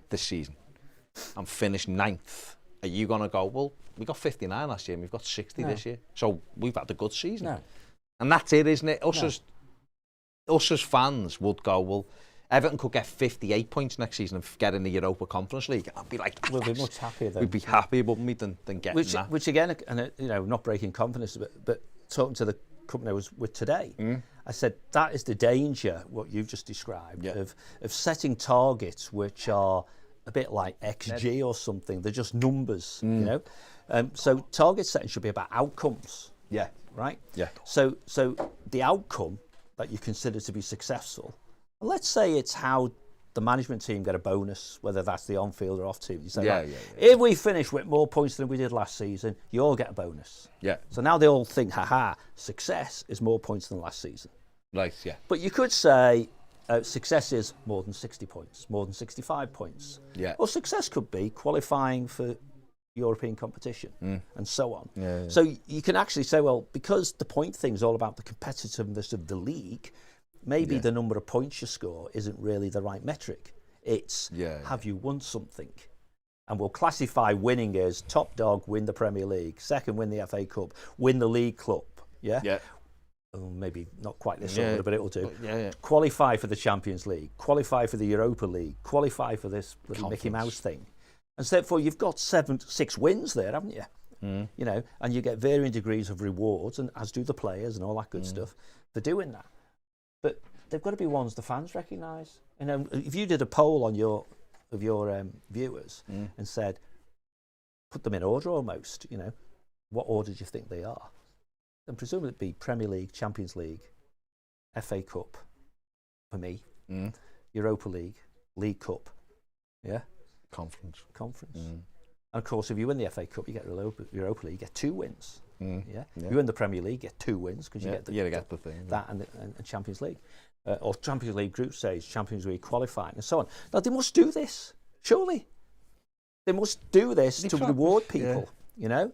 And so let's, you know, when the on-field and the off-field people are getting big fat salaries, let's know how much of it's basic and how much of it is all, you know, kickers for achieving things. Because if you talk about you know, managing perception and all that, but there's also observation as well. You know, if we are very, very poor at doing something and year after year, like we're repeating apparently the same mistakes, it's a bit like Sick Note rings up every Monday morning, doesn't he, and says, I've hurt my ankle, can't come in today. And then next week, can't come in, I've got a migraine. And then the next week, and so on. But it's always a bloody Monday and so on. Eventually you realise the swing in the lead, don't you? So you can only have failure for multiple different reasons for so many times before someone says, actually, they're excuses, not reasons. Yeah, how many people have been shown the door because we're crap at delivering kits on time, or we're crap at making sure merchandise is available to people who want to spend money? I mean, that American one's astonishing because those guys, that was a massive highlight for those. Yeah. The only way that could be beaten is for these people who spend huge amounts of their hard-earned cash to come over and go to the church at Goodison Park and, my God, I never thought I'd be here. We take it for granted because we can go every week. But if you live in bloody California, or you live in bloody South America, or you live in Eastern Europe, wherever you are, then that's a pilgrimage almost, isn't it? You know. So the next best thing is they're in your country. They're going to buy everything that you can sell. Yeah. Because you can't get it. You know, and saying it's sold out after 2 days because you only brought too few shirts. It's not how much you sell out, it's how many people you leave without the ability to buy. To have something. Because that means you've underestimated and so on.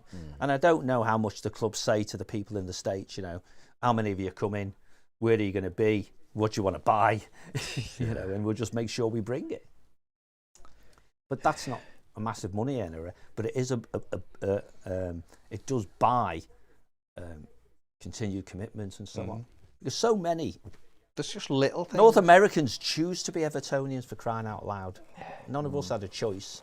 So, so in many respects, some of them really research it, and you have to work harder, don't you, to keep those. So you have to work harder to get them in the first place, and then you should have to work harder to keep them as well. Because you've said to your son, "I'll be a Man City fan." I know it's tongue in cheek, but that does happen. Yeah. You can see what happens to this shower when they lose a game. Oh, I'm going to pick someone else then. You know, all the Eastern because Europe. At the end of the day, Far East sort of types. You know? Because at the end of the day, football's a sport. It's all it is. It's a hobby. And I know we can go, oh, it's more than that, and it's this and that and the other. But at the end of the day, got some things right. It's just a case of why should you choose to support something that you're not going to have success with? If that's what it is. And for some people, it's just like, oh yeah, I like that, and I'll watch that. And you can understand why some people turn it in, and you can understand why people don't, and that's where it is. Roger Armstrong, right? Used to, because he's having a pause, isn't he? But used to do a great podcast, didn't he? The Blue Half one. Nice. And he started the show with every guest. Why are you an Evertonian then? Nice. 99% of people say because my dad was. Yeah.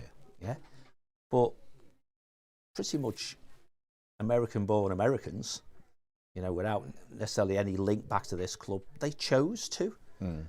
So you or I, can you imagine we were that American and we sit down when we get to the age of 10, 11, 12 or whatever it might be and go, right, who shall I support? Manchester City, they play in blue. I quite like blue. Everton play in blue as well. And so did Chelsea. And Brighton, sort of blue because they've got stripes. Leicester, they won the league a couple of years ago. Where are Everton in that list? You know, sort of thing. Exactly. You know, because it's easier. So they're even more blue than us because they chose to suffer this. They chose to suffer, which is crazy, isn't it? Fools. Absolutely crazy. So a bit of payback might be bring some merchandise for them to buy. You know? Yeah, it would be nice. There is a few people in the comments saying, like, you know, so what's happened? Shirts after 2 hours, it's all gone. Yeah. Things like that. So what happens is that the lads and lasses of, you know, North American Toffees or whatever, Tony Sampson and Bridget and all those guys just do their own goddamn deal with Hummel, don't they? They want the other stuff as well, don't they? Of I mean, course. Pad, where are you with? Aurier's he's getting rid of it, terminating his contract. Get Aurier. Sign all the Auriers now. Get all the Auriers. Steve wish he hadn't gone now. Yeah, there you go. Steve couldn't get out the gate. No, apparently Steve's sleeping. It was the gate not opening. Steve's sleeping. He only had to go the far end. Steve He stayed. was jumping in front of the automatic. Jumping in front of the gate, the trying near to get gate. out. Jumping now, trying to... Which are no good as the sensors on the outside. Oh my God. But I've done that, don't worry. Yeah. Where are you with the squad then? I don't know. That's what it's about. I don't think it's, as I said before, I don't think it's worse, but I don't think that's any kind of indictment of, I don't think it's worse. We're going to need a little bit of luck. It's going to need to be managed better. Well, it will be, won't it? It's going to need to be fitter. It will be, won't it? It's going to need to be, the manager's obviously going to need to rotate a little bit more. He's going to need to get away with it. That's where the luck comes. But he's going to need to. But also he's going to, and this is where I actually think Rondon, when it gets done, is a good sign. And he's going to have to, like, say to players like Rondon, they're going to have to come in for games and leave Dom out and go and manage it better and go, well, yeah, but you're not 100%, you know. And let's say Rondon had signed last week, then maybe Dom wouldn't have played on Saturday or whatever. I don't know. I mean, Dom's not only got a broken toe, but he's got a thigh strain as well. That's because. He's got to carry. He's carrying. It's probably being affecting his. Anyone his who knows. Anyone knows. Anyone knows if they've got any kind of injury, will pick up another injury because you're limping. You're compensating all the time. We're gonna have to get a little. We had no luck last season. We're the only Premier League club to have an injury to every single player in the squad. With goalies, all three goalies were injured. The season well, have we, in terms of injuries? Well, exactly. We've already been missing people through COVID. So I mean, for Burnley, we're gonna have we should have Ben Godfrey. Which toe is it? Available. Which foot? I honestly don't know. But it's broken, isn't it? It's broken. I just wondered because you know, it was blindly obvious early in the season. It is early in the season, isn't it? The number of crosses we were putting in. We didn't do very many. Couldn't leap.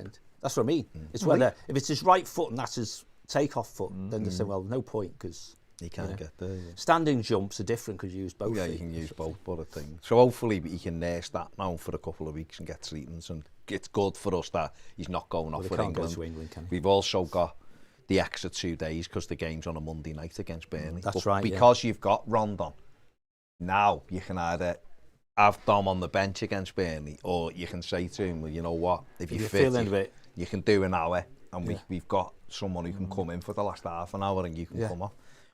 But I think lots of people in the comments mentioning Jesse Lingard. I don't know why, but loads of people seem to be mentioning him. Saying what? Just Lingard question mark. They're just desperate. Yeah. Yeah. Nothing's going to happen at this stage. So why is that Tottenham boy jacked his contract then? Because I think there's a rule now, isn't there? If you get a certain stage in your contract, you can terminate it now. Was he in his last? I think it's because think he might I think they finish. wouldn't let him go, and He's bought himself out. I think he's going to buy himself out. Because you're allowed to do now. Someone did it, didn't he? Upset the president a couple of years ago. Yeah. They've signed a new right back as well. Well, that's what I'm haven't saying, they? yeah. So he must have told me he was going to do it. So So if that's going on, then he knows he's got somewhere to go. doesn't They've he? still got 3 right backs now. And Even with him, without him. without him. Everton have got 6 minutes. To announce till one. our Till half 10. deadline. We said Which, half 10. no, in Everton, they'll have probably been watching, and they won't make it half 10 just to spite us. Well, that's all right. No, in Everton. That's fine. As if. John, you say that with a straight face. You know better That's than why I'm laughing my head off. Yeah. that. QPR have got Andre Gray. He'd play against us then. Yeah. Andre Gray versus Mari Gray. Happy days. I don't believe a bird, this fella says. Who on Sky? Yeah. Oh, Sky's become terrible. As we were saying before, Talk about Sky cover, are you? the thing about it is now, Sky Sports News has become a very strange place now. Because it's just full of, and I'm not having a go at anyone, but it's become full of people who you just wouldn't expect to see on Sky Sports News. There doesn't seem to be any kind of, I don't know, it's just a very, they've got rid of all the journalists and brought in a load of people who don't seem to be proper journalists. And that's strange coming from people who do this. But you know what I mean? It's like, it's gone cheap. Right. They got rid of a lot of really experienced journalists this year, and that's what we were saying before. You got the likes of Fabio Romano on a Twitch channel, which is obviously like YouTube, raking in thousands and thousands of views, and all he's doing is sitting on the couch. But because people now trust him as a In the know. as a in the know source, which he clearly is, but that goes back to what we were saying before. That becomes one of those things, doesn't it, where you get a reputation and then people want to share information. In fact, I'll tell you, I don't know if you've seen this, John, but Fab Romano actually, as part of Valencia signed a player last week, and he was in the announcement video. He announced the player in the video. So that's great for his brand. So isn't imagine it? his brand, but Yeah. they know that they're going to benefit off his followers.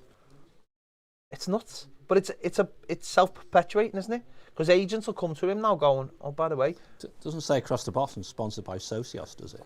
on his it says sponsored by Transmarket, Does the it? website. Does it? Yeah. But who's to say? I don't know. Let's say some agent says, I've got some information for you there. How many people have you got watching your shows for how much money? $1 billion. But that's it, isn't it? $1 million at a $5 each. All right, well, I've got something for you, but my fee is. Yeah. 4 minutes till expected Rondon time. Yeah, they got the deadline wrong, isn't it? 4 minutes and 58 seconds to Toffee TV deadline. Why haven't you got a clock on here? I know. Tick, tack, tick, tack, tick, tack, tick, tack. So, I think the thing but Sky have decided, haven't they, over the last couple of years, this isn't the big deal. This it used isn't to the big be. deal anymore. You know, no Jim White. Because Is they Jim White can't being on compete. at all today? He's finished. He's That's left, what I mean. hasn't he? Doesn't he work for them at all anymore? No, just talk. But these can't compete, can they? They can't compete with the idea of someone on a streaming channel. No. Do you know what I It's mean? Instantaneous and it's not 80 quid a month either. Yeah. Because I guess he'll get somebody. Carl Byron says Haaland's just been spotted in the little car park in Kenny. That'll be all right. He wouldn't be But it's right cheap. next to the McDonald's though. So you can understand why. It's refueling. Well, he's eating, isn't he? He's been in Mackie, he's got a happy Refueling. meal and he's refueling. Barkley and Rondon seen sharing an Uber with Aurier on the way to Finch Farm. No, I don't think that's true because Barkley's banned from all taxis. Is he? do Ubers count as taxis? Yeah. But they are, They are are. they taxis? They No, are. no, but I mean, do they play in the club of, we're not letting anyone in our taxis? Well, not strictly They're speaking, sole traders, but aren't it's they? actually easier to ban someone from an Uber because you get all their names and details before. Yeah, sole trader though, isn't it? 2 minutes to Rondon, everyone's saying. Imagine if they did an answer at half 10. Bang at half 10. It'd be hilarious. We're just getting We'd be the confirmation. new Fab Romanos because we announced that about 4 hours ago, 10:30. Go on, Evan. To be fair, someone just said we're turning into Newcastle. At least we didn't have to sign an American under 23 with the same name as the guy in the film, film, just but- to make something on transfer debt. Because you're not telling me they didn't go all round America looking for some fella and just happened to find him. He probably played like Park Sunday League football. And they signed him because he's got the same name. To be fair, the star signing last summer did say he joined because he watched a goal. He did say that, didn't he? Yeah. He did say that. Josh Nakin says, can't believe the only business we've done today is Rondon. Let's hope James comes back in the frame and does well. I mean, If they get him on the field, he will do Right, well. Everton, you've got a minute. Just want to see him. You've got a minute, Everton, to confirm it. What number will he be? It depends. He might be number 18 if they give him Nkunku's number. Or he might be number 20, Bernard's number.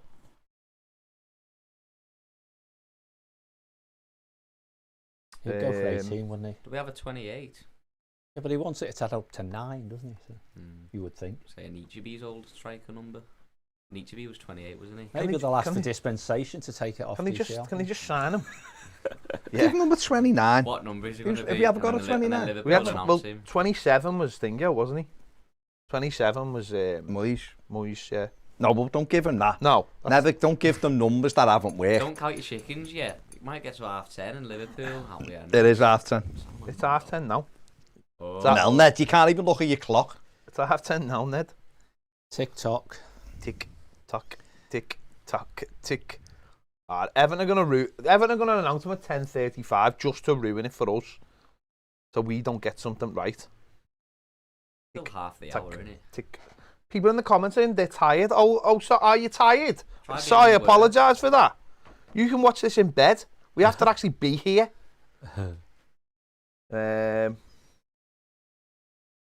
Tick, tock, Oh, there's been a glitch. in the Matrix. Ooh. John's just seen 2 black cats.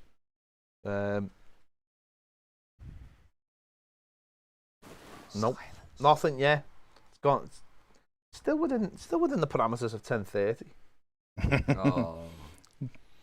Everton announced him at 10:32.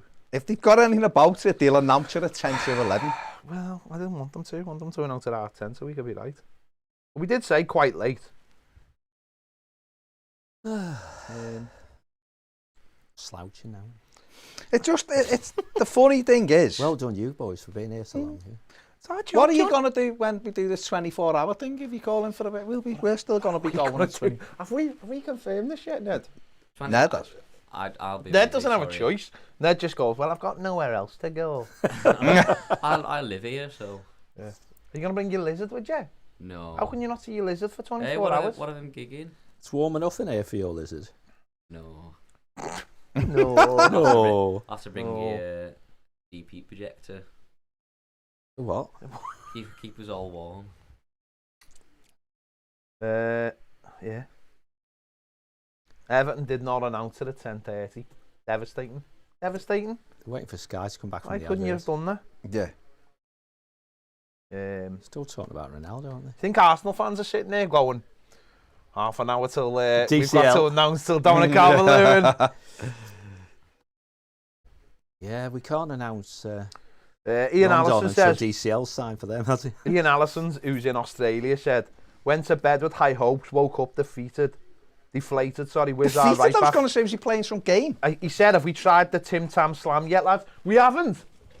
So, here's the Tim Tam Slam here. What is right? the Tim Tams? So, Hang on. this is what he sent Yeah, us last no. week. John, can you read the postage? Not from here, no. Don't say it on here. Oh, quite a lot. Yeah. So, he sent us, there's biscuits in here, but you have to eat them in a certain way. And the woman doesn't look like she's eating biscuits, by the way. I don't know if you've seen the instructions. Baz. Jesus I know.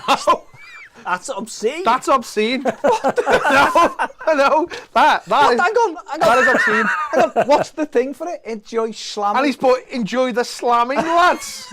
I mean, that's obscene. Dad, have you seen that? He's too young. Don't show him that. Is that the Vegemite? The biscuits, yeah. The Vegemite. So in here, things? there's like Tim Tams, Vegemite and cheese biscuits and something else. Ian, next AOB, we'll be all over these. All over them. But thank you again. I mean, you could have just messaged us normally, mate. You didn't have to Bring that up. you didn't have, you didn't have to super chat us. We'll be straight into the Tim Tams though. Clearly. Why? What did he do? Yours. Why Just we- tell- Just say it. Someone grabbing stuff off Baz and Saying what? have a look on Twitter. What, No. a video or words? Video of Saying what? Oh, And who is he? What did he Have say? a look. Why don't you message us then? We've got phones.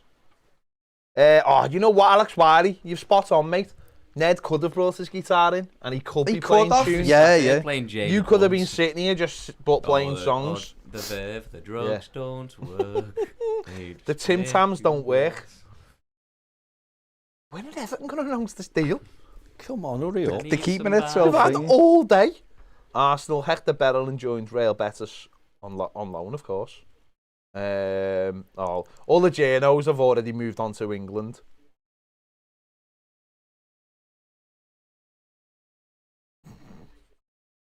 I feel like we've just been sitting here for hours talking about nothing.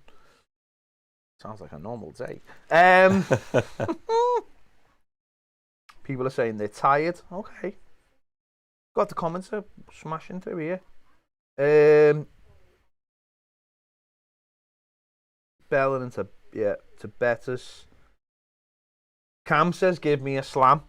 Well, I'm not being funny. You're not Cam. here. Not being funny, Cam. But that's what broke the couch, mate. That's why it's piled up on all these books. Yeah.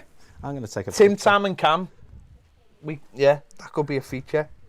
That's a good one, yeah.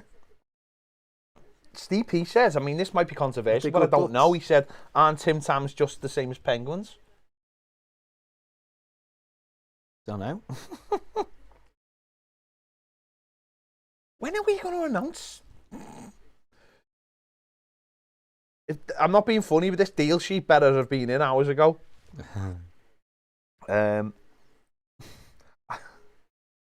I'll be honest, I'm very surprised anyone's still watching, but that's fair enough. Yeah.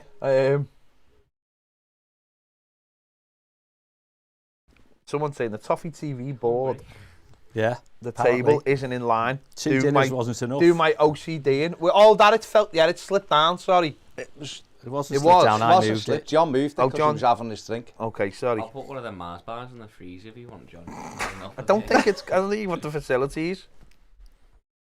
What sweep are we going for with Everton? I went for half-10. I told- 22:36. Are we saying like 10-2? 11. You going After for 11. Are you going right on? 11 o'clock. Paul Machen's still here, though. I mean, I find that kind of worrying. I feel like there's something... John's just put the book supporting the sofa. Oh, yeah. Thanks, John. Supporting you, Baz. I hope nobody whose books that is No. sees that picture. No. Yeah, I was just thinking. One of them can be discerned. What's that one upside down? If Serge Aurier has his contract terminated, he can sign at any time. Yeah. I mean, Free he agent. absolutely could. Same with any free. Free agent. We got a list of free agents. That'll be a show. List of free agents we can sign. Ahmed says also, I love Grumpy Baz. It's the best Baz. You are so funny, though. Should meet WhatsApp. Balanced for like WhatsApp Baz most is of the year, amazing. and then you go full on What? negative. WhatsApp Baz. Just because What's it that just Baz left the annoys group me that yesterday? when we identify something and don't carry it on. Yeah. That annoys me. If it was a case of if people were going, manager said we're fine right back or whatever, then you just go, well, he's come out and said it. But you Might not agree with him, but it's he when is you the can manager. see like that the following something, and it's Just missed. doesn't happen. I think if it was like the first year and we were just saying we've identified. Failure has to have consequences, otherwise nobody. I think it's just because we've known. It's like if no they'd fear never, culture isn't particularly good. but if we'd have never brought like Sidderby in, you could argue. Who said Seamus Coleman needs replacing? Because he's still brilliant. You could argue that, but the fact we brought Sidderby in because we were thinking about chasing, turning it over, and then the fact that That was their thinking year. that was the thinking, and then Kenny come back, and okay, you might have gone, well, John Joe's come back from Schalke, he was all right. Can he do it for us? Well, he's been here a year and nothing happened, did it? sent him out to Celtic at Christmas Yeah. with the intention that if he was any good, we'd buy him, and he didn't want him. So quite clearly, we're not thinking he's good enough. That's the thinking of the club. He's had 1.5 loans in the last 2 seasons. We don't think he's good enough, but we won't just take what we can get for him. We have a value, Exactly. which other clubs don't agree with. Yeah. And so therefore... Probably because they know we think he's not good enough. Maybe. And because of that thinking, because it's like that now, it's just annoying that we've quite clearly identified that is an area that needs, and we've got to, it's not quite clearly not happening now, but we got to deadline day, and then we were chasing Maitland-Niles, and it's like, so you have identified that is an issue, but you've left it right to the very, very last minute. Is Arsenal our go-to place when we don't know what to do you think? Yeah, all our targets have missed. Let's go to Arsenal, see what they've got. But I think like, I don't know whether it was Ped or you said it before, and it's, there's defo weight in it, is that we have been happy buying him? Do you know what I mean? If he's available and he can play there, and you want to look at him before you buy it and all that, then yeah, it makes sense. But if Arsenal went, well, you can have him, but you've got to buy him. There's no loan. Yeah. You buy him now. And Everton went, oh, hang on. And this is the other day. And then Arsenal have gone, well, hang on. If you're not going to buy him, we're not giving him to you. Yeah. We're And not the just lads going to give you a loan to to another, help you out. a competitor maybe, or whatever. Yeah. That's where the frustration comes. Do you know what I mean? It's that thing. Well, they'd already decided Bellerin was the one going out on loan. Well, exactly. And so, because they wanted him out, because he's probably on more money and all that. So, it is what it is anyway, isn't it? But it's Vinny again. He's still at Finch Farm. Is Vinny? Vinny's like, Jesus Christ, lads. I want to go out and see Toffee TV. There he is. There he is on screen. And he wants to go home, I think. You know. Yeah. He'll show the writer. Can't Everton just announce it rather than getting Vinny? I can hear fireworks. That's Everton, that. That's the announcement video.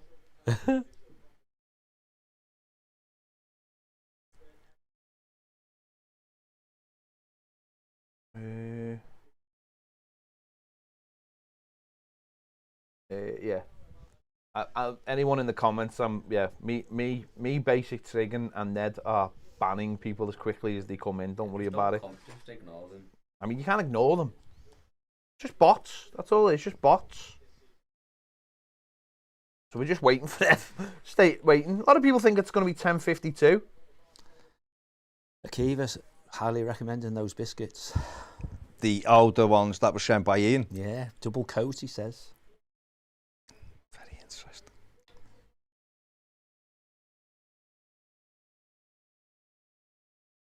So no one knows when this deal's getting announced. They all think it's done, but no one knows. Everton waiting for Kalana to go through.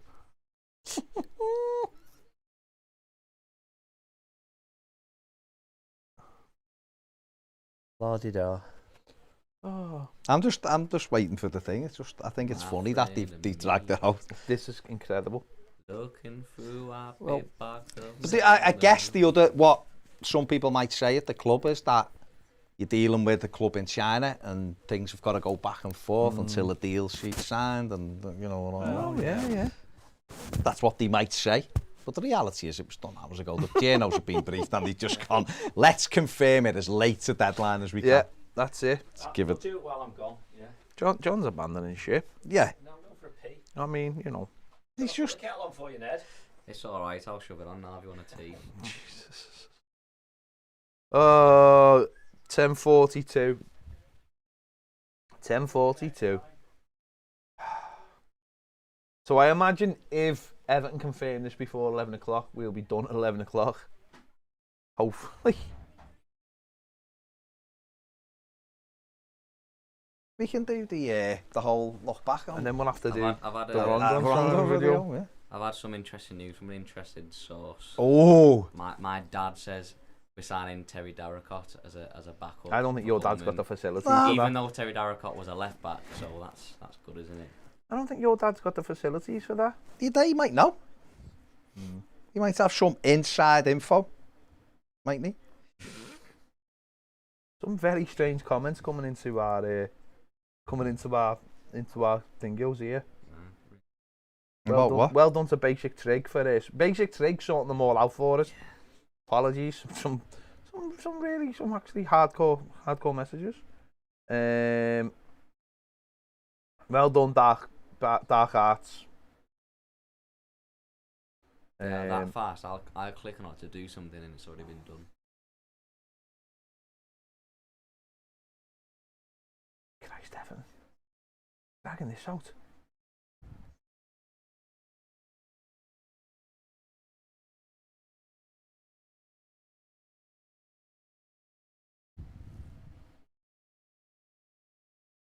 Boss of Everton did an announcement video and it's just like Rondon, but then someone just peered behind him. A right back. Yeah. A lot of people think it's going to be 10:52. It's going to be the Rondon time. 11. Everton want to be the last news story, I think. Why wouldn't you? They want to be like the New Year's Eve story.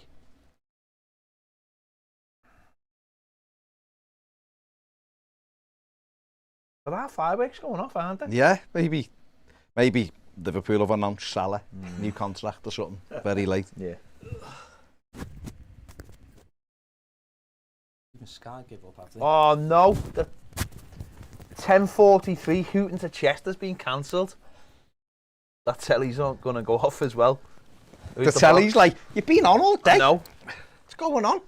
Are you Telly's going- like, if Everton don't sign someone in a minute. I turned that off last week as well, didn't I? Who's going to Chester? No one. They just popped up, and I just thought I'd give an information. Is that something exciting? I just thought I'd give an information news. I was there yesterday, John, at the Oh zoo. God, here we go. Have we got to that stage in the night where you're going to talk about going to see the monkeys?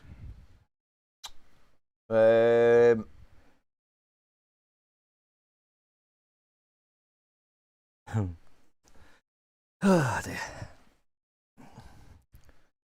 So Baz, when are you going back to your caravan? I'm going on holiday on Going on Friday. with I mates, can't yeah. wait. Where you I going? can't wait to Anglesey.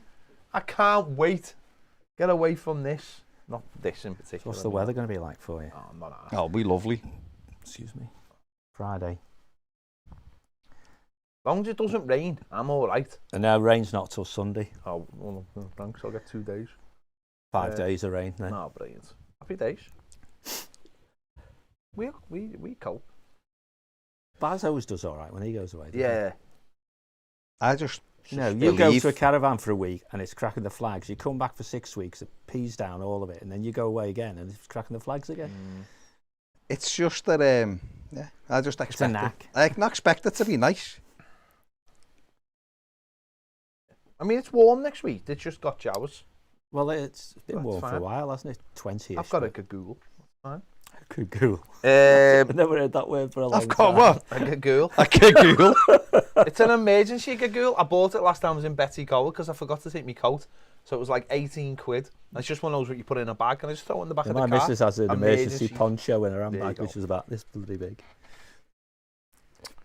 Dark Arts, I can't give away exactly where I'm going in Anglesey because I don't want to wake up one day with like people outside the window screaming abuse at me. Why didn't we sign a right back? But yeah, not far from Beaumaris. Not far from Beaumaris. What's that pub called on the front? I don't know. You know what? Sorry, John. Good. You know what I wanted to think? Ask you, what's that place you told me to go to in Anglesey by the Menai Bridge? They're like food. Conway. No, go to Conway all the time. On Anglesey, the smokehouse up the Hickory. Oh, haven't you told me to go to a restaurant there? Sure you have. Tell me you have, because I was like that to me, Mrs. Alped said. Looking for it. Somewhere quite close. I didn't look for it, but I was going, when we were being to Newby Forest and we were coming back, we were starving, but then I didn't. I don't know. Because you're no good, are you? I'm trying to think. No, there is like a smokehouse in Menai, which is quite Said nice. it was nice. What, the hideout You just bar? swerved it. I mean, you give me a bum steer there. No, but when you said Hickories, then I thought you meant the one in West It's the Kirby. hideout No, I know there's Smokehouse. one in West Kirby. Maybe it isn't. Hey, it's the hideout barbecue and smokehouse. That's it. Is it? That's the hideout. That's nice. I got Google's takeaway. wonderful. Yeah, Googled it straight. I mean, as if I couldn't have just Googled There is it. one in Ross. There's a Hickories in But it's Ross on by- Sea it's as well. Is it on the bridge yeah, or yeah. by the bridge? There's a Hickories in By Colburn, back the other side. Yeah. So if you go to Llandudno okay. and come down Yeah, the hill, yeah, you yeah, come into yeah. Ross on Into Sea. Ross on Sea. There's a That's Hickories. tasty, Yeah, Hickories is lovely. Hickories is tremendous. The hideout, as Louis said there. I'd probably I've got a couple of places booked already. I've got the White Eagle, which is lovely. That's in Anglesey. And it's by this amazing little cove, and the houses there are just unbelievable. We went out for something to eat yesterday at lunchtime with Essie, granddaughter. The people on the next table, there's 2 couples, and 1 couple are going away this week. Oh, right, and they booked all their restaurants for eating in the evening, because if they didn't, they wouldn't get in. Yeah, yeah. You know, before they've left, they're booking places. Well, we've booked a couple because we have to, because we've got the dog with us. We have to get dog friendly. Which most places in Anglesey are, because they're not stupid. People go there with dogs. It's 10:49 and there's still no confirmation. I'm going to milkshake place. There's a 24-hour Where's the milkshake milkshake place? 24-hour. It's on a farm. It's back. Apparently, it's a big thing up here. Loads of farms have got these milkshake places now where you go and you just put a bottle in the thing and you get a milkshake. But apparently it's really good for the farms because it's giving them another source of income. What, you going after this? Or when you go to Anglesey? Yeah, well, I'm not going now. I mean, There's farms around here somewhere.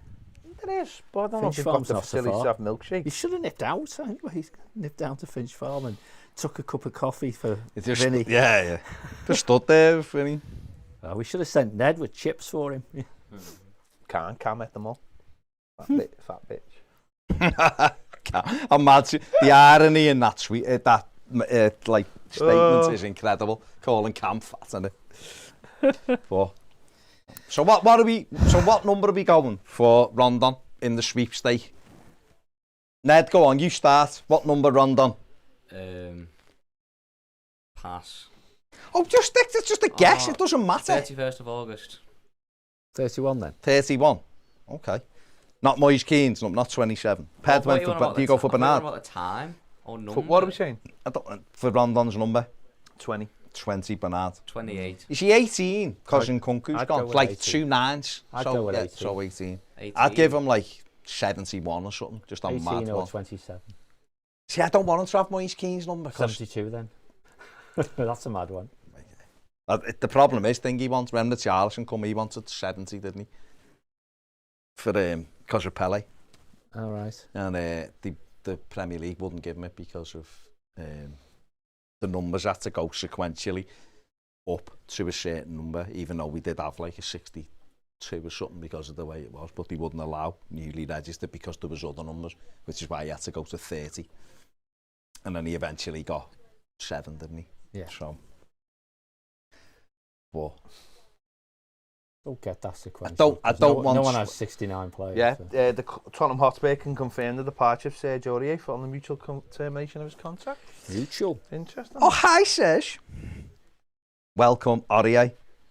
Right, it's 10:51. So it's mutual. He didn't necessarily buy himself out, did he? No. Or not for the full amount, anyway.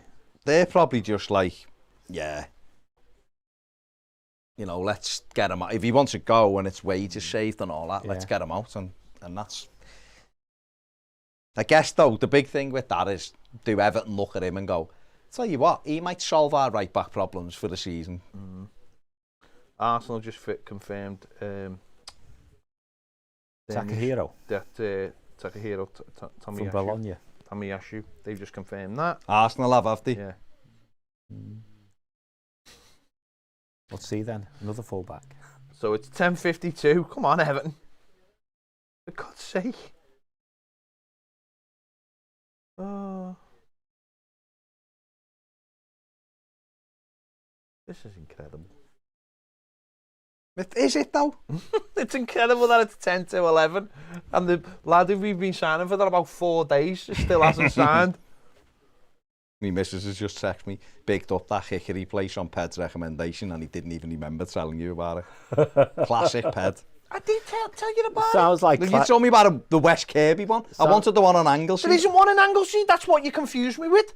You say that. You told me to go to somewhere Tom on Carney Anglesey. says, I never thought it would feel bad for Rafa, but I do after this transfer window. No, that's what confused me. There isn't a Hickory's in Anglesey. But there's a smokehouse. You There's told a me there was a smokehouse by the bridge. but it's not Man of Hickory's. There's one in Ross-on-Sea and there's one in West Kirby and there's one in Southport and there's one in Chester. There's not one in Anglesey. That's what you confused me with. Okay. So what phone have you got then, Baz? What is it? iPhone 12. Does it have Google? It does have Google, yeah. But I was driving, John. Do you have a co-pilot? And I did, but we just had a big walk. We'd gone to Newborough Forest. We couldn't park in the normal... Your fingers were tired from walking. Yeah, couldn't park in the normal... Let me finish. Couldn't park in the normal place because the car park was full. We then went to the other car park, which they then said was full, but apparently it was closed. So we carried on driving and found another car park, like, quite far away.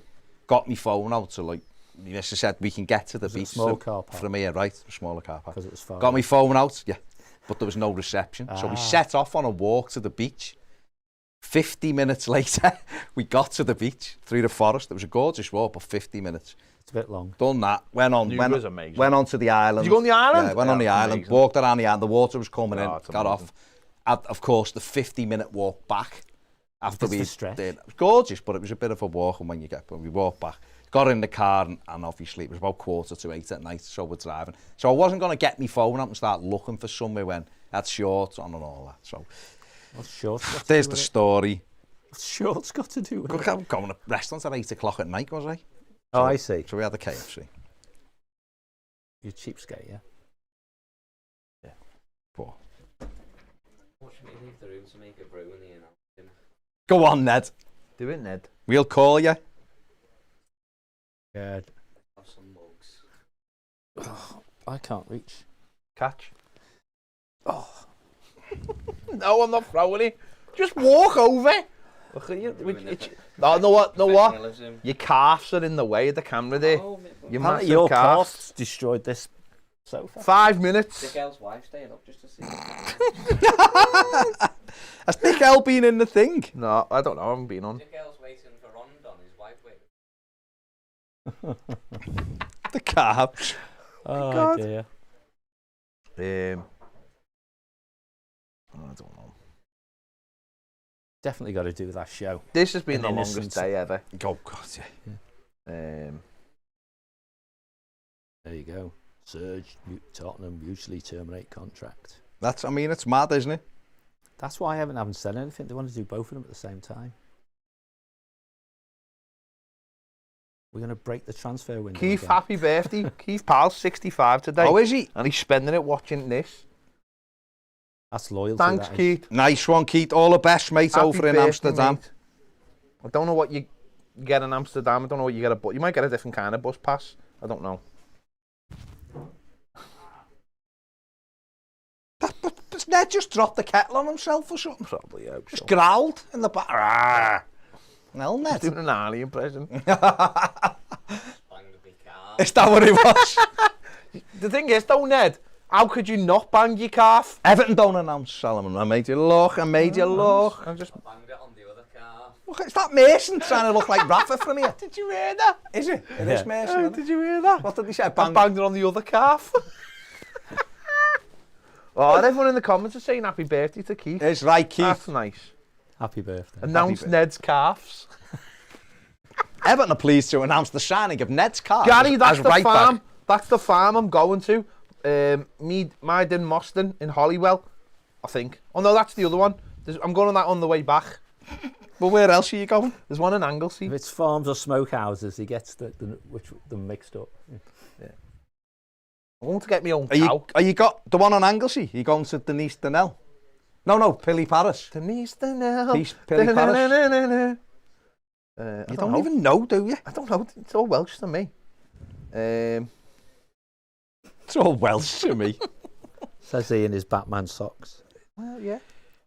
Neddy Sheringham. Loads of people saying, I don't know. Loads of people wishing Keith a happy birthday. That's nice. 3 minutes to the window. Oh my God, Everton!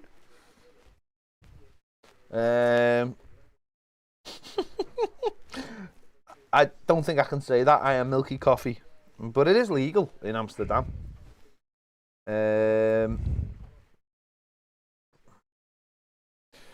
So which footy ground should we go to next then? Yeah, let's talk about something else that isn't Everton related. Yeah. Because I did enjoy going to watch something that wasn't Everton related. Follow up Dortmund Just- but somewhere else.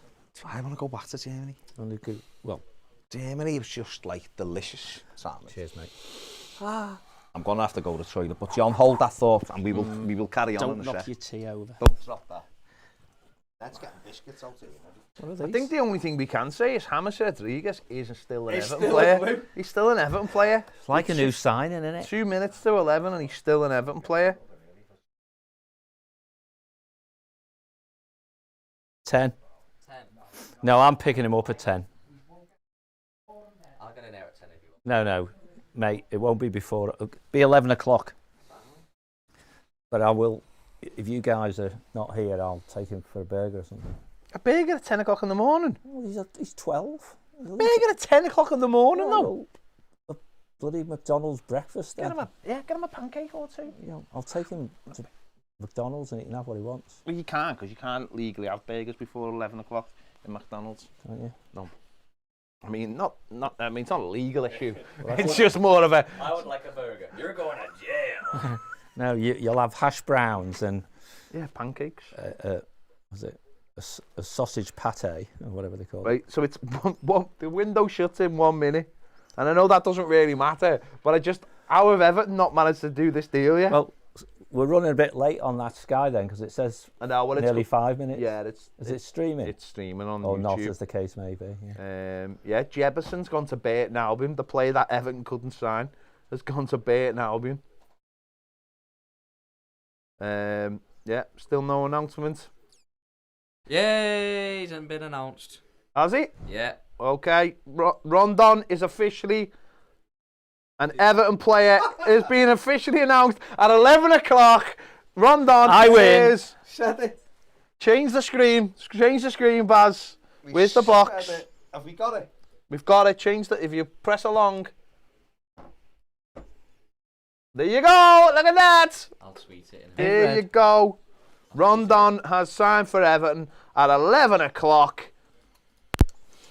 They've officially kept us waiting all Fair this play. time. They've done a little video. I mean, look on They've done a little dance. They're making a little love. John's obviously got it on. And it's done. It's officially done. There you go. Officially done. I mean, it's very loud. That video is very loud. It is.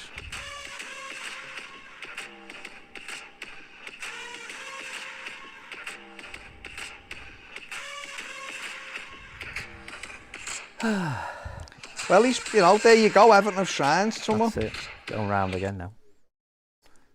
Is it a 2-year deal, the same? Well, it will be, won't he? He's 31, isn't he? Nearly Don't want it 32. longer, do So it will be that kind of deal. It's not going to be long term, is it? There you go. you? Can't have 23, can he? Spoken for. I mean, at the end of the day, what can we do? We've signed someone at the very last minute. The transfer window has got what? The tension mounted. That's behind it. Yeah. They built the tension up. And there you go. It's slammed shut. I mean, what do you think? What do you think, John? As a signing? Solid backup. Yeah, and that's it, isn't he? He's just, at the end of the day, he's literally just a backup, isn't he? Yeah. What, Ned? Got some stats. Oh, okay. Go on, are you going to Stato. put them on? Okay, Solomon Rondon, his Premier League career is 140, is that games? 140 appearances. Go on. 35 goals. Yeah. And assists 14, so obviously plenty of experience in the Premier League. Yeah. Listen, people will go, it's not amazing. It's 1 in 3, isn't he, basically, in his career, I think. Yeah. AJ says, is that Aurier and Maitland-Niles in the background on the Rondon video? I haven't watched it. No comments. Tom says it should have been 12 months, in my opinion. Where is he? Is he still in China? 2-year deal. Option of a third. Is it? Yeah. Okay. That's the deal. There you go. That is the deal. The dealio. Sliardi says, Aurier can sign for free, but not until after midnight. I think at the end of the day, it's you've just got to accept it for what it is, haven't you? Rondon's? Yeah. Yeah. I mean, people were fuming over Townsend, and he's done all right. Loads of people weren't happy with Damari Gray, and he looks like he's done well so far. You've It's a got long into half season. full mode now, don't you? No, no. What I'm saying is, it's done. What do we do? Do we moan, argue about it, kick off, on all that, No point. or do we just go? No. Let's see how he fits in. We've replaced Moise Keane with Rondon. And some people don't like that. Whether people like it or not, it doesn't matter. Mm. Moise Keane was never ever the right fit for us. This fella is the right fit, and the reason why he's a replica of our main striker, which means that if Dom's not playing, the fella who comes in and replaces him is like for like, just an older, more experienced version of him. So which means that if you're playing in a game of football and you've got Moise Keane up front, you can't put those crosses in one after each other. If you've got him in, you can. Which means the team will continue to play the same style, which is really important. We've seen it last Tuesday night. Moise Keane gave us a different thing. He kept on dropping in, which meant when we were under the cosh, we had no outball. And Moise Keane is a talented footballer, but he just doesn't quite suit us. That's all. That's all. Well, I mean, that's correct, isn't it? I think. What are you looking at? I think when you What's look, there, I mate? think when you look at it over, I mean, listen, I can't dress it up and say, oh, it's a great window, No, it's- because we haven't, in our opinion, and a lot of people in the comments as well, we haven't addressed what we wanted, The main target. which, you know, Position-wise. We've Position-wise. cut our cloth accordingly.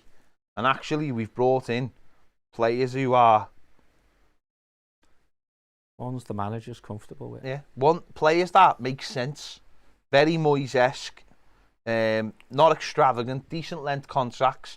The thing about Rondon is, he's 2 years, he's 31, but he's been playing in China for 2 seasons.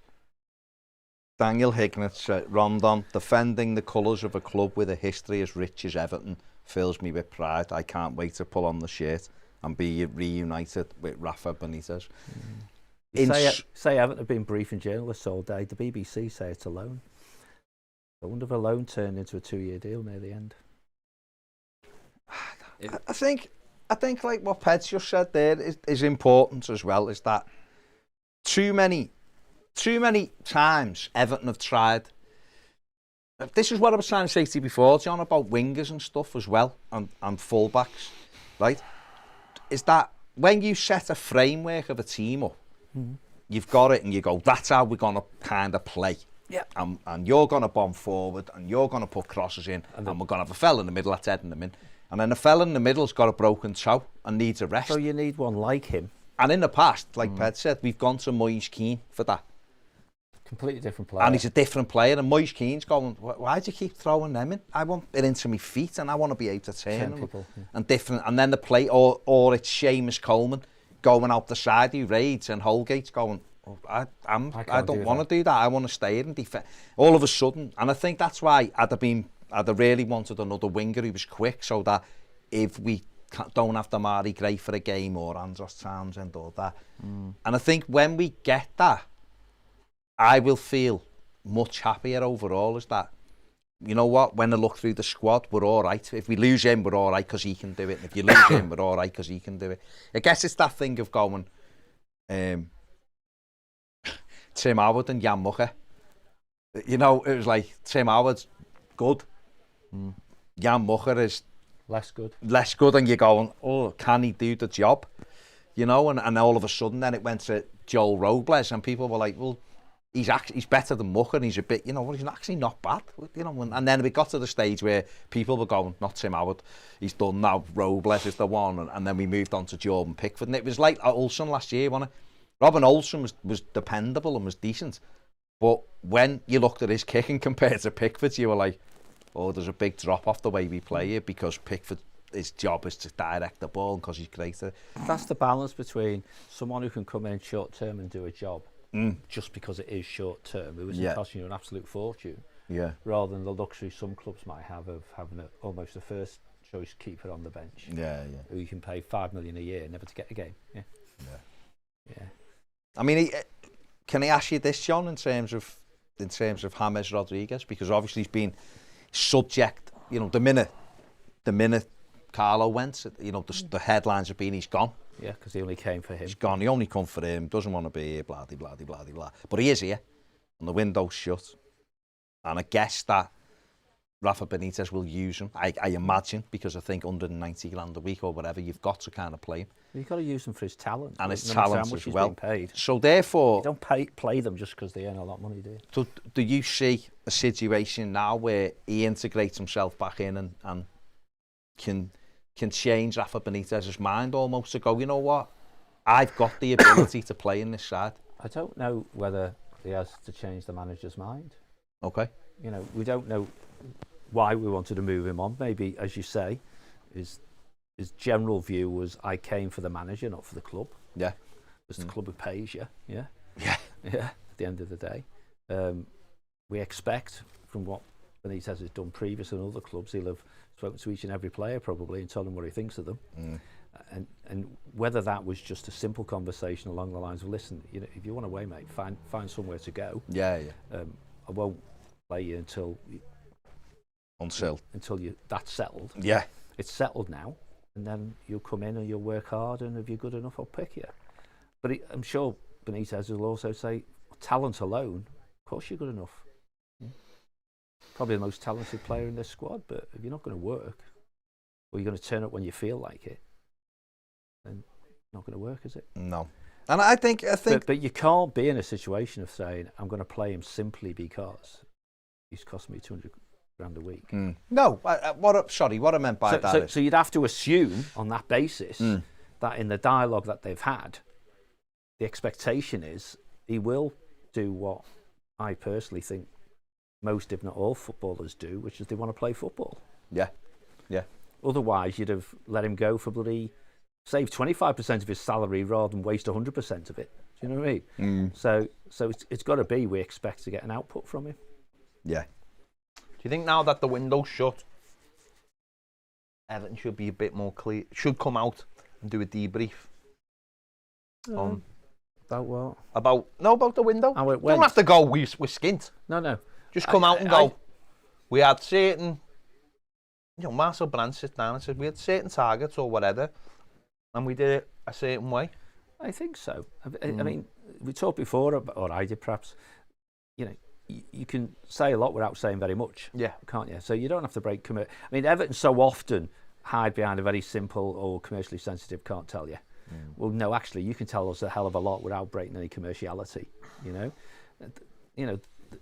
Brand's just has to talk about, you know, there was a mismatch between our perceived value, the value of selling clubs or the value of the players themselves in these difficult times, waffle, financial fair play, all that rubbish, then we can't be legged over. Now, if it was a non-tame interview, then maybe the interviewer would say, well, what about what you've done before then? Yeah. You know, because you can't say you inherited all this from Walsh, because, you've started behind the 8 ball, but we've had failures. Yeah. But he might then counter that with, but we've financially done okay, even the playing side hasn't done okay.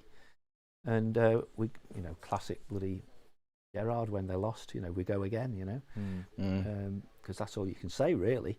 But he never says anything. Well, that's what I was going to say. That's the real thing. After years, we've got a director of football who doesn't engage with the key stakeholder, which is the fan base. And yet when he does at the general meeting, people come away thinking, well, that was good, wasn't it? Yeah. Well, I agree with that. So why can't you have a couple of really good engagements by him once a bloody year and not do that?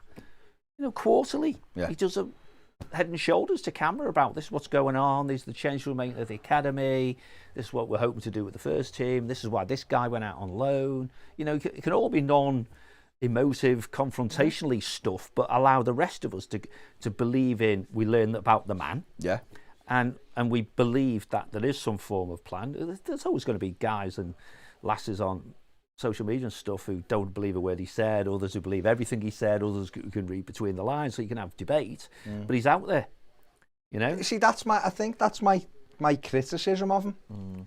Right? It's the club you should criticise. Well, because they don't engage, do they? Whoever it is, right, is that Marcel Brands obviously understands football. He worked in football as a player. Yeah. He went and worked in a bank to understand business for a year. He's been back in football. He's been a director of football, and a very successful one. And he's come to England, and it is different. It's a sea change from Holland, because He's done a huge number of transactions. he's done loads of transactions. The league is different. Buying players, I've said this to Pep before, buying players for Holland, and every player he's bought for Everton probably would do well in Holland. Yeah. Right, and be successful, and you go, slower he's a good game, player. more But this technical. league is faster and Pace. right. But my issue with them is, and it's a bit like, I guess, what Ped went on about Marco Silva, right, is that Everton have never allowed us to get to know the man.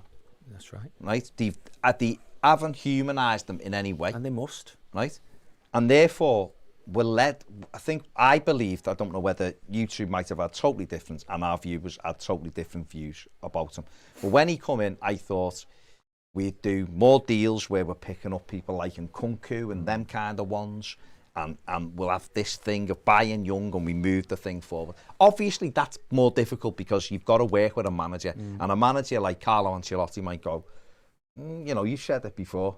Hang on a sec, mate. You know, you want us to do this, but that's great buying them young players, but I've got to get results. And this fella, that fella get me results, because I know what I'm working But with. he had that in Holland as well. But he did have it in all Holland, because he had Van Gaal. Yeah, who- but who all was managers know Right. that they're a few But defeats away, don't they? Everton have never really allowed us to get to know him. Everton have never really gone, sit down and talk us through the process. Where are we? Where are we going? And I think it's because... Well, they have a couple of times at the general meeting. But you But get, that's for shareholders. you it's not get for to see it everybody. as a shareholder. So you mean the wider fan base? We Yeah. don't. So what I'm saying to you is, No, I agree with you. we're I'm just saying- fans. We're all fans. Yeah, yeah. We're sitting in a stadium. We're watching something on the pitch that is ripped up every few months, and something different begins. So where's the direction? I've had lots of messages tonight. We've got them in the comments as well. What does our director of football do? What's he directing? What's he this? What? Because nobody knows him. I only know anything about Marcel Brands from Dutch newspapers when he chats to them every now and again. And that's me as a You fan. could just stick him in front of a camera. couldn't Exactly, they, and say, like you said. How long quarterly. have you known that we need a right back, and why haven't we got one? Yeah. And he could say, he could say, listen, we do unbelievable. Do you know what? I don't think the man, I've only spoken to him a couple of times like this. Yeah. I don't think the man would have any issue answering that question. No, He doesn't seem to from the Dutch media. No. Well, He's quite straight, isn't he? well, Dutch guys, Dutch, yeah. you No, know, they're are straight. really open, you know, and straight. So you have to ask yourself, who's stopping Who's the making access? the decision? Yeah. And also, though, like, funny enough, you saying then about, like, bringing players in, I think that's partly because I don't think he truly trusts the academy we have here to be... He said that himself when we had an opportunity to bring a couple of Dutch players in. He's like, why? They just get lost in the system. It's not fit for purpose yet. Leave them in Holland. 3 years is plenty of time. No, to I know. sort I'm the saying. academy So what does that say about where he thinks that is? Well, we don't know, because I've heard it this week loads in groups and stuff. Brands is this, Brands is that, Brands is the other. I've got no idea what Brands is, because I Nobody has, still 'cause they don't know what his job is. I still don't know what his job is. I still don't know what he does. The same people who are criticising him for not getting rid of James Rodriguez are the same people who said James Rodriguez was Carlo Ancelotti's signing and not his signing. You can't have one without the other. You can't have one without the other. You've got to just, because no one says, we get this thing of, oh, Alan was Carlo's signing. Did Carlo give him the contract length, or was that Brands who decided it was going to be two plus the 1, or whatever it was? We can't as a fan base pick the things we like about people without knowing the two things. I'm like Baz, I sit here going, fucking, how's he not got as a right back in 3 years? But I also have to stop myself and say, everything I know about this football club suggests that Micheli wanted Zaha and was trying to go over his head, and we ended up getting a Wobie. Did he panic and go, I'll get a Wobie to satisfy the owner because he pays the checks? I don't know, because I don't know what that fella does. I still don't know. So I don't know what I feel about him, because I don't know what he does. Like, I know Baz has a view on him, and that's fine. I've got no problem with that, because he might know things that I don't. But I honestly do not know what Marcel Brands does, and that to me is a big worry, that the fella who's got this big title over his name We don't know what he's in control of. David Unsworth's got about 3 different titles, and at least 2 of them I think Marcel Brands should be doing. That's do you know what I mean? That worries me. So I sit here going, I can't give him grief because I don't know what he does. The thing is, you can assume, use that last one as an example, that Unsworth works for Brands. Yeah. But no one shows us an org chart with that on it, do they? No. You know? And who does Brands work for? We don't know because there isn't an org chart. You can't say he works for the board because he is the board or a member of it. You know, That's true. So he must have a line manager, which you have to assume is Bill as chair of the board, which means him and Denise are peers, so they work as a double act. He's doing the sporting side, she's doing the business side, and everyone else is below that. John, a fella But we left. don't know. A fella left about 3 weeks ago, and he went to Spurs. And I know we've replaced him, but no one said who we've replaced him with. We think we all know who he's replaced him with.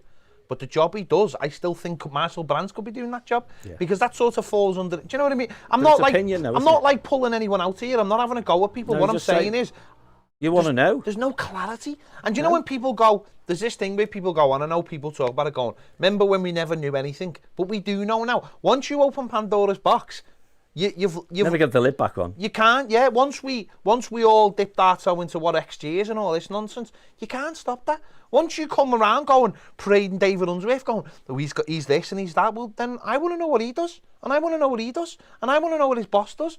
You can't pick the good and leave the bad. And this is what Everton are amazing at, going, yeah, James Rodriguez, he was amazing, now we got him in. You know, did he give him the 2,000 or whatever he's on a week then? Who did? Who did? So don't. This is where and Baz, you're both right. Sit them down. You've got all of the capacity to do it. I watch other clubs. I've seen Villa, and whether you like Villa or whether you don't, I watch them explain why Jack Grealish. See, the simple part of that. Sorry, I fundamentally agree. Right? Baz calls it personalised, humanised. Right, it's humanised. Call it what you want. But at the end of the day, decisions of such magnitude are not made by individuals. No. You know, Committee. Giving a guy a £20 million contract, whether it costs you a transfer fee or not, isn't done by an individual. No. You know, but all I'm talking about is him just explaining the process. Yeah, absolutely. That's all. Right. So, and we've done this before, haven't we? We do the very simplistic, the manager and the director or the sport, whatever you call him, director of football, sport director, whatever. Yeah. They sit down and they no doubt do it with people like Bill for historical reasons, and no doubt Denise is in the room and all that good stuff. But the two biggest voices are going to be the manager and the director of football. And they say, right, okay, what is it we want to do? Well, I need a right back, I need one of these, I need one of them, I need one of the others, I don't rate him, get rid of that one's, and so on. And that turns into a plan, doesn't it? Yeah. And that plan is get rid of these if you can, bring them in if you can. And then once you do that, you start estimating. I mean, this is only what businesses do all the time, forecasting out what income's going to be, forecasting what costs are going to be, turning to the finance guy and saying, add all the sums up and where does that leave us on financial fair play. I very much doubt that, he sits in his room saying, are we going to breach financial fair play or not? Because somebody else does that. Will do that, yeah. But he'll have something. He should have a dashboard that he uses that says, well, almost lets him play. And then he goes back to his buddy, the manager, and says, you know what? You ain't going to get your first choice. We can't afford your second choice. And your third choice, how does he compare to this youngster we've got in the academy? That's a reiterative process, so it's not easy to describe. You mentioned it before. When me and Baz went to the shareholders about 2 years ago. 2 years ago. Yeah. He laid out on the the one board. where you grabbed me outside, that one. But he laid it out on the board that easy. He put the squad on the board. He said we want 2 players for every position. But he said this is where we got problems. He said we've got 6 in centre midfield. He said I need to sell some of those if I want another 2. He simplified it. It was that easy. And he went, look at the right midfield. He went, we need a right midfielder. The only player we've got is Theo Walcott. He said we need someone there. Yeah, so everyone clamouring for centre midfield.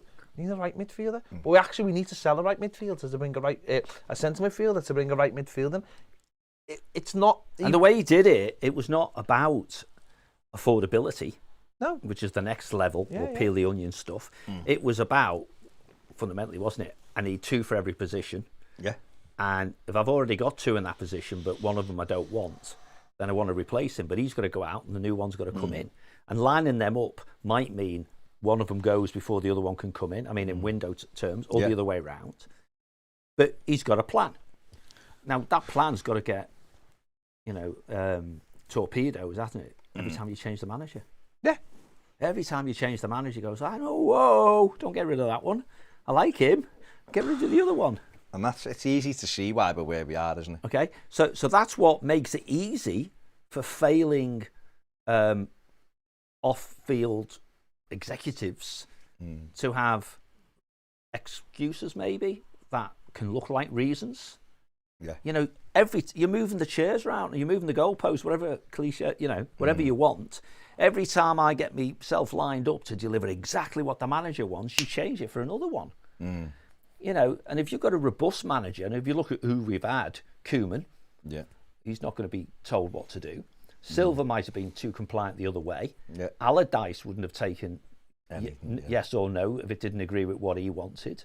Ancelotti, just through the nature of his status, might have been in the same, I want him and him, just go and do it sort of thing. Don't come back with no.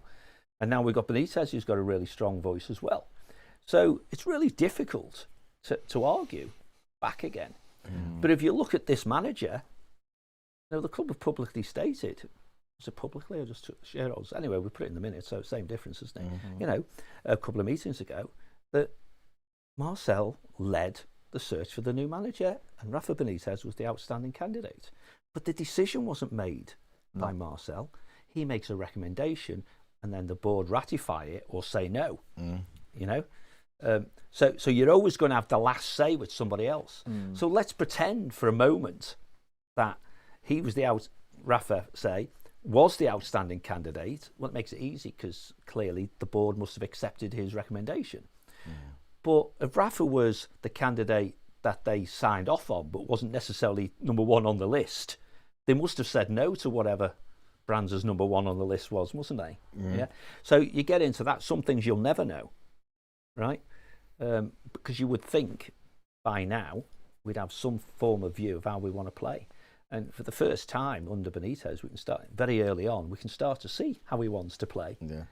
And he called it out, doesn't he? I want wide players because we're going to chuck the ball in the box because we've got an outstanding centre forward. And then a logical flow from that, which is your point a few minutes ago. What happens when your outstanding centre forward isn't available? Injury, suspension, whatever. I need another centre forward who's capable of dealing with the same output, from the wingers. I mean, he can get on the end of crosses. It might not be as good, might not be as fast, it might not leap as high, but we don't have to change the whole shape of the team because actually it's an Italian bloke who doesn't play like that. So that's where this loan makes perfect sense, except he didn't get the right-sided pacey winger that he wanted. Or the right back. Or the right back, which becomes a double act. Ultimately, I think now Brands' job is done for a few months, isn't it? I mean, he always says he takes a holiday after the window closes, right? So that's fine. But Everton need to sit down with him and do a debriefing video and just say, how was the window for you, Marcel? Well, why was it so difficult? Yeah, why? Whatever. Yeah, only he might go saying, well, and you know what? You know what's mad about it? He's got an amazing out. He's got an amazing out. COVID.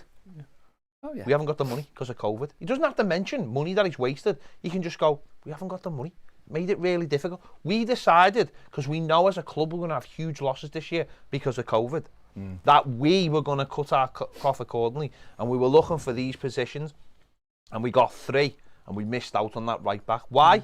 Because there isn't anyone affordable out there. Yes, we could have spent 30 million on Max Aarons. Would have been really, really easy, but we decided against it. And we're going to get through this year because we have faith in John Joe, we have faith in Seamus Coleman, we have faith in other players to play right back. But next summer, we're going to be quids. We'll be in a better and we're going to be looking up. And listen, do I believe those words? No. But next summer, we're going to be looking all season. We're going to get you the boss right back.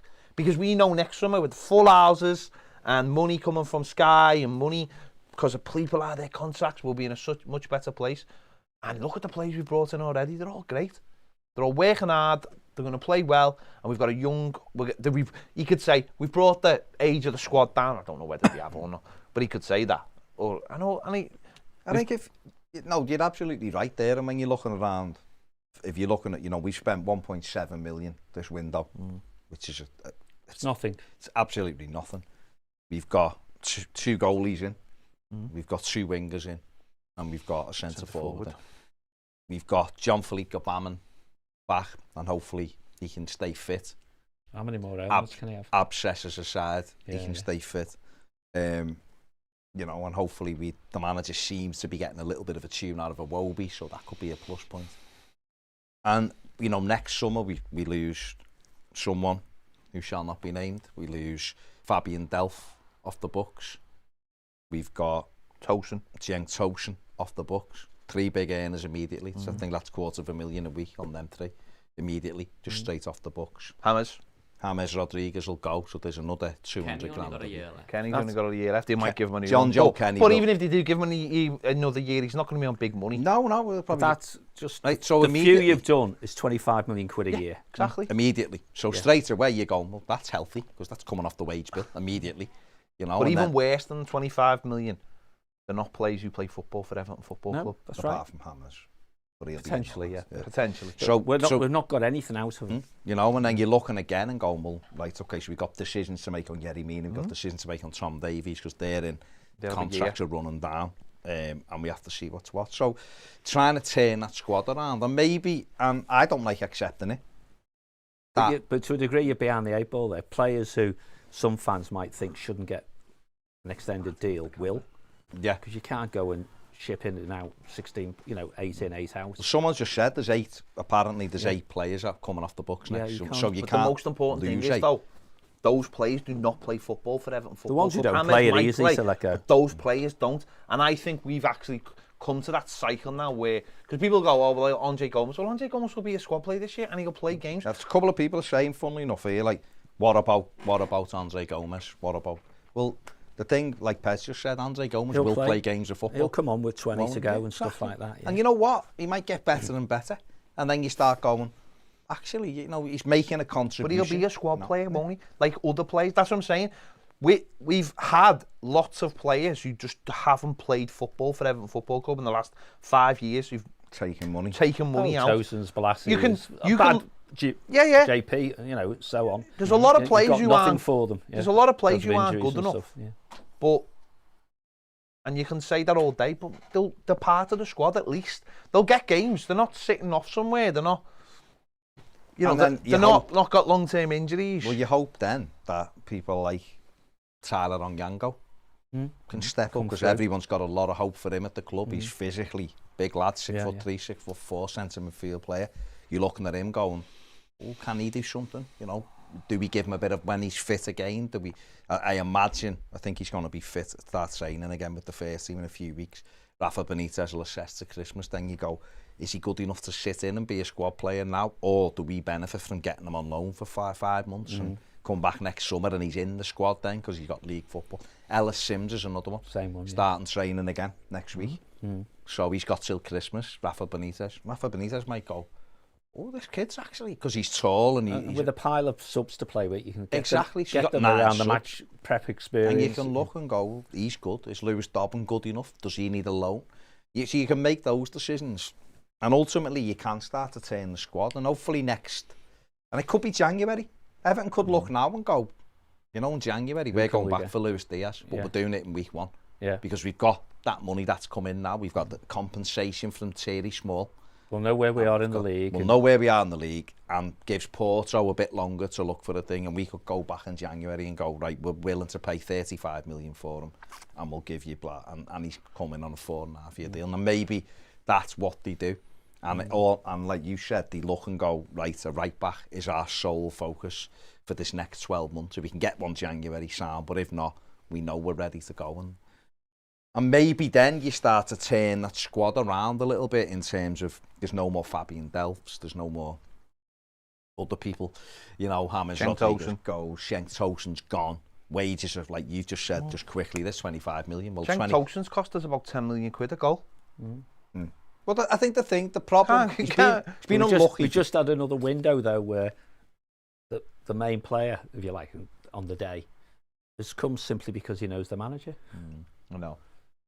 Yeah, that's not a product of the director of football saying, yeah, that's the one. He's the one. That's Benitez saying, I need a backup for this guy, and I trust that one. And he's free. I trust that one. So going forward, is that is that, do we kind of take the hit here now then? Do we kind of say, well, this is almost like 0.0, Well, we if are, that though. makes sense? It's not a case of do we? No, we have. No, but We've that, just took the hit. Sorry, what I mean was... We bought 5 players in and it cost us 1.7 million. Yeah. And we're probably paying less wages than what we did for the 5 than what we did for Bernard and Walcott. So there's a few Probably bobs will sloshing be, yeah. around. So It helps. Financially, it helps. Yeah, it might be year 0, and listen, it might be. Hang on one sec. Keith, I did mention Jean-Philippe Cabanon. Yeah, Did I not? JP. Yeah. Said JP, and if he gets fit, he'll help us immensely in that Yeah. midfield. Yeah, He yeah. really will. It might and just- then you phase out Delph and you phase out Gomez, maybe, or I It don't might know. just be a very, very boring year. I don't think it will. No, I'm just saying it might be, John, and we might just have to put up with the fact that it's a very boring year. But is it going to stop any of us going the match? No. No. But when you talk, you know, as Baz was saying before, you've got that treacherous 6 who are just financially in a different place, and therefore everyone else is fighting 7 to 13 or whatever it might be. Yeah. And we have to make sure we're 7 then. Yeah. And if things go the way you want, they get Because into Europe. if you look at excluding the treacherous 6, who's got a demonstrably better squad than us? Really? Hence why I said earlier on this evening, you know, a 5% improvement on average across the board delivered by the manager. As you said, not on a weaker squad, a reprofiled one a little bit, and maybe with structure and that 5%, the style of play may mean, for example, you know, an Anthony Gordon, when he gets minutes, finds himself in space, just like, you know, Damari found himself at, you know, at the weekend. And we'll find out whether he can do that run and slot it across the keeper and so on. Now, even if he does that once or twice, you might move him on then for a few bob, you know. You know, that bloody Man United fella's just gone for 30 million for crying out loud, you know. But is someone like Anthony Gordon, his life will be... Into Milan sign Romelu Lukaku. What the where's that from? Where have they got that from? Well, that's an old one, that. Yeah, quite old. Yeah. From Man number? United. 60. But anyway. No, it's but that's right, isn't it? That's the, and the you know, die is cast now until January. It is. and that's it, isn't it?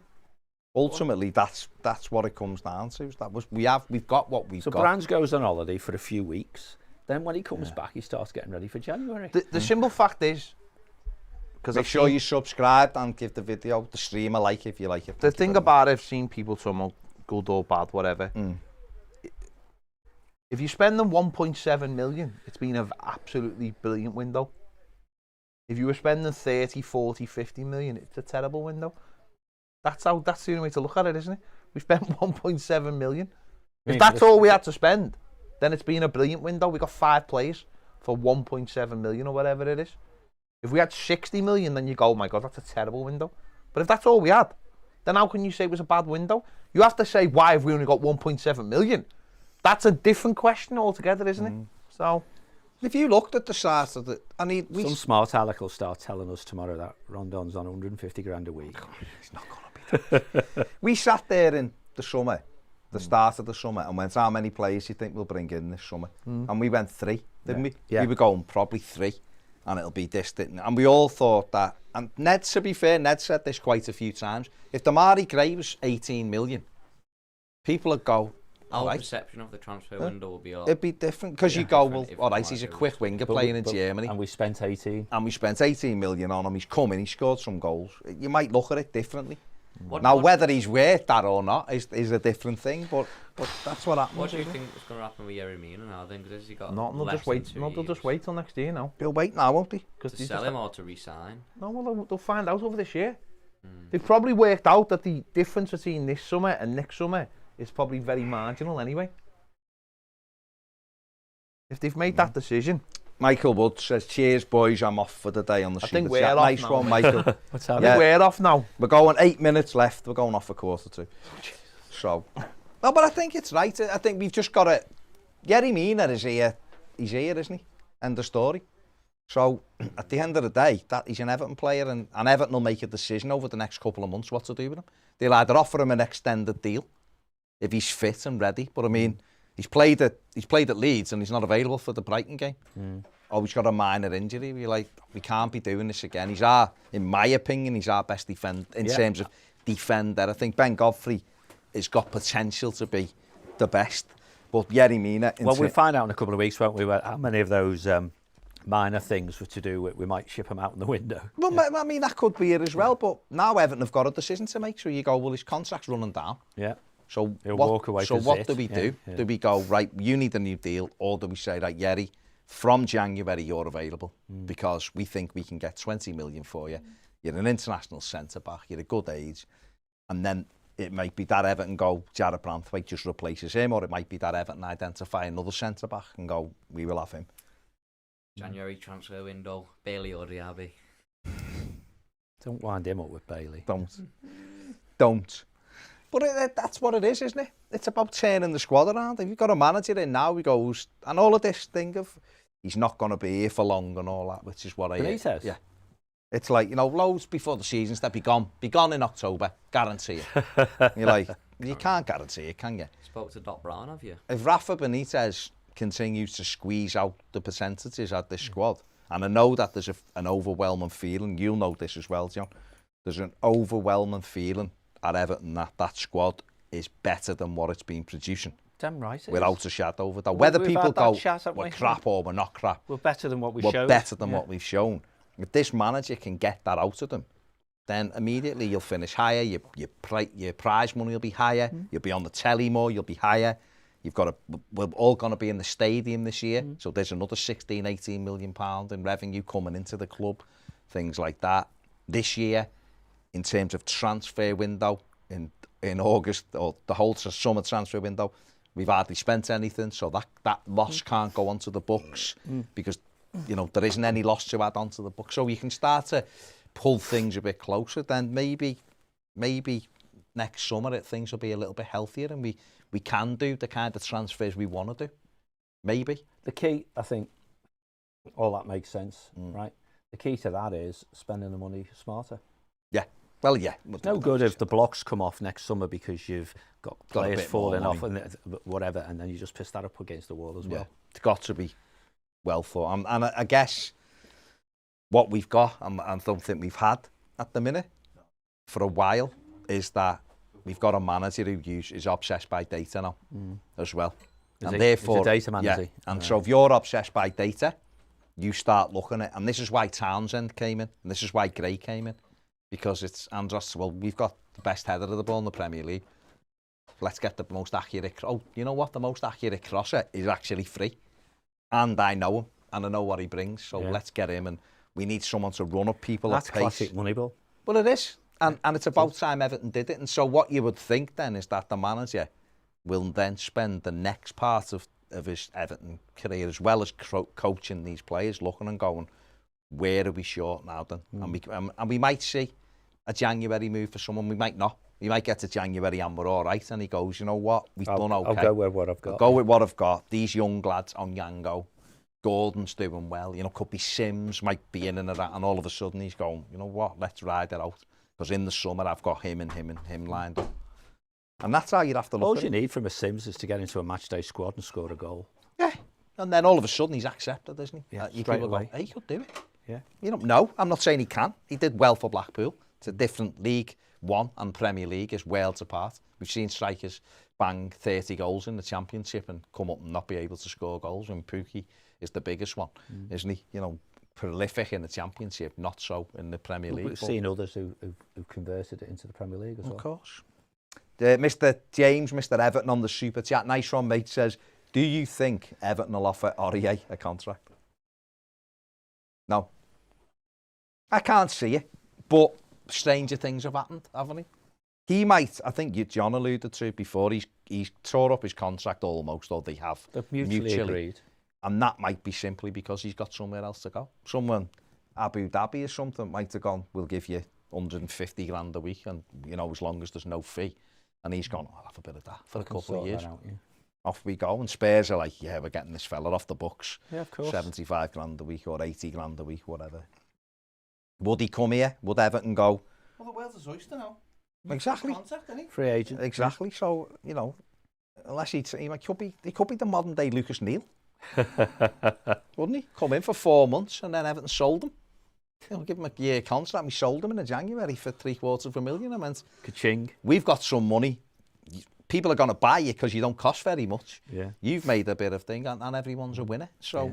it'd be interesting to see whether, and I don't believe Everton will. I don't believe Everton will do it, but it would be interesting to see if Everton did go for him, wouldn't it? It'd be mad.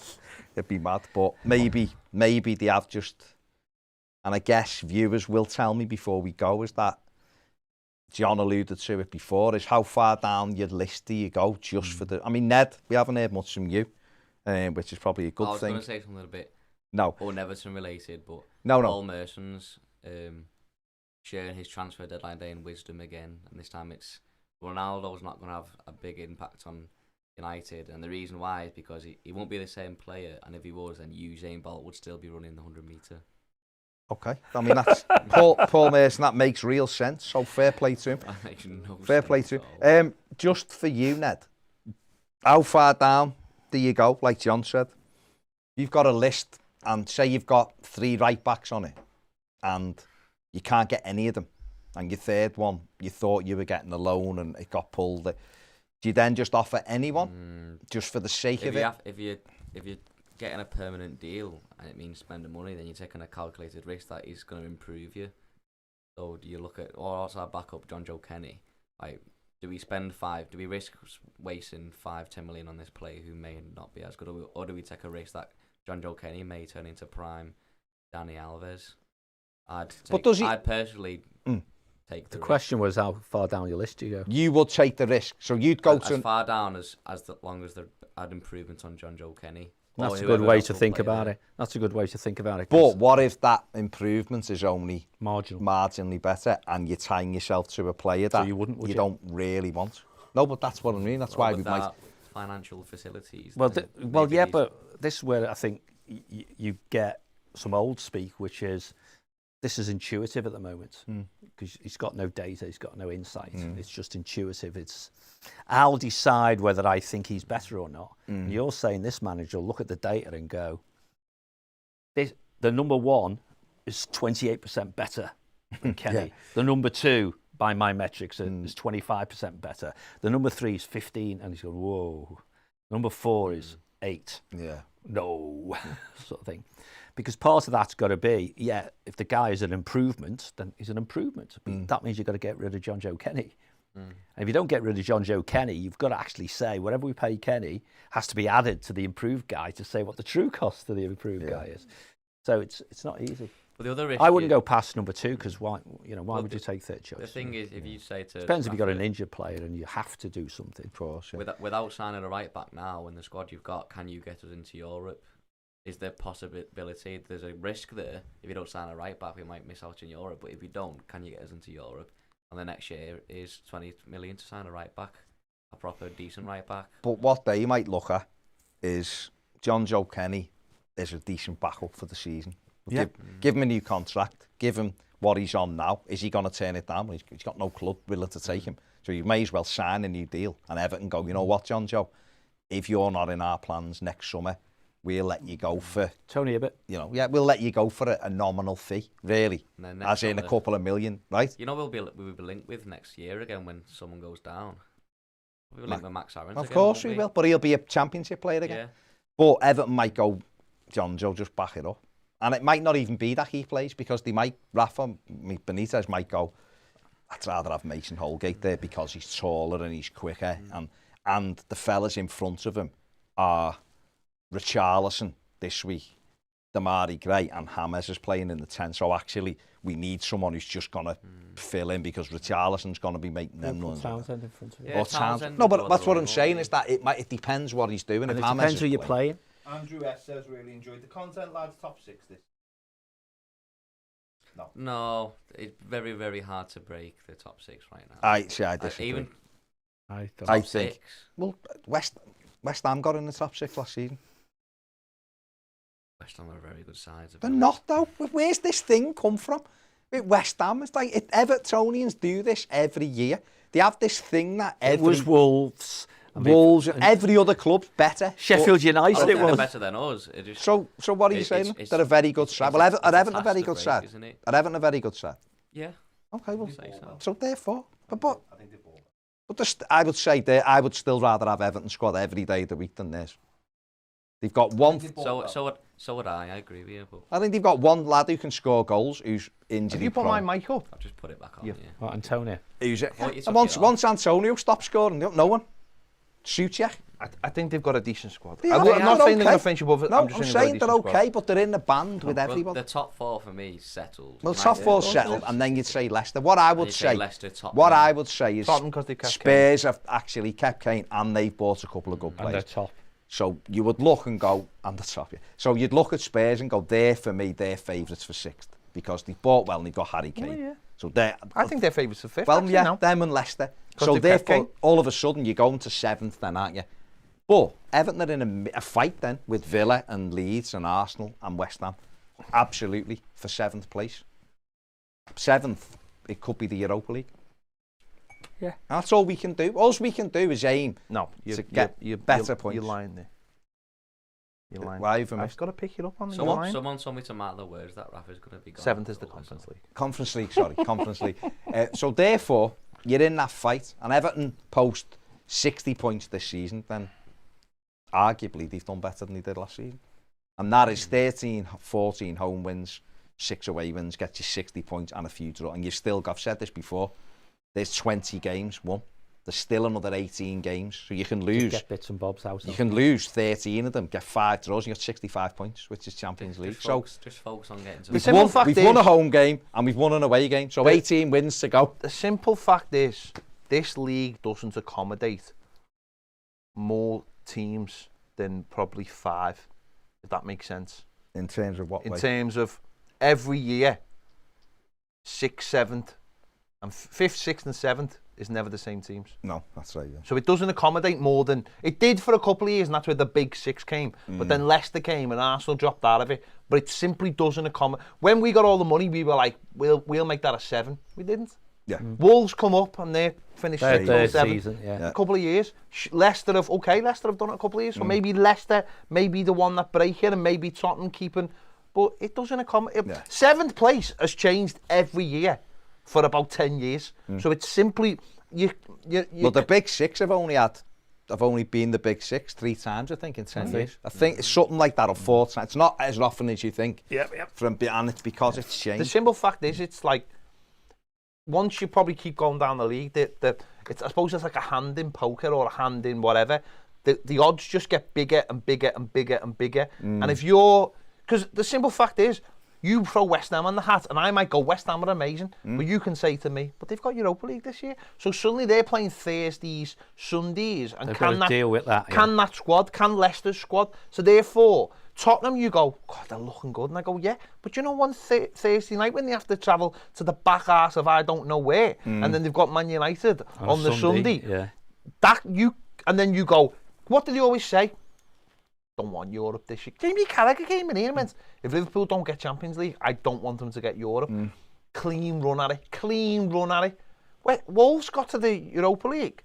Next year, they're on their ass. Yeah. Because, So what you're saying because is, your squad can't... it's better that Everton are in Europe because we're going to finish. But what I 5th. would say is, just going back to West Ham have beefed that out. Now, whether those players are good enough, but they're, because it's like the Moyes kind of play, we'll see. Yeah. But it's always that thing with everybody, because nobody's been able to build a team that can challenge for Champions League and cope in Europe, and all the players are like on big money. They just haven't. You can't do it. It's impossible. You can't play Champions League wages unless you're a Champions League team. That's what the basic facts. That's the basic facts, and that's what allows Everton the opportunity. Is that this year we do get a clean run. Yeah. Saturday to Saturday or Sunday to Sunday, with the odd midweek game thrown in, means our players will be more rested against, say, if we play West Ham on a Sunday when they've just played in Europe, and that's the mad And thing. you'd have to use that Go to to your the advantage. bookies, or maybe it's the punters, right? City are short odds, close to evens to win the league. Chelsea 5-2. Liverpool, Man United 5-1. And a huge leap to Tottenham 33-1. Yeah. And a massive leap to Leicester and West Ham 100-1. Then also 200s. Arsenal 250. Brighton 500. And then the rest are nowhere. So the including likes of Leeds and Villa Leeds are nowhere. 1,000-1. We might Villa? as well, but 1,000-1. Leicester Chelsea might as well go be to 1,000 to 1. Sol. Hey? Leicester might as well Yeah, be 1,000 yeah, to 1. yeah. Tottenham might as well be 1,000 to 1. Exactly right. Yeah. So the point being, it's the top 5. It's not even a 6. No. Which is your point that you think Tottenham might, because they got Kane, they'll get the 6th. Yeah.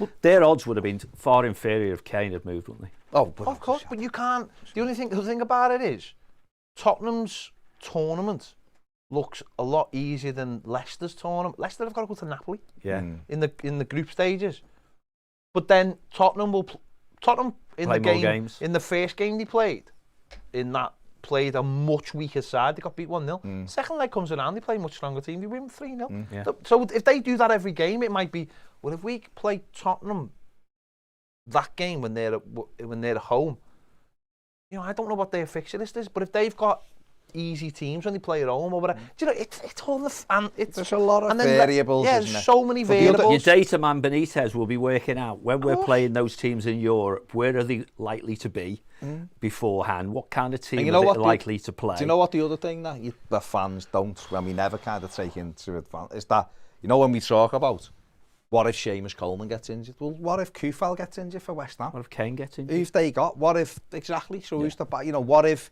like you what said, if Matty Cash gets injured if for it's- Villa? when Is it's- their right back brilliant the next When it's one? your own team, it's always worst case Of scenario. course, of And course. also, we know our team better than anyone else. I don't know who's Yeah. the backup full-back is for Spurs. What happens if Seamus Coleman has an Indian summer, turns back the clock, plays every single game and runs up and down like a little But puppy you're dog? absolutely right. Yeah.